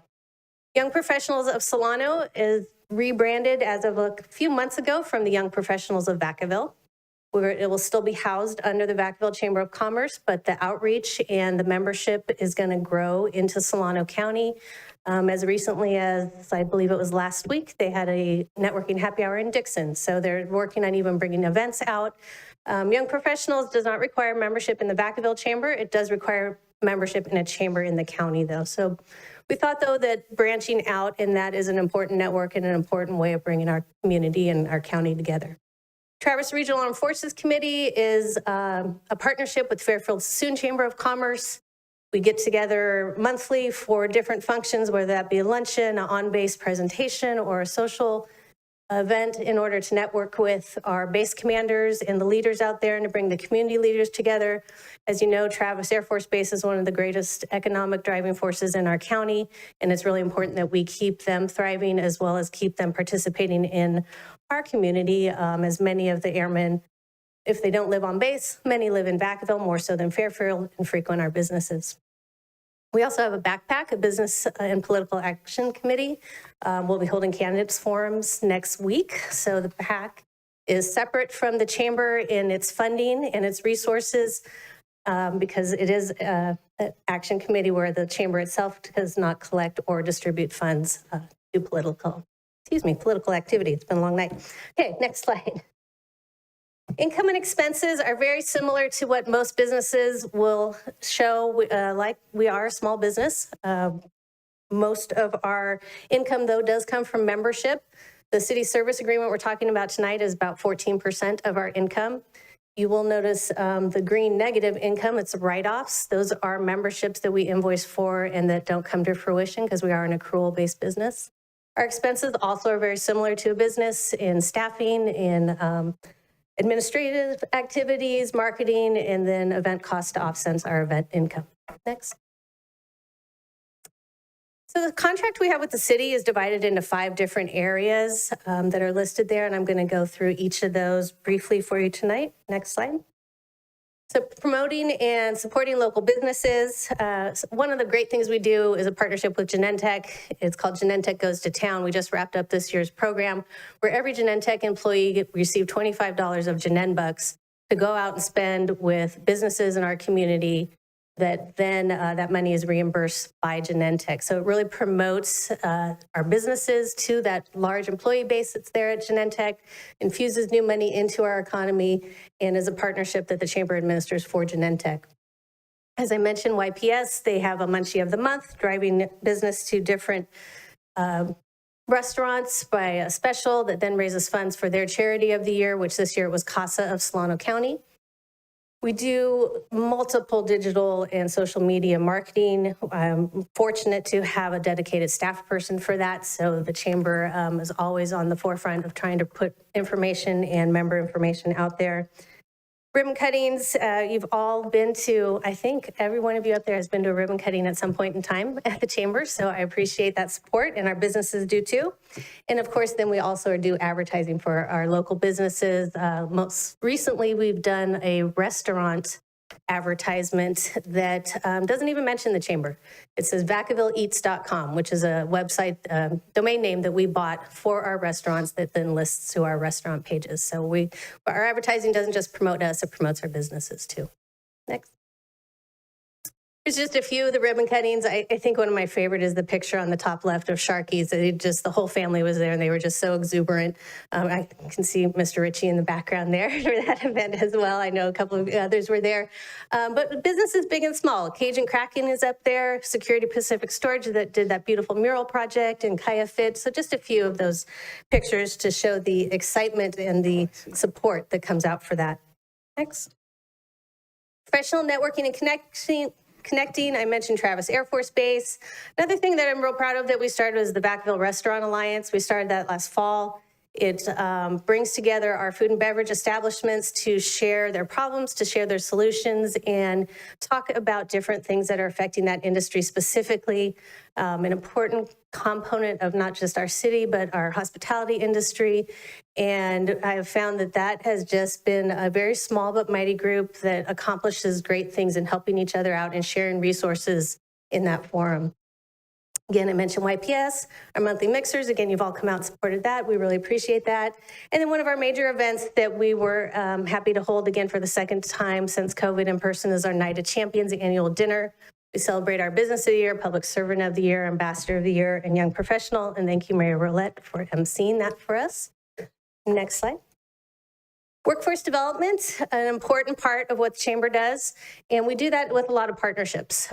Solano County Office of Education is an important one there. We do our Work Ready certification program with them where we do mock interviews of our businesses go out and help those kids get prepared to enter the workforce. Inspire is a career fair that's coming up, and a brand new career technical education committee has been started also by SCO that we're participating in, and really a great community-wide partnership. Did an Employee of the Year luncheon to recognize employees in the county. Hyatt Place, Sadie Varanga was our winner this year. Vacaville Chamber Education Foundation. If you don't know, the Chamber does have a 501c3 foundation that is developed specifically to award workforce scholarships. We did our first ones last fall. We have our second ones coming in this year. Really designed to target your non-traditional workforce entrants. Maybe those that didn't have a high GPA right out of high school, or maybe it's the 40 or 50-year-old re-entering the workforce that needs some additional training, or just trades certification programs. Doesn't have to be college. So that's trying to fit a niche that isn't out there. Close-ups and coffee is just a nice thing that we did this last year to help build business portfolios. We had a professional photographer come in, do headshots so that people could add those to their work sites. Some of the city staff actually came in and did that as well. And that also generated funds for our scholarship foundation. So that was a great partnership. And then last on our workforce development, our partnership with Solano SBDC. They've started this year the Entrepreneurs Roundtable as well as the Manufacturers Roundtable that's in Vacaville, and we're helping get that connected and off the ground for them. Next. Economic development. Hugely, hugely important to you as well as it is to us. And we enjoy a great partnership with your economic development staff and other partners in the city. Most notably right now, the EDAC is working on a few programs that we're providing input into, including a storefront improvement program, small business grant, which was earlier tonight on the ARPA agenda item. Big Four, one of my friends and partner you'll be hearing from next, Melissa Reeves with Visit Vacaville, as well as the city staff in downtown Vacaville. We get together periodically to combine our efforts and to make them more powerful, especially for things like Small Business Week and other programs we can help together. We're working on small business retention interviews with the city to try to extend your ability to reach out to the businesses and understand better their issues. Shop Local Vacaville, I know we've talked about it a lot. It's coming into our pipeline in the next month or so. We just got the ARPA funding agreement in place. We'll be really working on putting that in a more prominent light again, bringing that back, especially as we enter into the holiday season when shopping is on everybody's mind. I'm excited about that. And then we're continually being a resource for new businesses and existing businesses on how they can navigate city processes, permitting, just who to talk to get the right answers. So we play that role for you as well. Next. Information outreach services is the last of the 5 pieces of our service agreement. This, to me, kind of falls into our advocacy piece as much as anything. But the Movers and Shakers Breakfast Summit is one of our premier events of the year. We do the State of the City there. Fortunate to have the mayor and city manager help us with that. And that has been a sellout every single year, and we hope to continue that tradition. Our business issues forums, we hold every other month, and those are topics of concern to our businesses or the public. We've done a lot of development projects, presentations there. We've had elected officials present. Solano EDC was our last speaker, and then if there's ever topics that are really pertinent that may be coming down the pipeline, we try to bring those there too. We do, like I said, with the PAC, we do candidate forums. We did sheriff and district attorney on this last election. We'll be doing city council coming up. And we also participate quite actively with Cal Chamber and follow their legislative recommendations and support. They have an extensive staff that help filters down the information to us locally, participate on their calls so that we're up to date and up to speed on what's happening at the state level, because sometimes those can have phenomenal local impacts. And if we're not involved in that process, then we're not going to be able to look out for our own businesses. And then lastly, again, I mentioned that this kind of falls in the advocacy category. We do have advocacy guidelines. They're posted right on our website. They're very transparent. They're right there. And we stand in support of local businesses and as the collective voice for business for those guidelines. Next. Looking forward, I already talked about Shop Local Vacaville. Again, we're looking forward to kicking that off. Also part of the ARPA funding was reprinting the Starting Your Business in Vacaville brochure. We're going to print that in English and Spanish this time. It was only in English the time before, so I think both the city and us are just about out of those, so we're looking forward to redoing that. Inspire Dreams Start Now, I briefly mentioned, is a partnership with the County Office of Education that's coming up on October 18th. It's been 2 years since that program has actually happened because it is an in-person program for all the 8th grade students in the county, and it's considered a field trip. Field trips got kiboshed with COVID, so we're very excited to have that coming back. We're also going to be rebranding the Chamber this year. It's been, maybe 10 years. I didn't actually do the math on that, but it's been a while, and it's time for us to have a fresh look and a fresh face. So we're going to work on that, and hopefully by the start of the year, you'll see some rebranding from the Chamber. And we also are continually investing in our marketing and our communication outreach, because that's, I think, one of the biggest things that we can help do is be a conduit for information to our businesses. And one more thing I'm very excited about and are looking forward is the next slide. Called Lemonade Day. And I'm going to let the video speak for me first. It's a minute and a half. Hopefully you'll get excited about it like I am. You've all heard the old saying about taking lemons, turn them into lemonade. We take it literally. We're spreading it across North America. See, Today, all of us depend on small businesses to create jobs, but kids aren't learning how to create small businesses in school. So who will teach children how to create the jobs of the future? That's where we come in. It's called Lemonade Day. It started with one lemonade stand and turned into a movement. One day a year, hundreds of thousands of kids all over North America start, own, and run their own businesses. We help kids every step of the way. We teach them, give them tools, help them with goal setting and creating a business plan. And we teach them how to save some, spend some, and share some with their favorite charity. But we need help to make it happen. Here's what you can do. If you're a teacher, think about adding Lemonade Day to your program. If you're a parent, encourage your kids and their friends to sign up and run their own lemonade stands. For everybody else, volunteer your time and business expertise as a mentor or organizer. And of course, your donations are crucial to making sure Lemonade Day is a success. Today, your corner lemonade stand. Tomorrow, the world. Get involved at lemonadeday.org. So this is being unveiled for the first time tonight. You are the first audience to hear about it. Did not even include it in the city staff report originally, but this is something brought to me by one of our staff people, Noelle, and we have all latched onto this. It is something that is unique. There's about 80 locations in the United States. Only 7 cities in California are doing this. Our closest one is Sacramento, and then Redding, and then it branches out from there. It just feels right as a program to teach our young citizens entrepreneurship, as well as involve our business community where they can be the location for the stands. It's free completely to the kids that participate. The chamber is purchasing the licensing for it for our city. And we feel it will be citywide and really connect with the community. And I'm hoping that all of the districts will get involved as well as we get there. So again, very excited about that program. I'm hoping the enthusiasm is becoming contagious for it as the more we get out there. But with that said in my presentation, I do want to say thank you for your time tonight. Last screen on the board is our board of directors. Again, a 17-member board from throughout the community that some of them were here and we couldn't do it without them. So thank you. I'll take any questions. Great. I'll open it up, public comment. I'm waiting. Bring it back to Councilmember Silva. Thank you. Thanks for presenting. I'm excited about the Lemonade Day. Heard about it. It kind of extends off of some conversations we had about how do we reinvest, or how do we actually invest in the entrepreneur spirit. And I was so I'm looking forward to seeing how that rolls out. And please let us know how we can support. I think feel comfortable speaking for all of us on that one.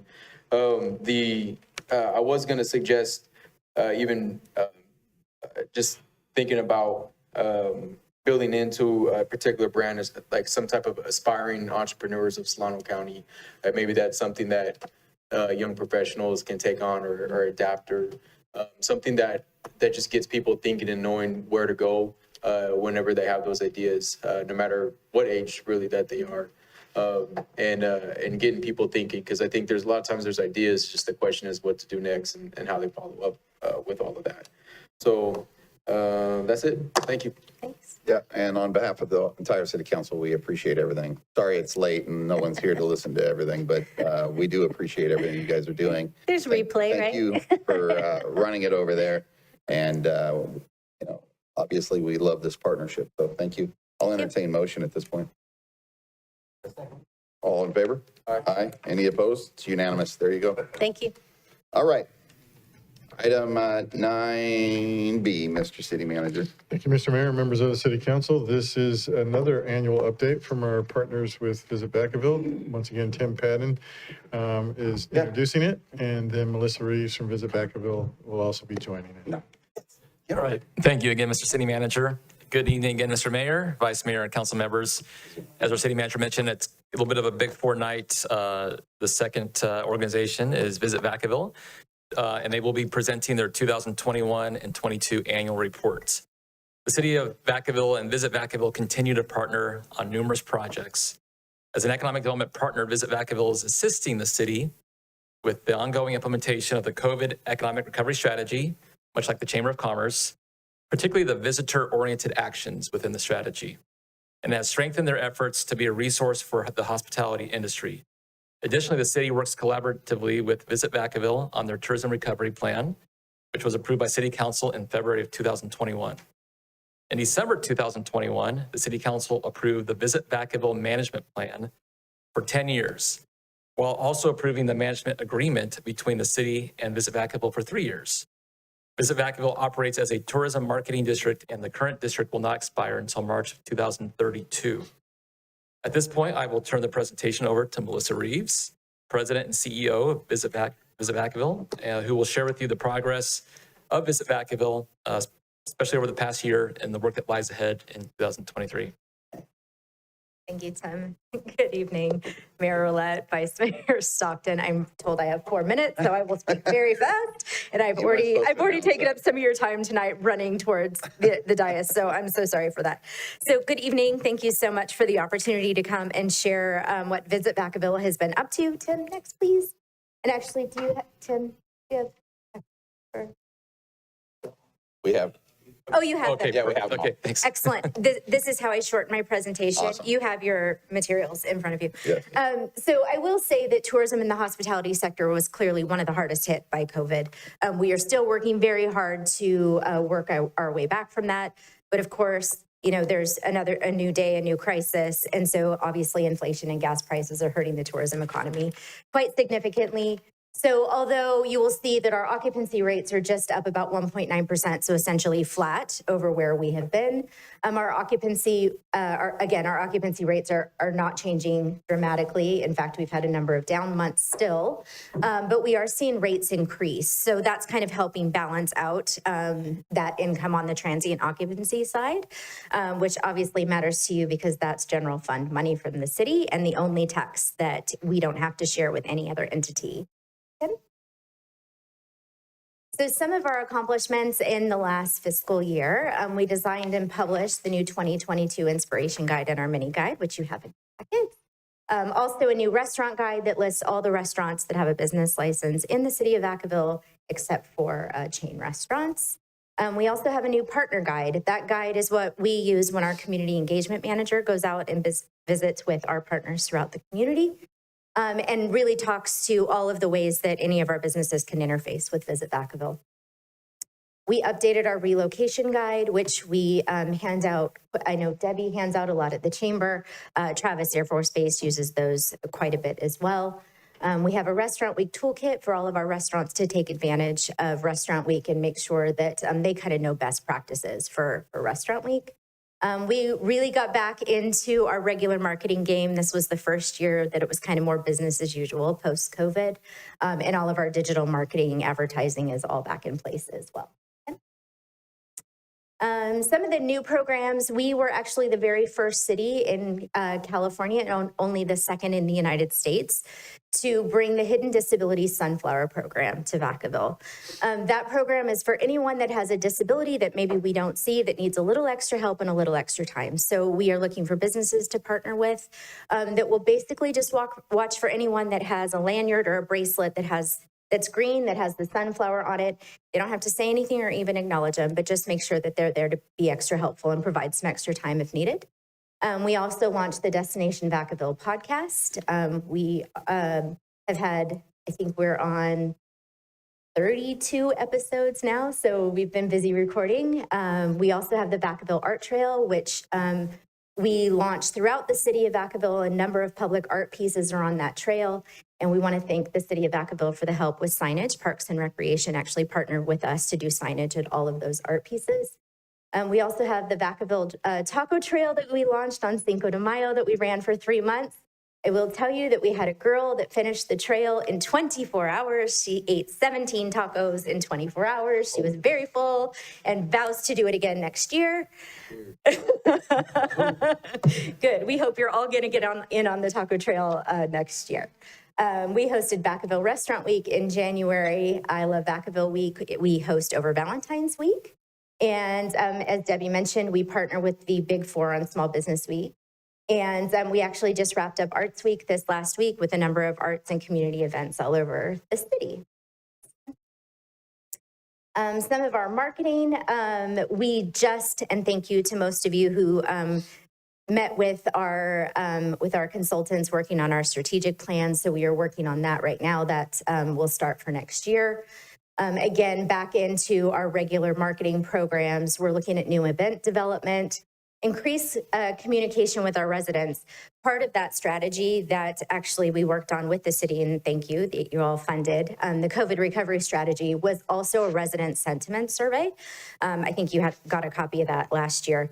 But that document really, we had over 500 residents that responded to a very long survey. Clearly people did not have much to do during COVID and did a really, really long survey. But we got some really great information on how our residents feel about tourism in our community. And by and large, they were overwhelmingly supportive. They really want to see more events, more sports, and are very supportive of the arts. So things that we're covering definitely in our programming. We are also starting an I Love Vacaville advisory committee. We want to make sure that we are looking at all aspects of our community. So really kind of an equity, diversity, and inclusion committee. Committee-wide arts project, we're really trying to do something really large and spectacular for Arts Week next year. We have been working with the Workforce Development Board to support job placement for hospitality industry workers. Our hotels are struggling. They're really having a hard time getting workers and being able to, we've got general managers that are cleaning rooms, checking people in. So we're really struggling with getting workers back into the hotels and restaurants. So we're really trying to work with them there. And we're working to rebuild our agritourism program. It's been a huge part of our marketing for a number of years. LNU was really, really hard on our agritourism and on our farms. So working with those farmers to try to rebuild some of those programs. And then just some of our plans for this next fiscal year. Again, we'll bring Restaurant Week back and all of those other weeks that we host. The Community Give Back Day, we host at the end of I Love Vacaville Week. It's a chance for our community to come together and do some projects around our community. National Travel and Tourism Week, we celebrate in April and host an event during that time. And our Farm to Table Dinner, we are having one on Friday night, big event in Andrews Park for 150 people celebrating our ag in Vacaville. And I don't know the date for that next year because I haven't quite gotten over this one yet, but as soon as we do, we'll let you know the date for that. And with that, was that fast enough? You were a minute. Public comment? Seeing none, we, on behalf of the entire city council, thank you for all you do. You guys are amazing, and we want to see you continue to spiral up. Thank you. So thank you. Thank you. All right, we'll go to 9E, Mr. City Manager.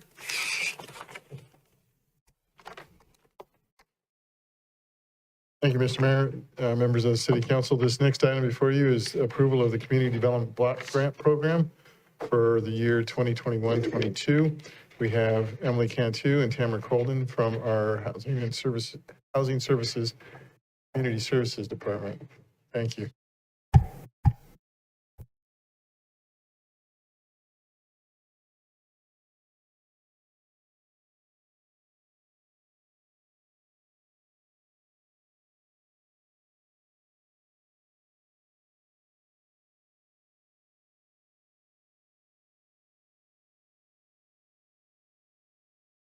It looks like there's no PowerPoint for you guys tonight, so I can run right through it. Dive in. All right. So good evening, Mayor, Vice Mayor, council members. This presentation is to cover the Community Development Block Grant Consolidated Annual Performance Evaluation Report. The action being considered tonight is to accept and provide comment on the Community Development Block Grant 2021 through 2022 CAPER. Staff is recommending that council approve the 2021 through 2022 CAPER after accepting any public comment and providing comment to the report. As an entitlement community, For HUD's Community Development Block Grant Program, Vacaville is required to submit an annual CAPR that covers Vacaville's progress towards meeting the strategies that are listed in the consolidated plan. The 2021 through 2022 accomplishments listed in this year's CAPR include support for youth activities, programs housed at the Buck and Eldridge Social Service Center, final payment on the Section 108 loan that was used to purchase property on Brown Street, and supports for affordable housing through a variety of housing programs and homelessness-related programs. Public notice for the CAPR, along with the draft document, were made available on August 28th, and as of this meeting, no comments had been received by staff.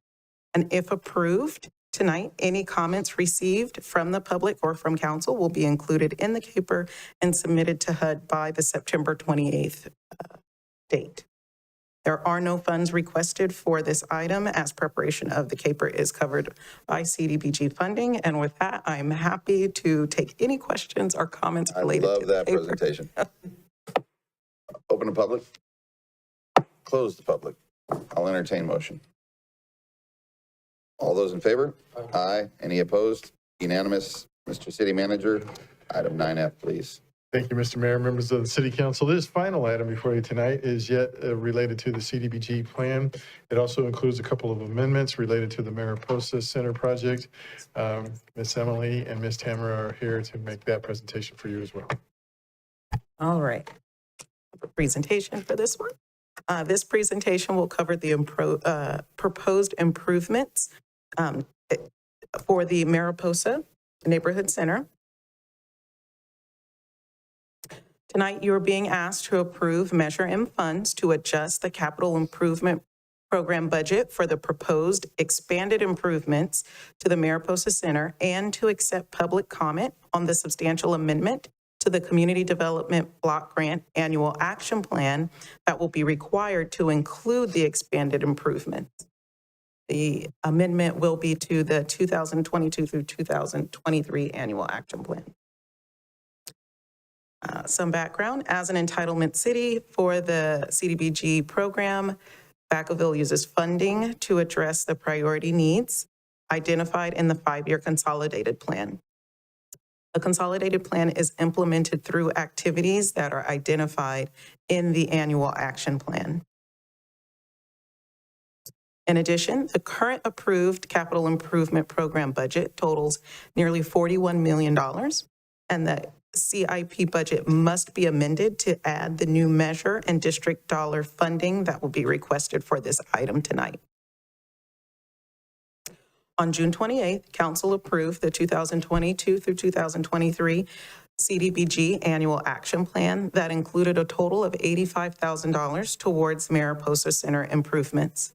Since that time, Councilmember Sullivan has worked to identify additional improvements to the center that will improve the quality of life for residents who live near the center, as well as youth attending programming at the center. These improvements include a small dog park and playground equipment at the site.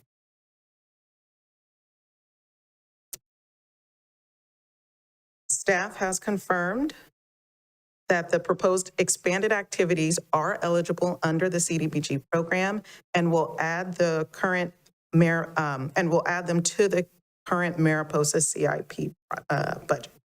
Councilmember Sullivan has committed $93,405 of his district dollars towards the improvements, and an additional $170,000 are being requested in Measure M funds to fully fund the project. The expanded improvements do require a substantial amendment to the 2022-2023 Annual Action Plan to be submitted to HUD, as well as an amendment to the CIP budget to include the Measure M funds and district dollars. If approved, Public Works will oversee the project in partnership with Parks and Rec, as well as Housing and Community Services staff. If approved, this action will require the allocation of $170,000 in Measure M funding be added to the CIP budget and an amendment of the CIP budget to an additional $263,000 to include the Measure M funds, as well as the district dollars being committed by Councilmember Sullivan. A lot of numbers there. With that, I'm happy to take any questions related to the substantial amendment for the CDBG action plan for the expanded improvements. Thank you. I'll open it to public. I'll close public, entertain motion. All those in favor? Aye. Any opposed? Unanimous? We'll move. Yeah, please do. I'm sorry. I just want to say thank you to Emily and staff. I know kind of a Hail Mary last minute project. I hope council will continue to look at this site over time because this is just a start, and these poor kids in these neighborhoods, it is devastatingly barren and sad. But I just really appreciate you pulling this together last minute. I know it was a pain in the butt, so thank you, city manager, and thank you, Emily, and your team. You guys worked your magic, and before I'm out the door, you've got a new playground and a dog park coming. So thank you very much. I appreciate it. Awesome. Item 10, reports to city manager. Just very quickly, I just want to say thank you to Jill Childers and her team with the Code Enforcement Department, and all the individuals from staff and those volunteers in the community who joined us on this past Saturday on the 17th for our third Make a Difference Day. It was a huge success. We accomplished a lot out there. So thank you very much, and thank you to the council for your continued support of that program. We are hearing a lot of positive feedback from residents that are recipients of that, and we look forward to continuing that program. So thank you. Fantastic. I don't see any reports of city council. Yes, I do. Councilmember Sullivan. So really quickly, so we got an email from a downtown business owner a while back talking about some of the nuisances from the protesters and some other crime issues and things downtown. I'm less concerned about the crime issues. I know we can address those in time. I was under the impression we'd sort of solved the protest issues and had legislation and whatnot. I know you gave me a brief update. I'm a little disappointed that it would just kind of kept going and we didn't hear anything. And it's a pretty big issue, I think, that's impacting some local businesses. And so I'm hoping staff can bring something back to council to discuss. I mean, I don't know if we're going to do it publicly or not, but it has been lingering now for a long time. And so, you know, when we'll have an update or resolution? Is there a resolution? Is it possible? Is it legal? Is it not legal? Where do we end up on this? And do business owners just have to put up with this for years?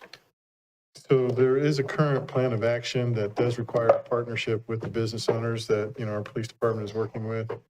To take it further, you know, we are exploring that possibility, but given the size and you know, frequency of those, we have not elevated it to, you know, that next legislative step that you're referring to.